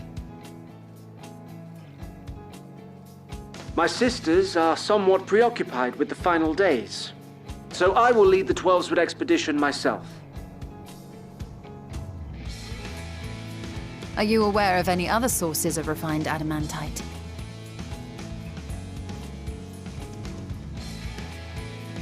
Logically, such an invaluable alloy would have been utilized solely where absolutely necessary, in components intended to conduct or collect surpassing amounts of ether.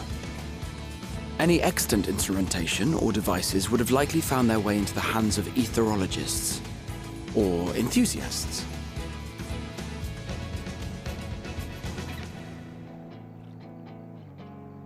Magical artifacts of Allagan design? The Eastern Alliance will send word to one and all. Are there other ways we may offer aid? No shards of the Lesser Moon scar our soil, but our stake in this cause is no less for it. Is there anything in Othard that might be of use to you? What did you say? Oh, you got friends in far places, lad. Any road, if you're offering, I wouldn't say no to one of those Far Eastern sacred relics. Some of them can hold enough ether to summon a whole damn primal. Combine a source like that with the ether burner, and 3, 2, 1, kaboom! I gather you heard his explosive enthusiasm. Might you secure us a suitable relic?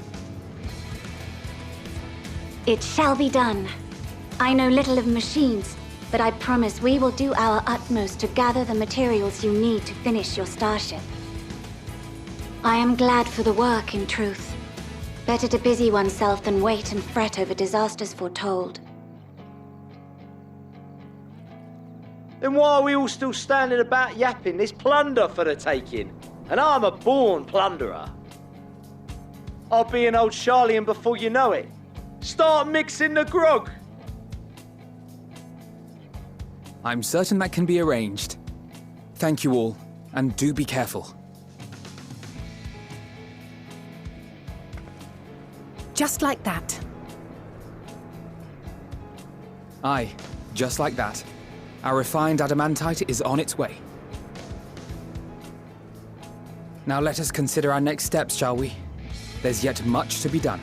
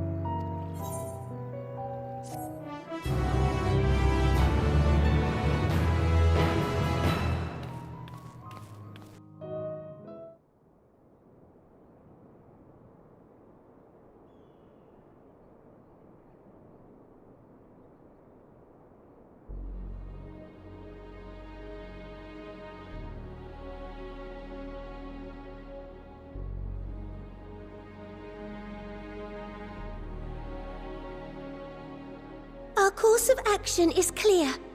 We must harvest refined adamantite from the shards of Garlemald and procure arcane relics of Allagan make. Summon the best and brightest of our immortal flames and form an expeditionary party at once. Call upon the Salt and Sworn and Brass Blades for support as you must. Papashan, send word to the guilds. We will require the expertise of master artisans if we are to have any hope of identifying and recovering these elusive materials. Thiergeis, we have need of your stone torches. They are to assist the immortal flames in scouring the ruins and to help secure the surrounding areas. I trust I can count on your support.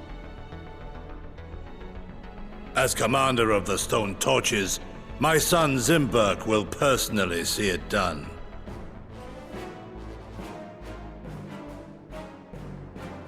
Pippin, I would have you lead the raiding party. Assemble your finest, and with Tizona's blade, clear the way. Lord Lolorito, I pray you take charge of the search for Allagan relics. Surely you know of some being traded on open or clandestine markets, or sleeping in collectors' vaults. Of course, I ask not that you do this out of the kindness of your heart. By all means, profit on the transactions. I wish you the joy of it. The final days descend upon our world. If circumstances are truly as dire as they say, Uldar's best efforts may be for naught. And yet, when we Eorzeans rose from the ashes to rebuild our broken realm, did we not learn one simple truth?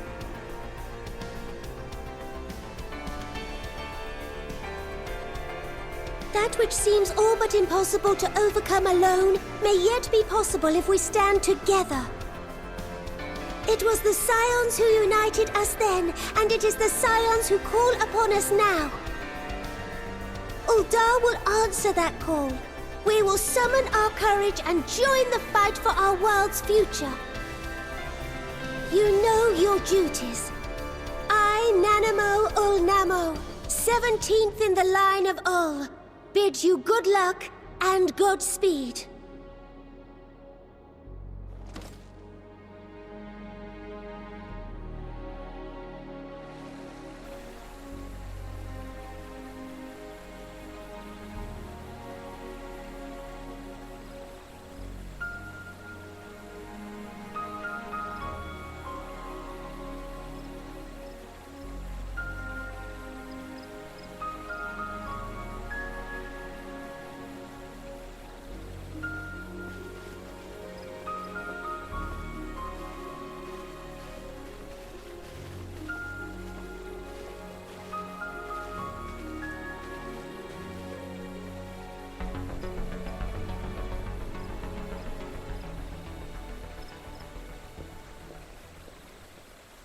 We fielded a goodly number, but our ranks are heavy with healers, and an abundance of restorative magics will be of little help in destroying Dalamud's defenses. Still, it has ever been thus with Gridania. We must steel ourselves for a protracted engagement.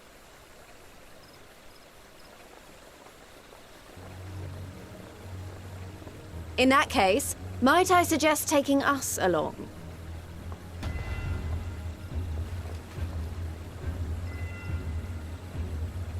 Commander Hext, what are you doing here? None of the shards in Girabania are big enough to hold an internment hulk. So we said to ourselves, why not lend our neighbors a hand? We thought you might be short on people with a talent for breaking things. While it pains me to admit it, you are right. Our deficiency so plain to see. It might have been a lifetime ago, but I was once one of the Scions assigned to the Shroud. I know this forest well. I know your people. And I know we will be stronger if we fight this fight together.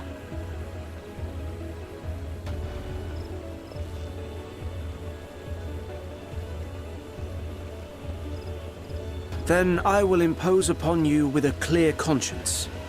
Come. Let us speak of how to integrate our forces.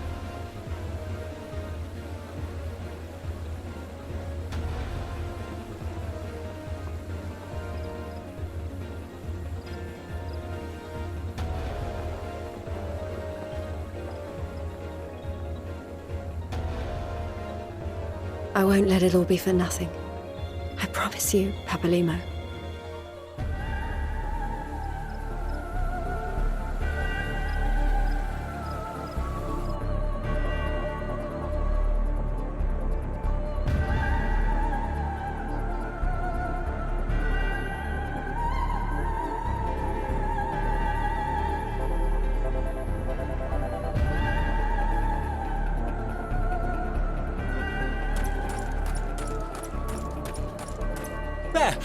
There you are!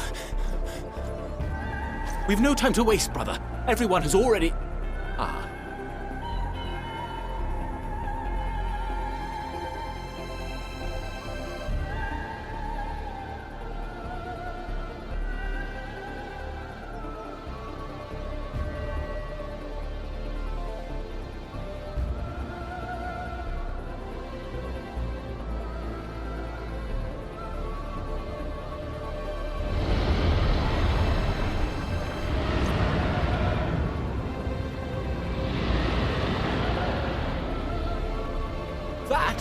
That was a roar! A dragon's roar!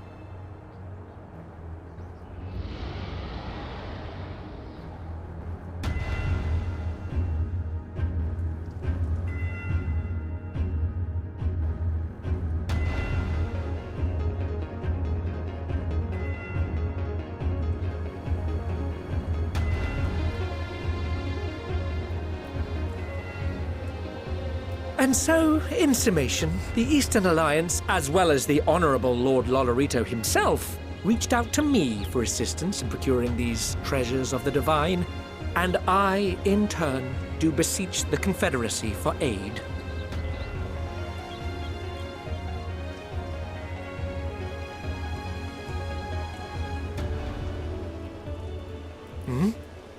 Is that... Hancock? What a surprise this is. And a fortuitous one at that. I have a favor to ask, you see.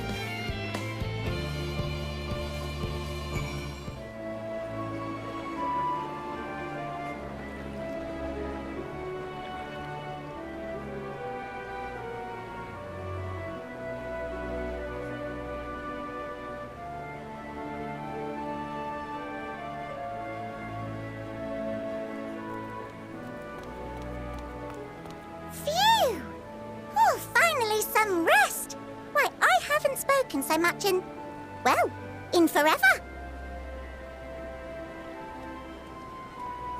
Lively, isn't it? The town is abuzz. Everyone eager to meet with our friends on the moon.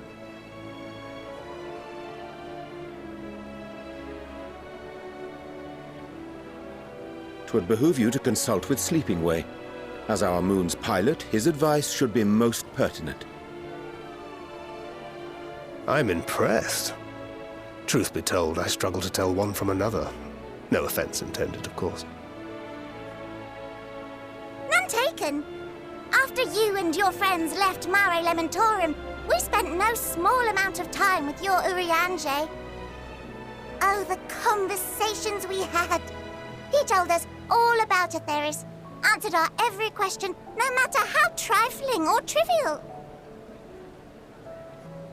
Look! Every page filled to the margins with knowledge. When I first arrived, I was struck by how little I knew. It was daunting. But then I realized that, were it not for Urianger and his teachings, we'd still be stuck on the moon, gazing at your world and wondering what we've been missing.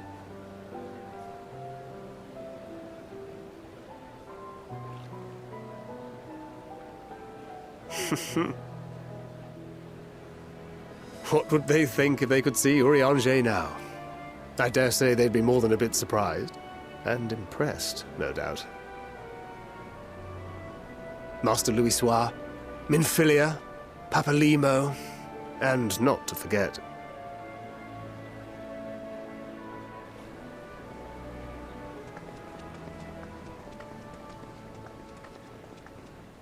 Oh there! Heard there was a visiting expert who we might bother with a few questions. I take it you'd be the one.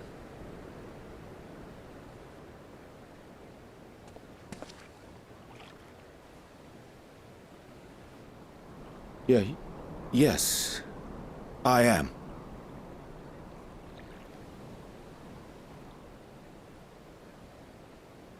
Wilson and Blovida, Sharlayan's foremost researchers in the field of teleportation magic, and Moonbreeder's parents.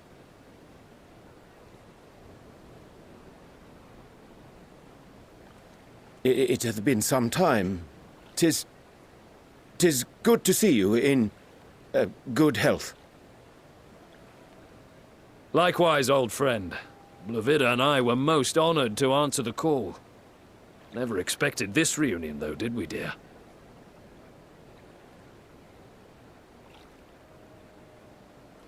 Arthey, the nerve.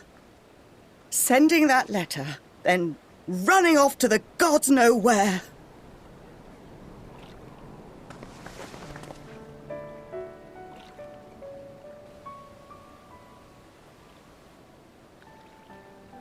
Do you have any idea how worried we were? I'm sorry. 'Twas remiss of me not to deliver the news in person. No, more than that. 'Twas I who... Our daughter was disillusioned after Master Louisoix left her behind. The day the Scions called upon her was the happiest I'd seen her in years. She made her every choice of her own free will. No one could have ever forced her to do otherwise. Don't blame yourself for her death. Celebrate her life. You know that's what she'd want. If there is one thing we resent you for, it was that we could not be there to mourn her with you. Reading the words you penned in that shaky hand, we must have cried as much for you as we did for her.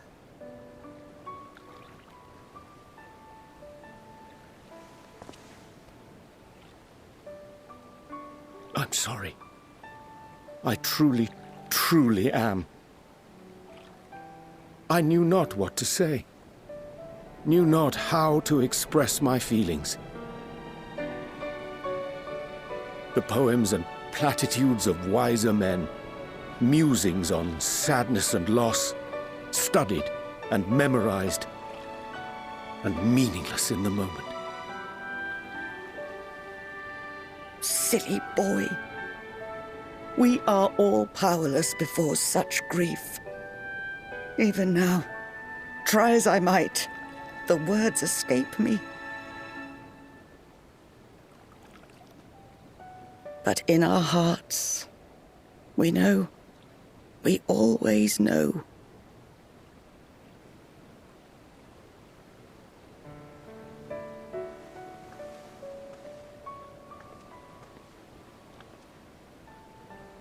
I remember when you were young, how the lads teased you for choosing the company of books over others. Our moon didn't take kindly to that. Be nice to Urianger, she'd shout, and give them a walloping. No matter how many times we scolded her. So we offered a suggestion. Rather than starting fights, why don't you be the bridge between Urianger and the others? She had to mull it over for a while, arms crossed, brow furrowed in intense thought. But from that day on, she never let you be alone. She'd drag you outside to play, pepper you with endless questions, read the same books you read, all to try and understand you that much better.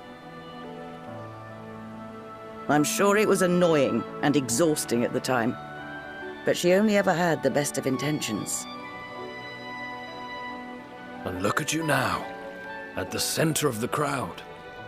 The reason there even is a crowd, having brought these people together. You've no idea how proud we are. To see the boy, our daughter, trusted and believed in more than anyone, grow into the man she always knew he could be. I can see her in you, too. Feel her. She walks with you wheresoever you go.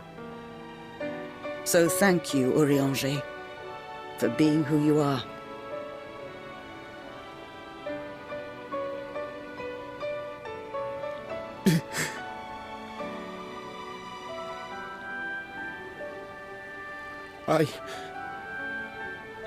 I think I can feel her too.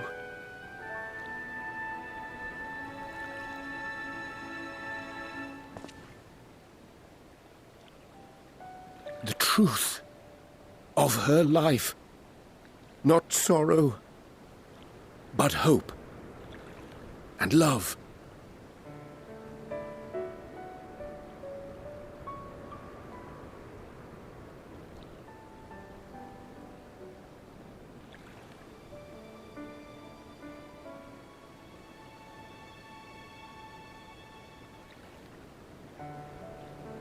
This moon breeder, she was important to him, wasn't she? You could ask the man himself. Oh, no. But watching this exchange reminds me how much I've yet to learn about your world. And its people. You can live here your entire life and hardly learn a thing. And that's why it's too soon for this to end.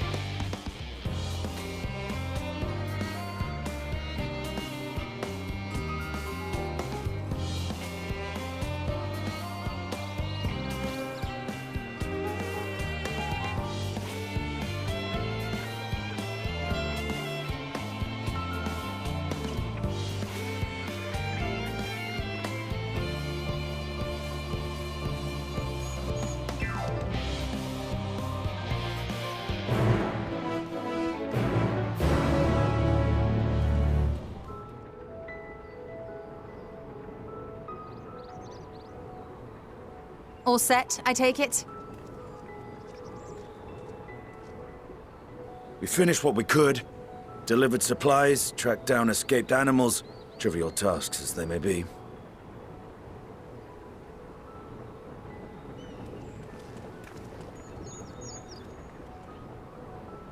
That's enough, don't you think? If there was anything more important still undone, that would be a problem in itself. The vessel is essentially ready for departure. All that remains is to load the final batch of supplies and see everyone on board. Once we've readied the ether burner, that is.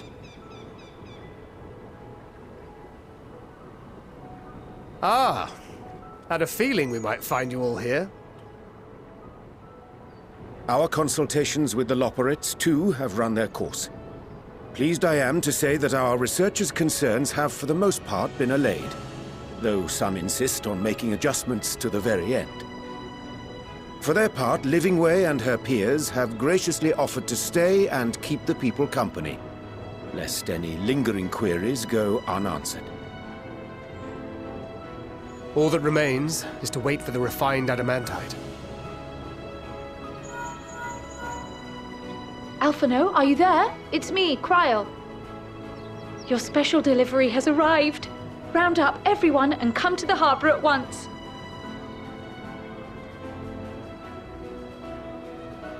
Speak of the devil. Let us go at once.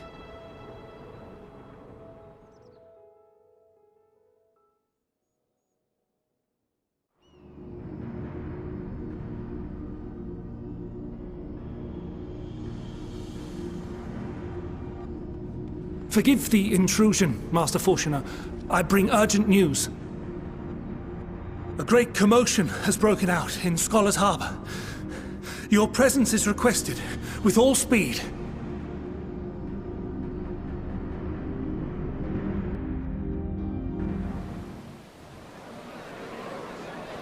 Now, where might this delivery be?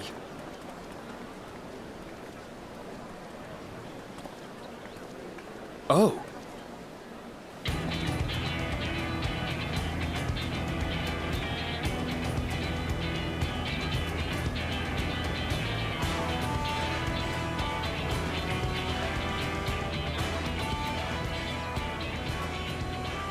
I'm sure it's very important, but we cannot accept these without the proper permits. By the 12! Surely, these can't all be.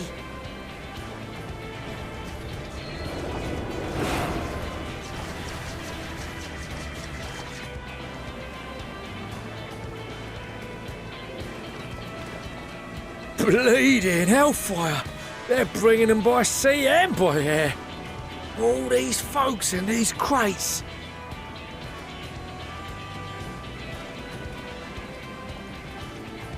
And more on the way. Got your adamantite right here. A bigger haul than any of these sorry bastards brought, and that's no lie.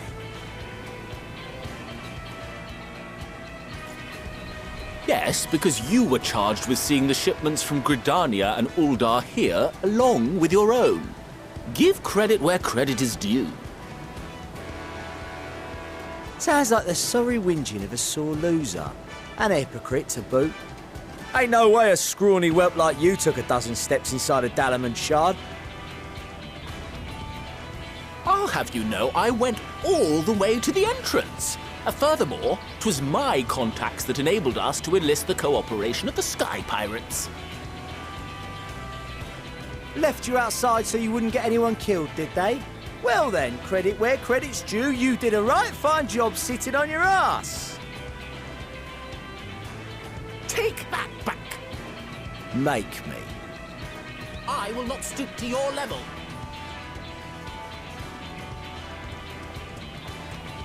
My, what a grand welcome party. Hancock and Soroban. We come bearing relics both sacred and Allagan, as well as a few other gifts that may be of help, to be presented with best wishes from the Eastern Alliance. Our friends in Bosnia, for instance, have sent along a few artifacts for the brave allies of the Resistance. That's you. And we brought a number of items from Eureka as well, courtesy of one Ejika Tsunjika. He says a little advance warning would have been appreciated, by the by. I myself have come with a sacred relic of Rayson Temple.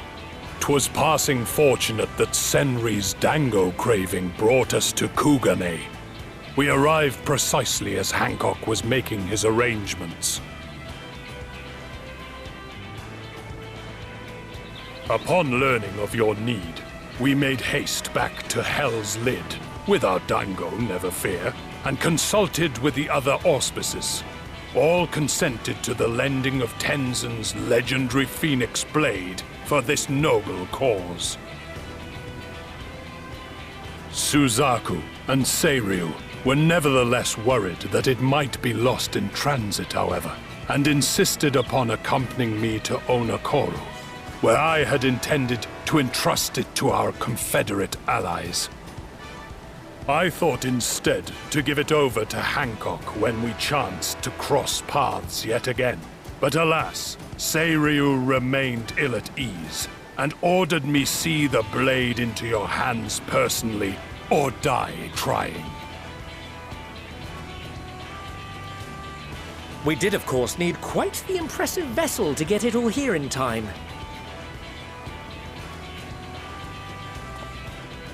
Fortunately, our majestic associates have been more than helpful. 'Tis an honor to join the Warrior of Light on another adventure, they tell me.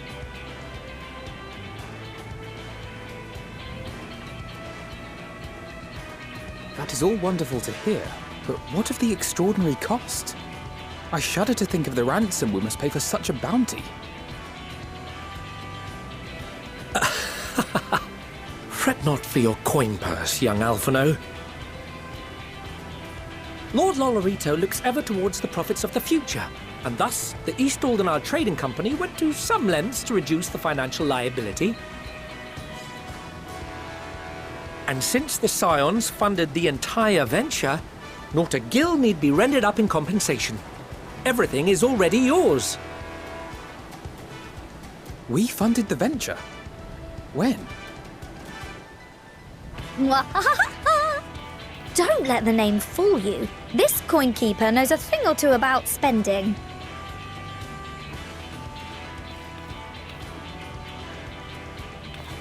When it comes to capital investiture, a sprinkling of gil here and there will not do. You need enough savings to make waves when it really counts, which is why frugality is paramount. We also had the benefit of a generous patron. Generous being rather an understatement. She has supported us from the shadows since the very founding of the Scions. We even had coffers to fill. Mother! Amelians. I remain, of course, an entirely neutral party. I simply thought our family's coffers were needlessly full.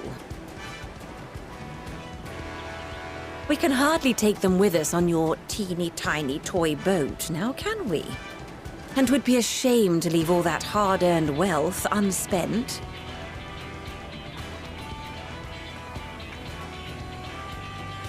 Waste not.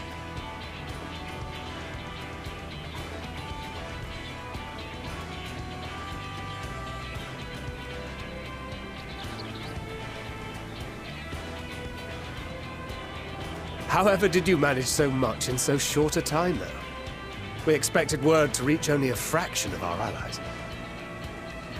Did I not tell you I have my ways?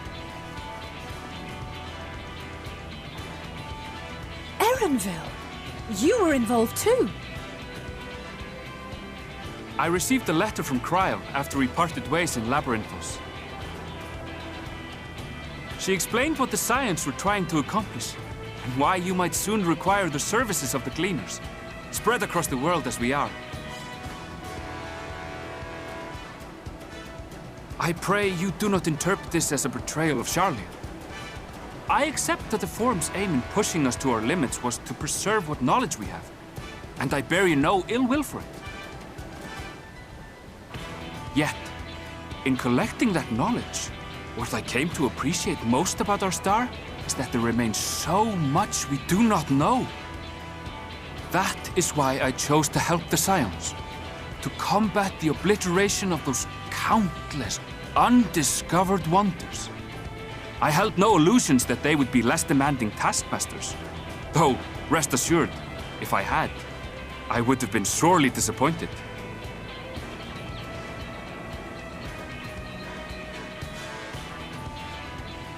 To make a long story short, the whole of the guild ship cooperated to ensure your call was heard far and wide.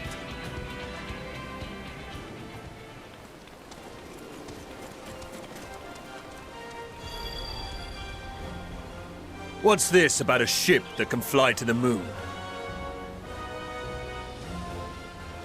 And why didn't you mention it sooner? The one time you don't beg my aid, your problem's a bloody ship that can fly to the moon.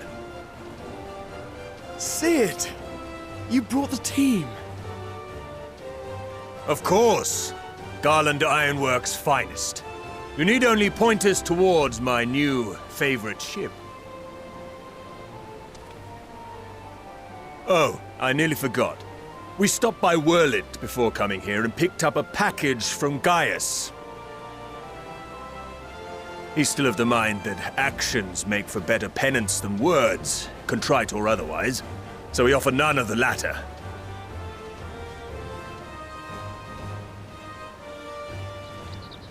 What he sent is an Allagan relic Valens used in his weapons experiments. Has a fair bit of refined adamantite in it, too.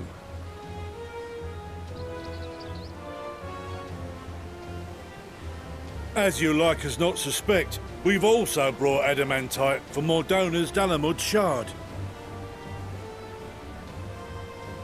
I admit to some consternation upon first receiving Kryl's message. So few Scions remain at the Rising Stones now. Far too few for such an expedition. However, the Gleaners were able to secure us reinforcements. Idleshire's treasure hunters, not least among them. I know. How the Gobbyflock fought. Slowfix's gratitude for the safe return of his daughter has not waned, and he gathered his kin to our side with an astounding quickness.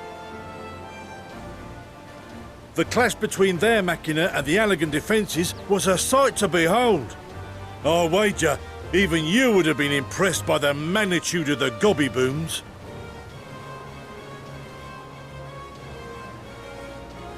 Fascinating as all this is, I fail to see how it explains your presence here.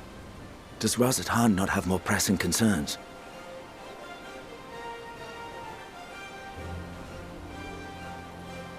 We do. Yet averting the final days would be the most expedient solution. That, and I am indebted to you.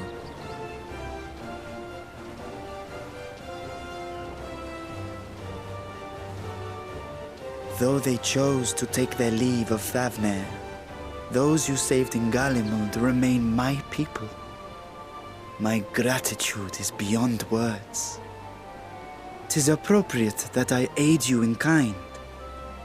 If in the doing we bring salvation to others of this star, so much the better.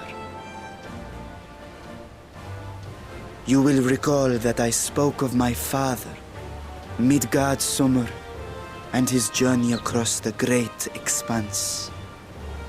As he traveled betwixt the stars, his resplendent scales drank of the ether in those nigh empty surrounds, and imparted to him the strength to persevere. Thinking they might further your cause, I called out to my kin for consent. Ashdai's answer was silence, as ever.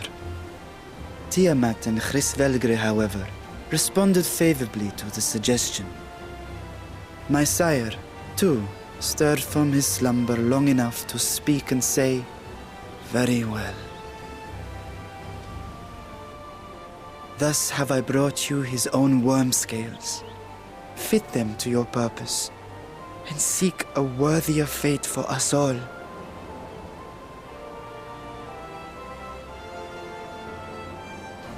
You'd be hard-pressed to find someone else so familiar with the unique properties of dragon scales. So I invited myself along.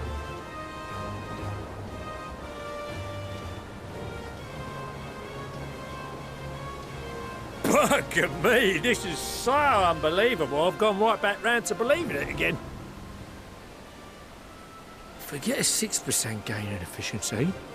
With all these goodies, we could get 7, no, 10, no, 14 bleeding percent. Think of how far we could go. What we could do with that much power. What we could blow up. If Kokol is duly convinced, then it must be true. In which case, the Scion's end of the bargain has been fulfilled. Would you not agree?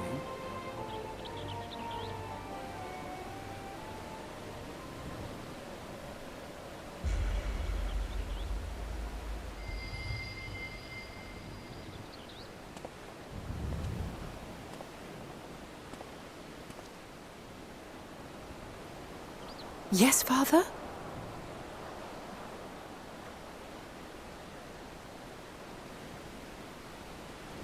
I know not what you seek of Hydaelyn, nor for what purpose you would take command of our ship.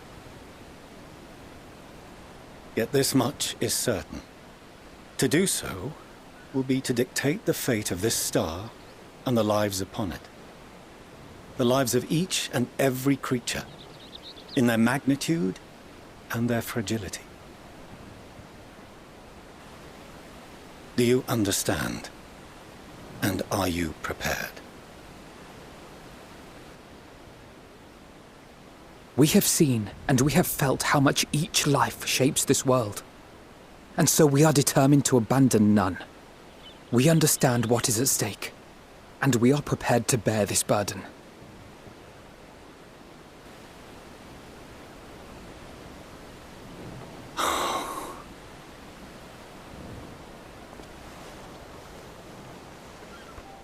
Then I will bear it with you. I beg you, share your struggles with me. As family.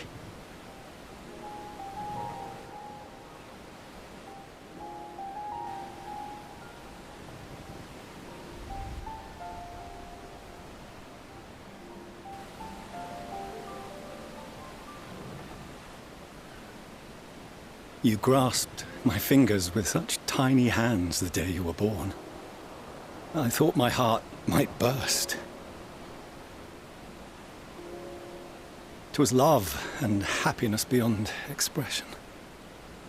Overwhelming, and a conviction so powerful that I trembled with something close to rage. I had heard the final days foretold. I swore to myself then and there that I would not let them steal your futures.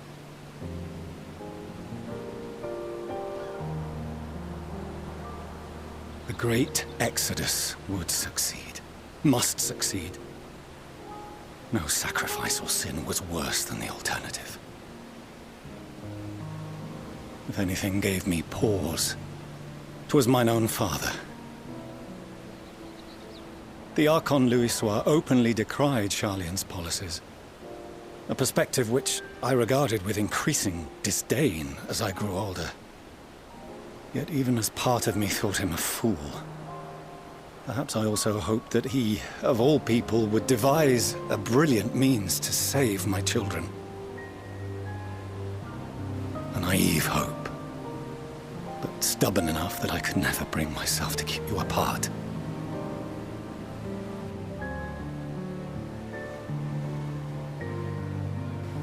No, that was his doing, when he perished at Cartano. As we pulled that twisted slab of Garlemald from the sea, I remembered the warmth of your newborn touch. Chastened, I vowed never again to suffer any interference in my mission to protect you. No matter that you yourselves wished otherwise. Detest me, fight me tooth and nail, I would suffer it, and more, and be satisfied so long as I could force you onto the ship.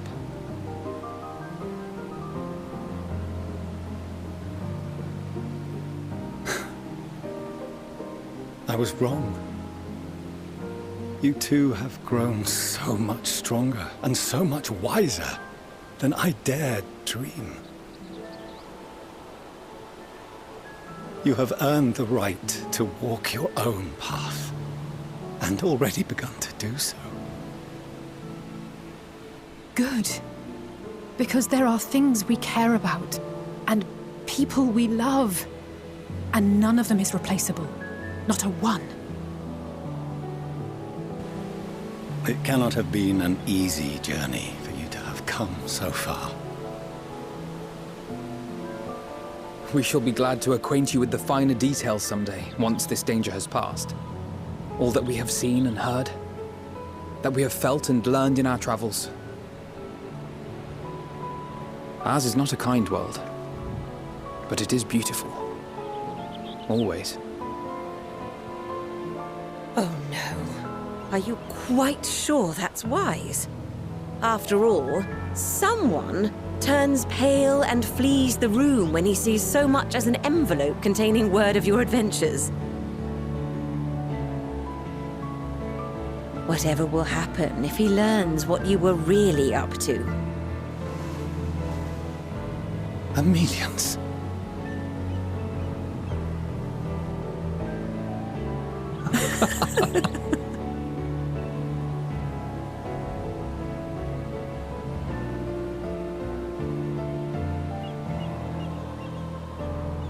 Though I have wronged my children most gravely, I owe you an apology as well.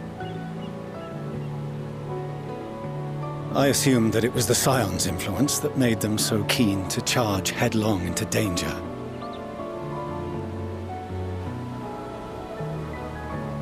Yours, in particular. I see now that said influence instead brought them together with the many fine people gathered here today. In which case, I hope you continue to guide them.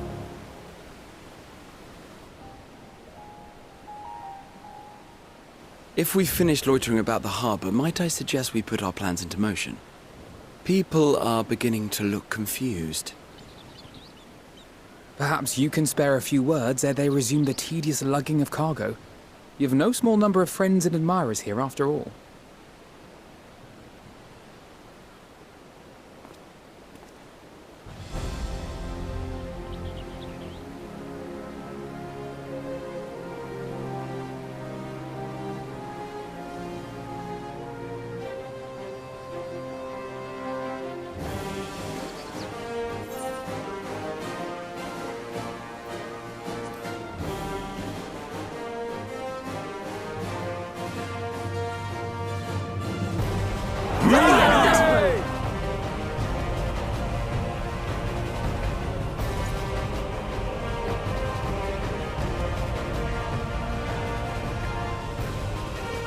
Your assistance is appreciated. Now, in an orderly fashion, if you please.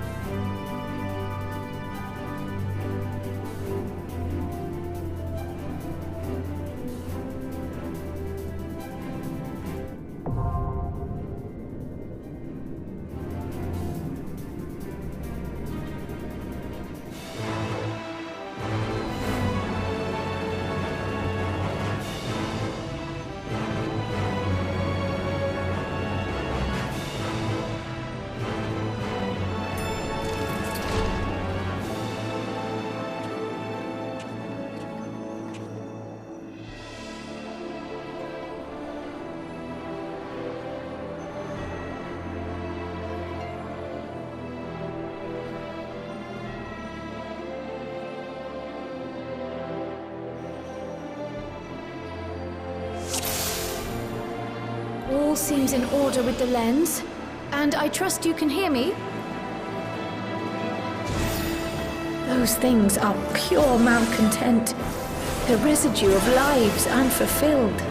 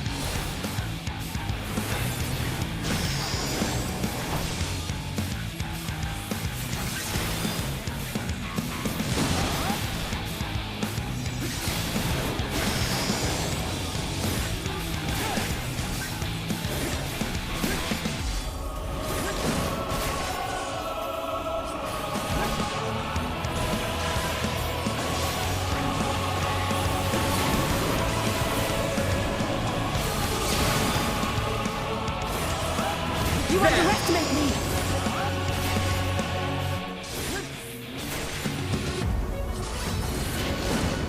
There!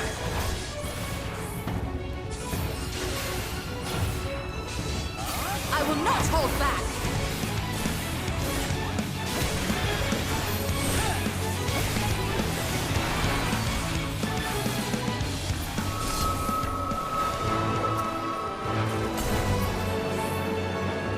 Follow the flow of ether. It will guide you.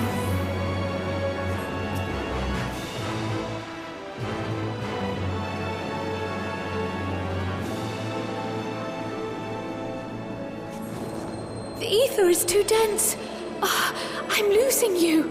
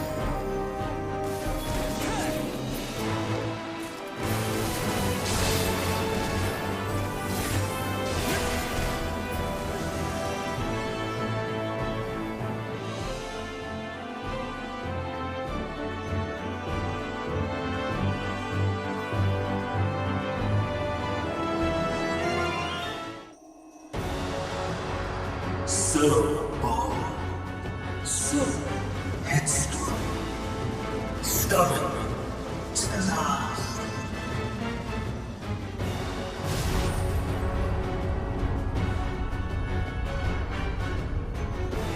But this is as far as you go.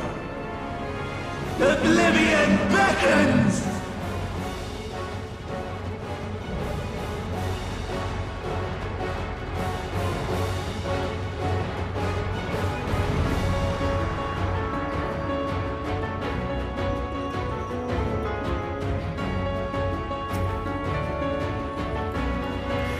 Many faces have I worn, but this is my favorite by far!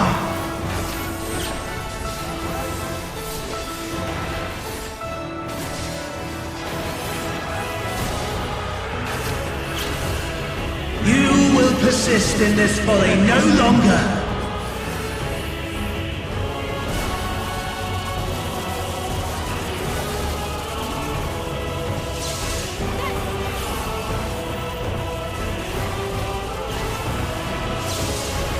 The stage is set!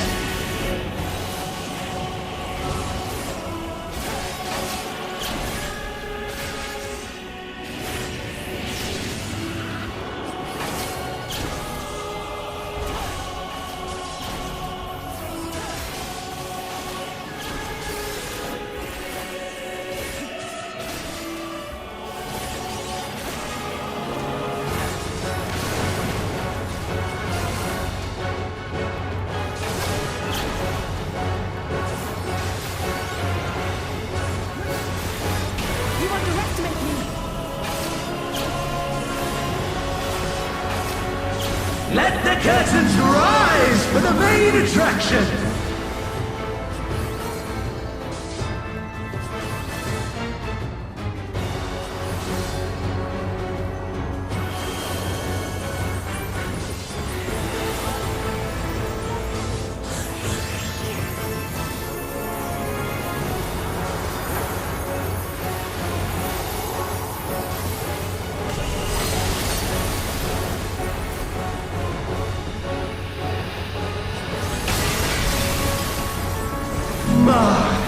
What a boorish audience you are!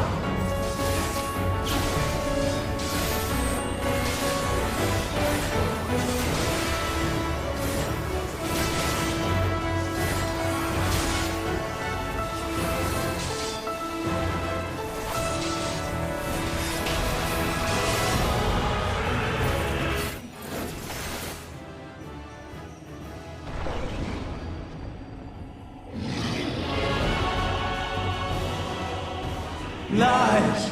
All lies!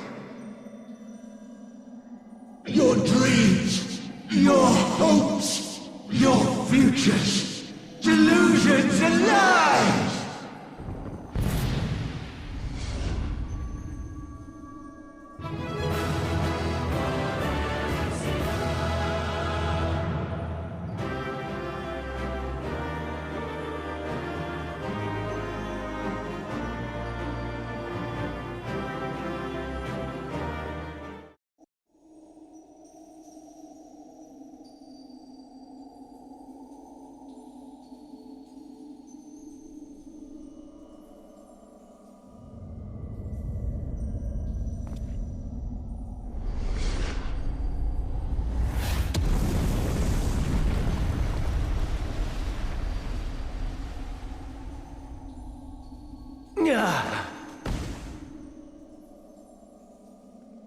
My very essence begins to wane. Sweet, sweet agony.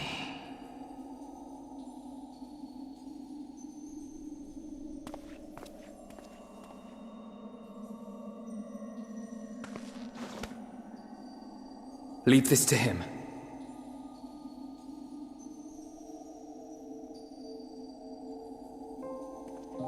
Come to deal the coup de grace. Good. Watching you struggle against the inevitable is bad comedy. Erase me from existence, soul and all.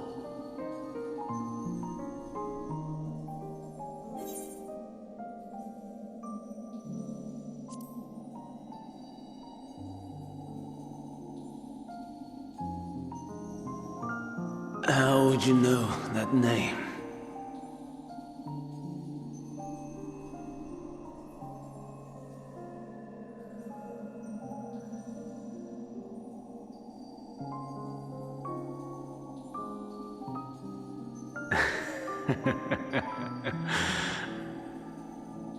Then it was you.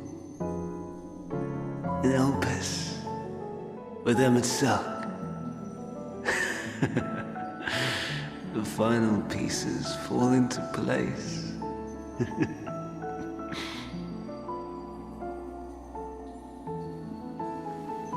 In my halcyon days, as the mortal Amon, I was haunted by a dream. Night after night, the faceless multitude, the voiceless cries, shards of shattered memories. But slowly, the fog began to clear. This was Elpis. And I was Hermes. Recurring though it was, I paid this dream little heed. It was only when I was granted the seat and memories of Fandaniel that I knew these visions to be true. They were the memories of Hermes that he himself erased using the power of Kairos.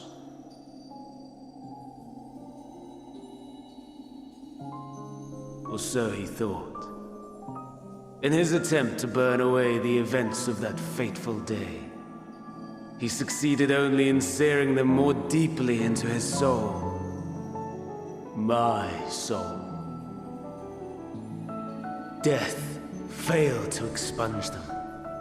No matter how many times it came. Rebirth after rebirth, from one Fandaniel to the next.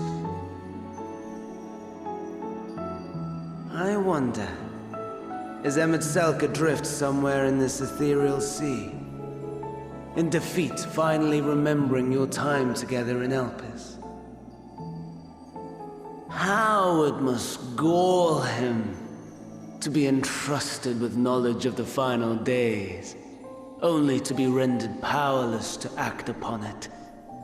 So many lifetimes dedicated to restoring his beloved Amarok in blissful ignorance. Oh, folly! But make no mistake.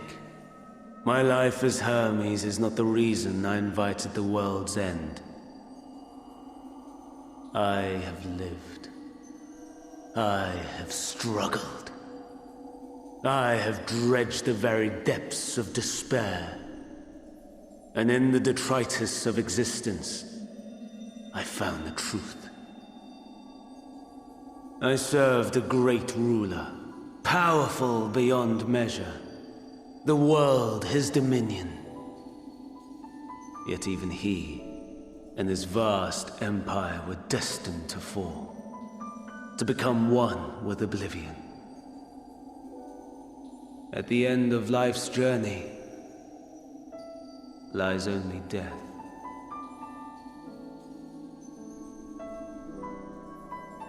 So I ask you, why live at all?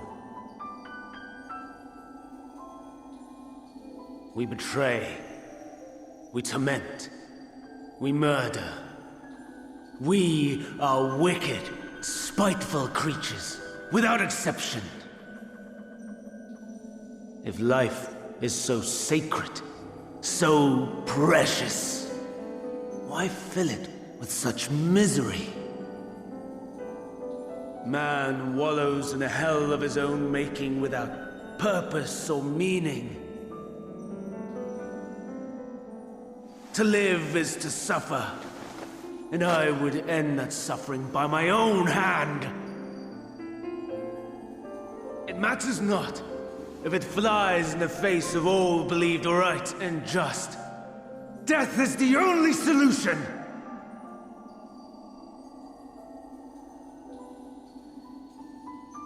That is my truth. My answer to the question. And yet, even as the words pass my lips, I am filled with doubt. Has my search reached its end?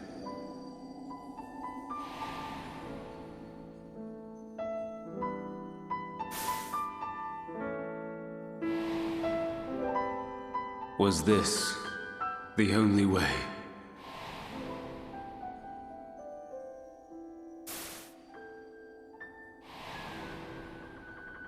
After all these years,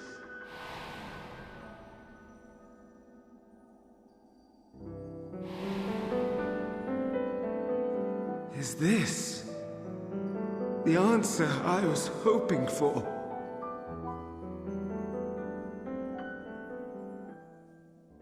The lamentations of the damned.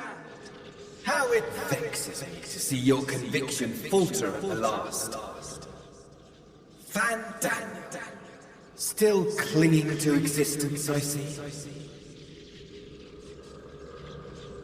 You, who champion death so fervently, unwilling to accept your own, refusing to be purified and swept into the sea of souls. As do I. We prisoners to memory, watching as the world turns.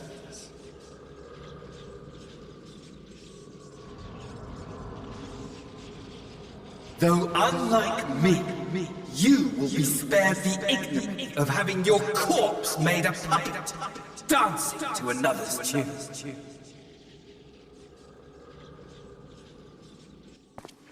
Is that Arcee?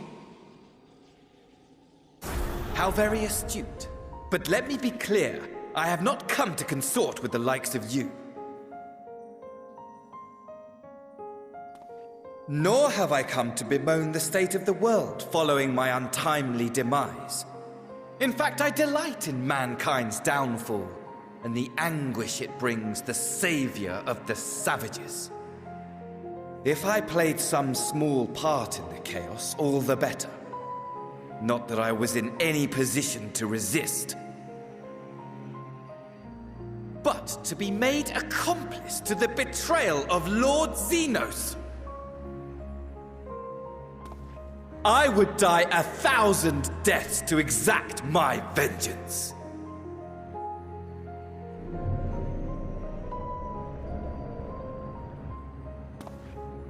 Now you are at my mercy. I shall drag us both into oblivion, and you will never see the fulfillment of your magnum opus. Even should you be reborn, your desperate search for answers must start again.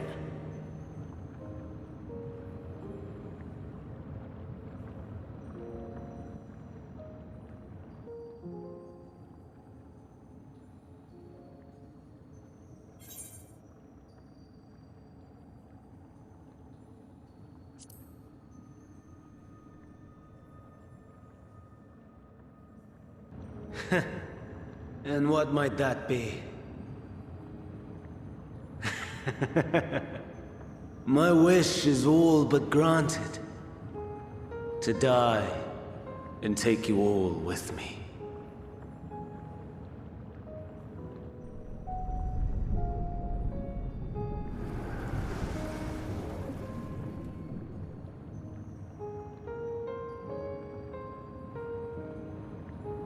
Don't try to follow me. I had more of you people than I could stomach in life. Never mind in death. Likewise, I pray we do not meet again. You had better hope not.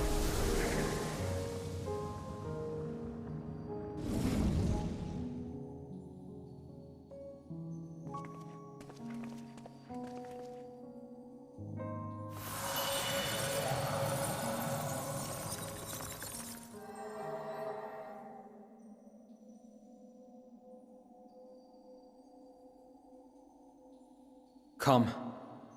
Hydaelyn is waiting.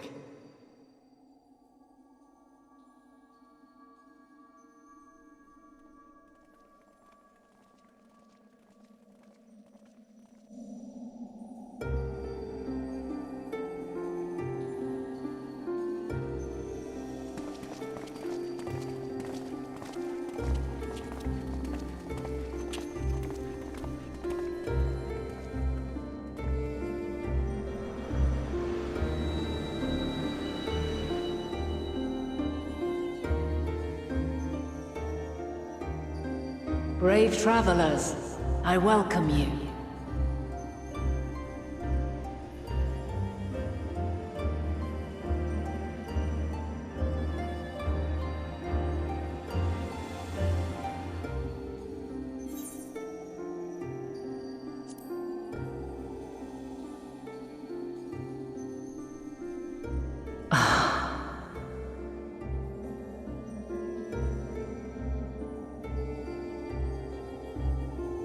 I see.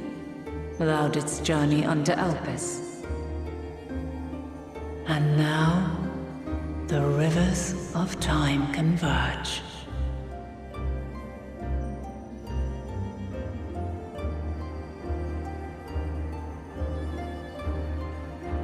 I know why you have come. Yet I would hear you speak your reasons all the same.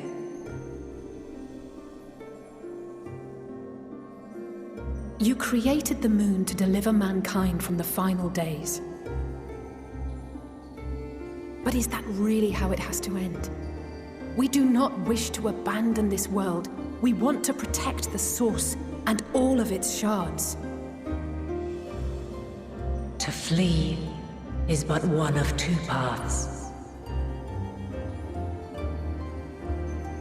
The other leadeth to Meteion, far beyond the stars, where she doth chant creation's requiem.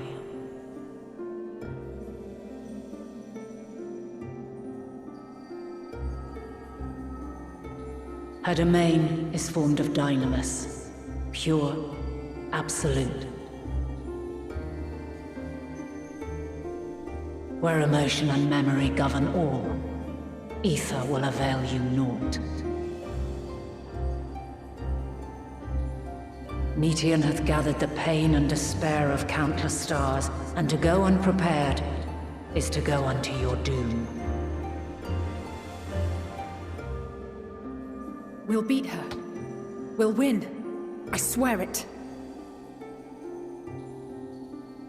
Is what I might have said once. After everything I've seen, all the times I've succumbed to my own anger and fear. I can no longer pretend that courage and faith will be enough. But are we truly so powerless? That our only choice is to flee? Far from it, my child.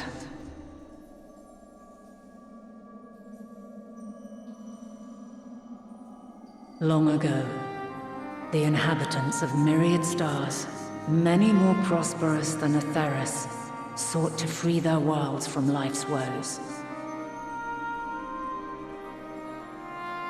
Sorrow and anger, conflict and hostility, despair, and even death itself. But as Meteion reported, every attempt ended in failure. Darkness abideth within every living being and can never be cast out. Neither reason nor faith can challenge this immutable truth.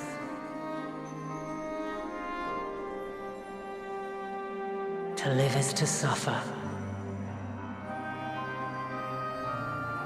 And in suffering, find strength and purpose and hope.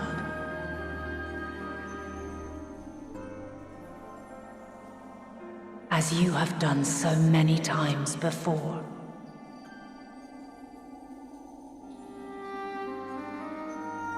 Thou dost pursue an impossible dream, yet knowing this, you pursue it nevertheless, and thou hast learned to depend on others as they do thee.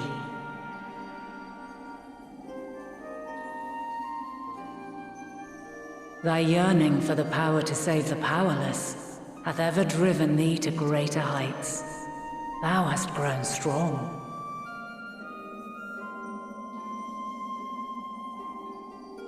Though those closest to thee no longer walketh by thy side, their love remaineth thy guiding light. For duty's sake, thou hast been bound by truths unutterable time and time again. Yet thy heart hath never wavered, as thy companions will attest. In thy pursuit of mysteries great, all thou believest is brought into question. Undaunted, thy thirst for knowledge remaineth unquenched.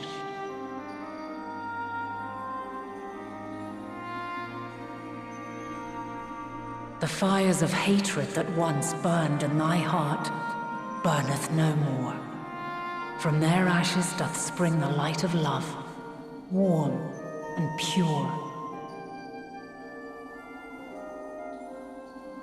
As witness to black calamity, thou despaired at man's helplessness. Resolved, thou didst unite a distant world on the brink of collapse.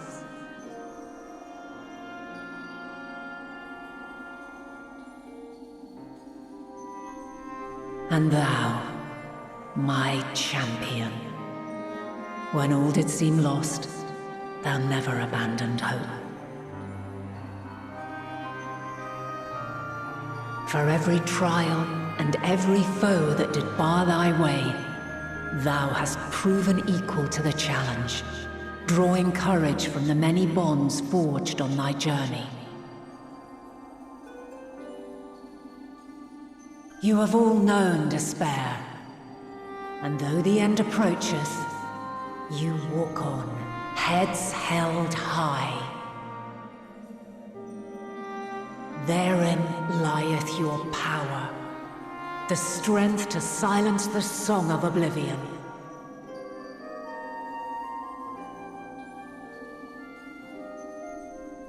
Then there is a means to confront her. Yes, if you should prove yourselves worthy.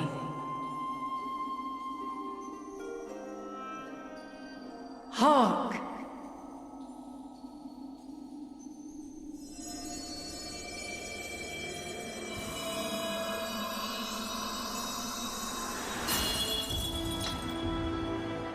Nigh impossible is it to send mortals to the edge of the universe.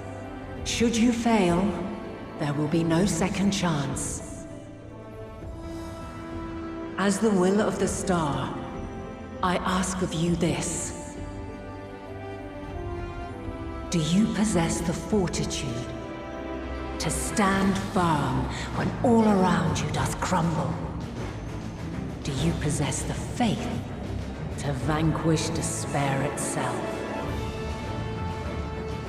Should you lack the strength to best a supreme deity, I cannot allow you to make the journey. You must leave this star and never return.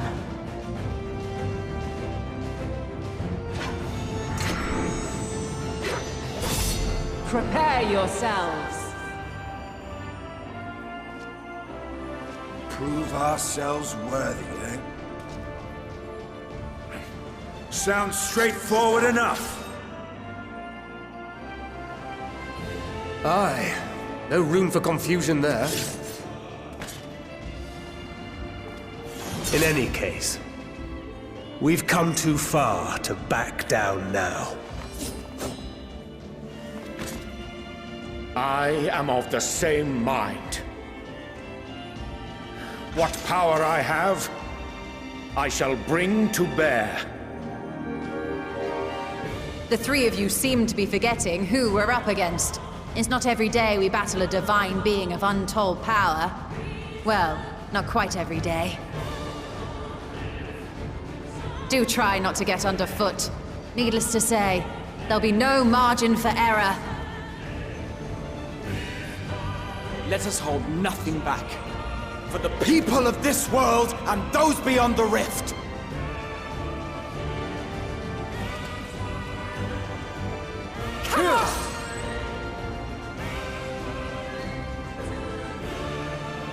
Alas, the question I posed to thee in Elpis hath remained unanswered these long years.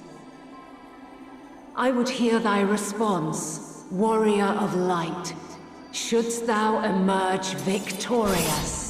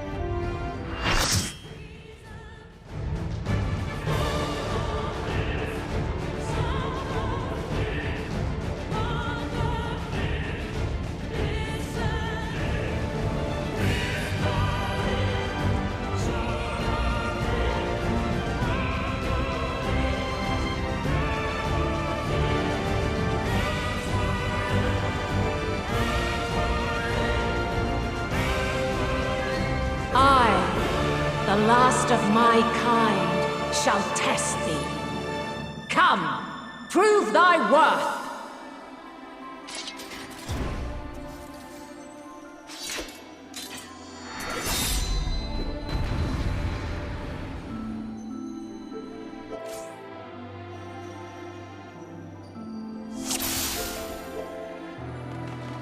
Have you the strength of will to alter man's fate?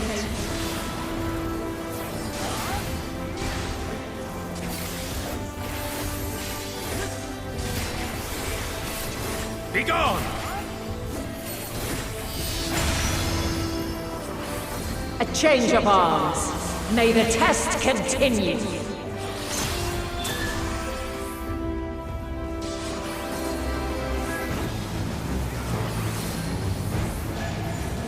I have you now. Where near or far. My turn.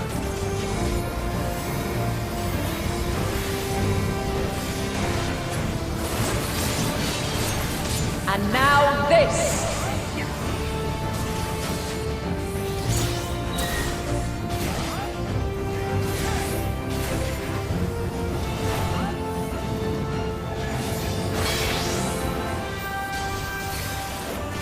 Light unyielding!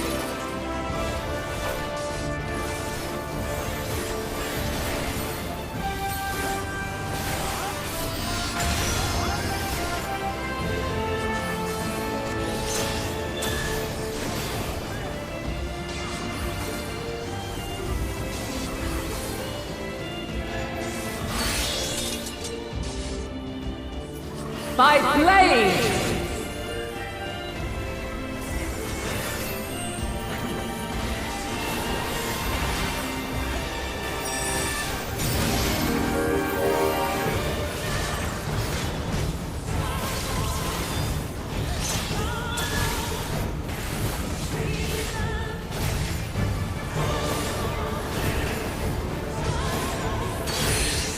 There.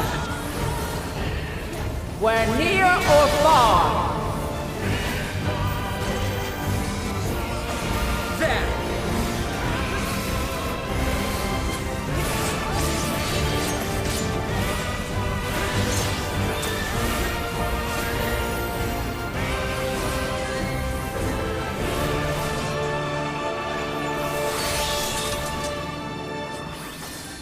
By blade!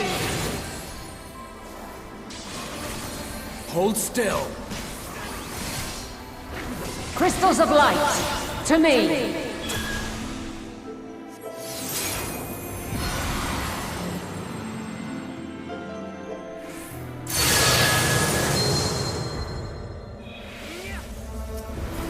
Here!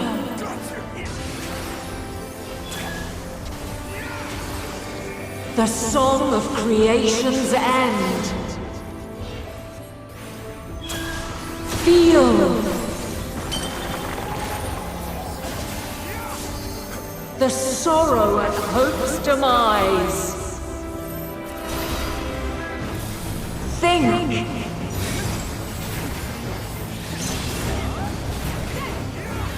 Find your way in the darkness.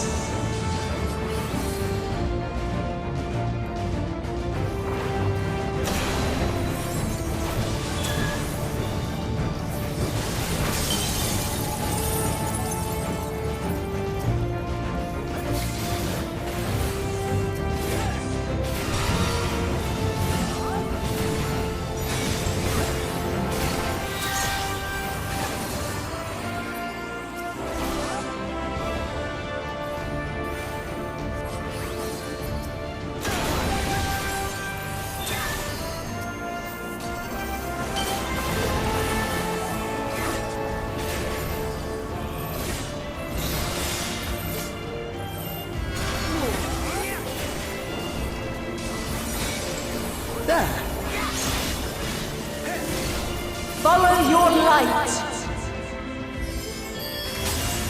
Or fly, my children, and never look back.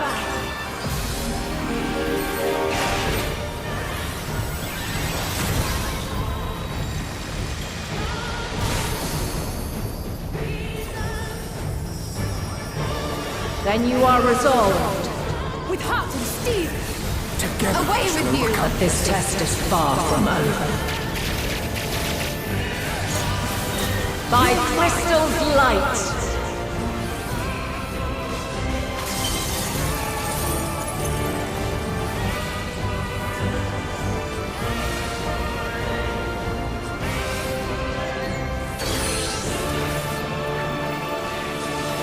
We're near or far. I will not hold back.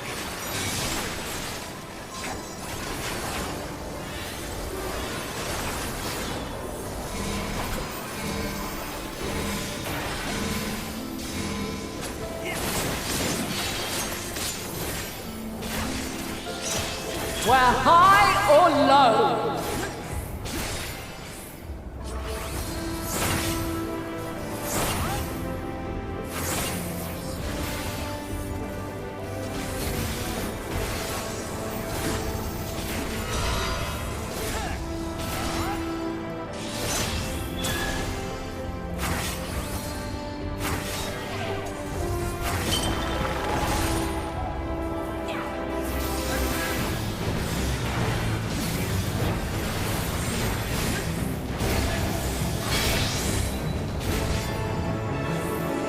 Light unyielding.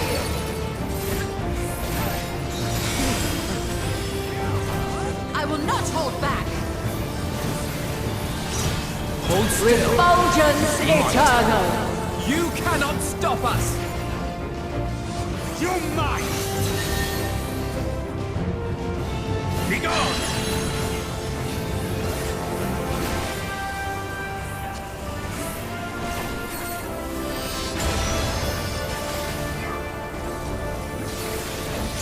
You underestimate me!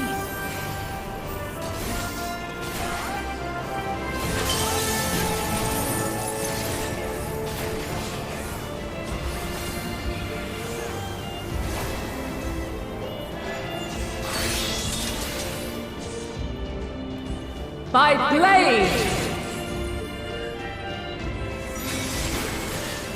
I will not hold back.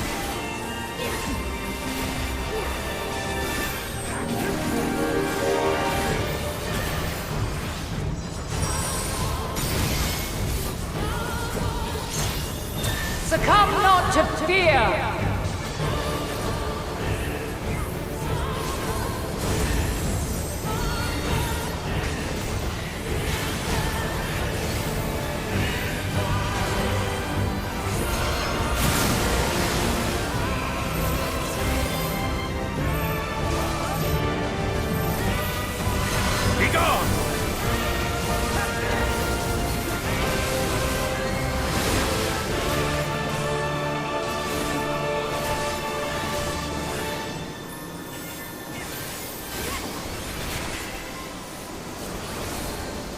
There.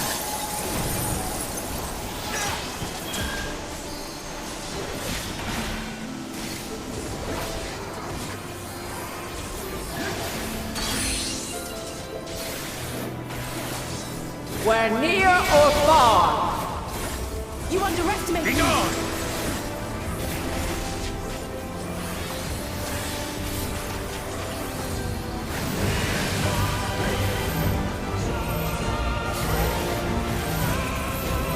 You underestimate me.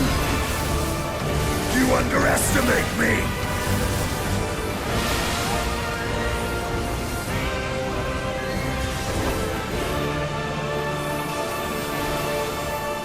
My turn. There!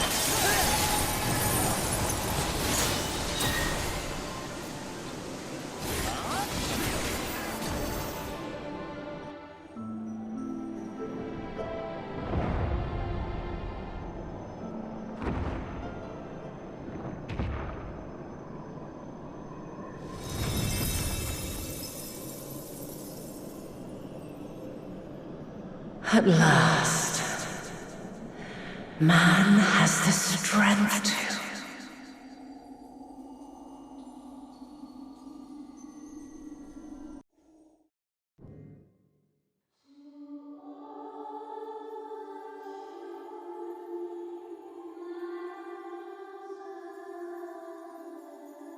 No, this can't be happening.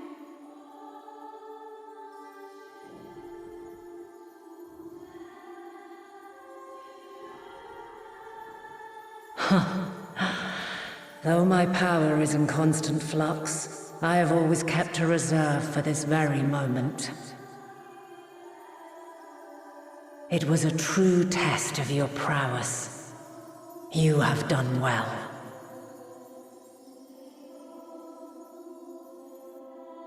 There is one thing I must ask.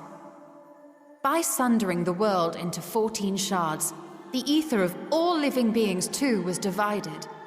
This reduction would in theory allow us to more easily interact with Dynamis. Having seen mankind brought to the very precipice of extinction, you wished for us to develop a means to overcome despair. You believed we had the potential, and sundered all creation to see it fulfilled, to deliver us to that swirling maelstrom of Dynamis in which our foe hides, and grant us the power to defeat her once and for all. Is this not true? It is as thou sayest. 'Twas the trial to which I subjected mankind, and it hath led to untold bloodshed and suffering. There was no kindness, nor justice in the tragedy I wrought. When confronted with the almighty Zodiac, my only recourse was rend him and the world asunder, that his power be diminished for a time.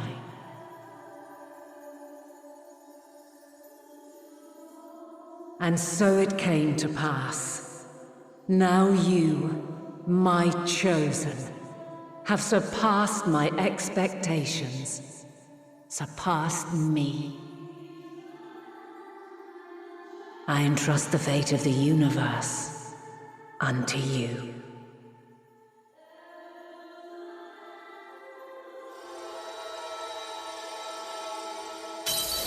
This crystal contains the memory of Meteion's passage through the stars.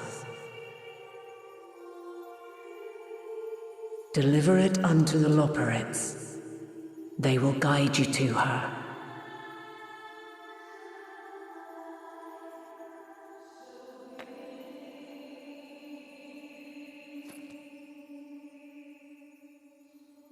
Though they may be capable of crossing great distances, there is a vast difference between traveling to the moon and the furthermost reaches of the great expanse. And unlike Meteion, we cannot simply soar on waves of Dynamis to our destination.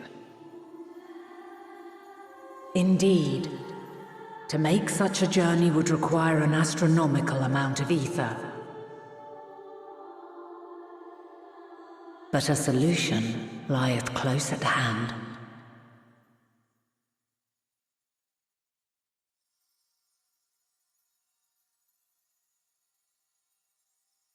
Of course. Yes, my child.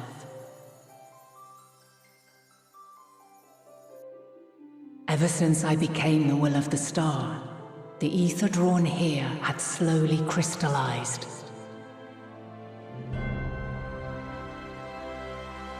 They who have answered my call know it well. While I have remained hidden, it hath become the embodiment of the planet's will in my place. A faceless, omnipotent force of nature.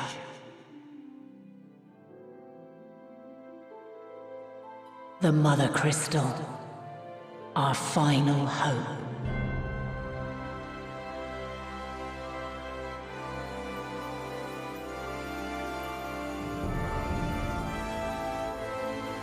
Alas, I can do no more.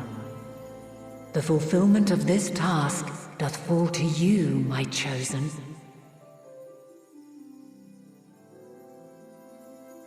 Now, heed these words. Darkness and light, despair and hope. As goeth one, so goeth the other. Become light, become hope.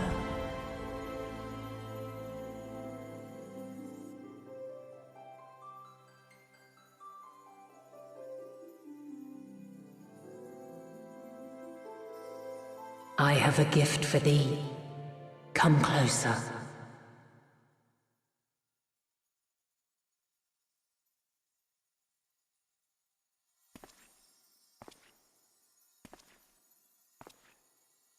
Long have I searched for a means to safeguard the future of this star. Though I knew failure after failure, by recalling thy tales, and my promise to thee, I found the strength to carry on. Though the world is ever changing, thy thirst for adventure hath never waned. Thine unshakable resolve never ceases to amaze, to inspire. As a mark of my gratitude, I bestow this final gift. Thou dost possess the Crystal of Azum, yes?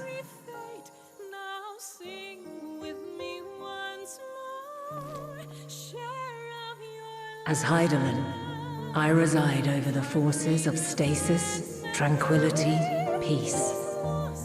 The laws which impart stability to existence itself.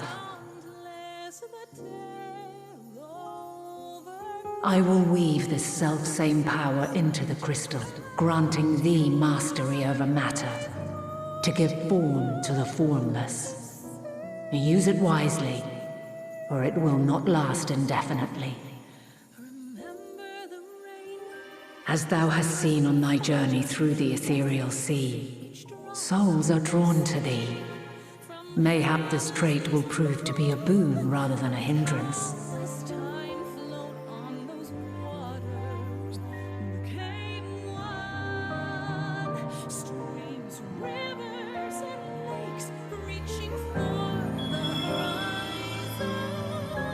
It is thy hopes and prayers that enable Azum's invocations and give them life. So keep them close. But pray, remember this. When the way forward is hidden, even from the mind's eye, look not to the invocation, but within yourself. These were the words of the crystal's original bearer.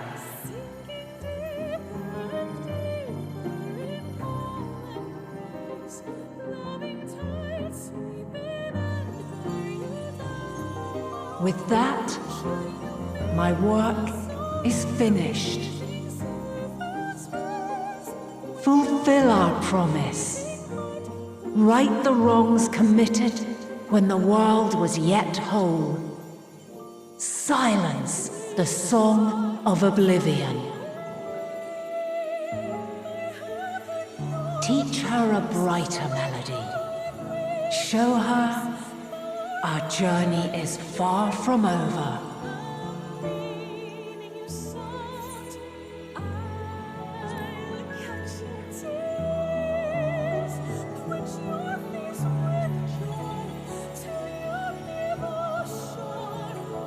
It is I who should thank thee for all thou hast done and may yet accomplish.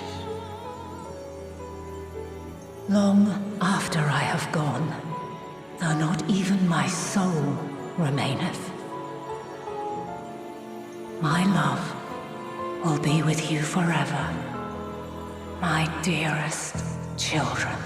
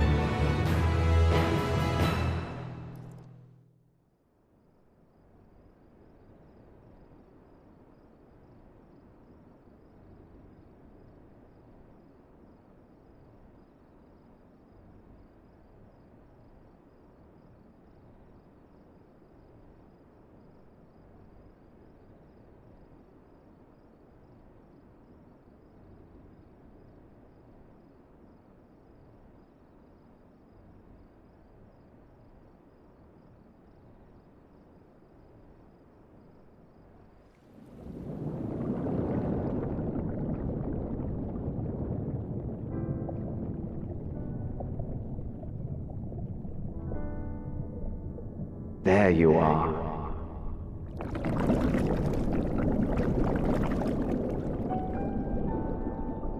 Some time, indeed, yes. For you, at least.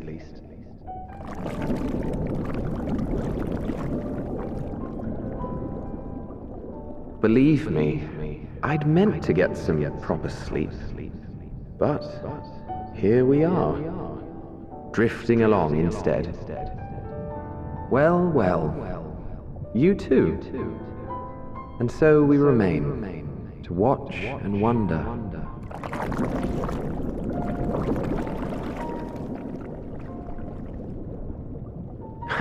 Yes, indeed. To begin, we first must see the end.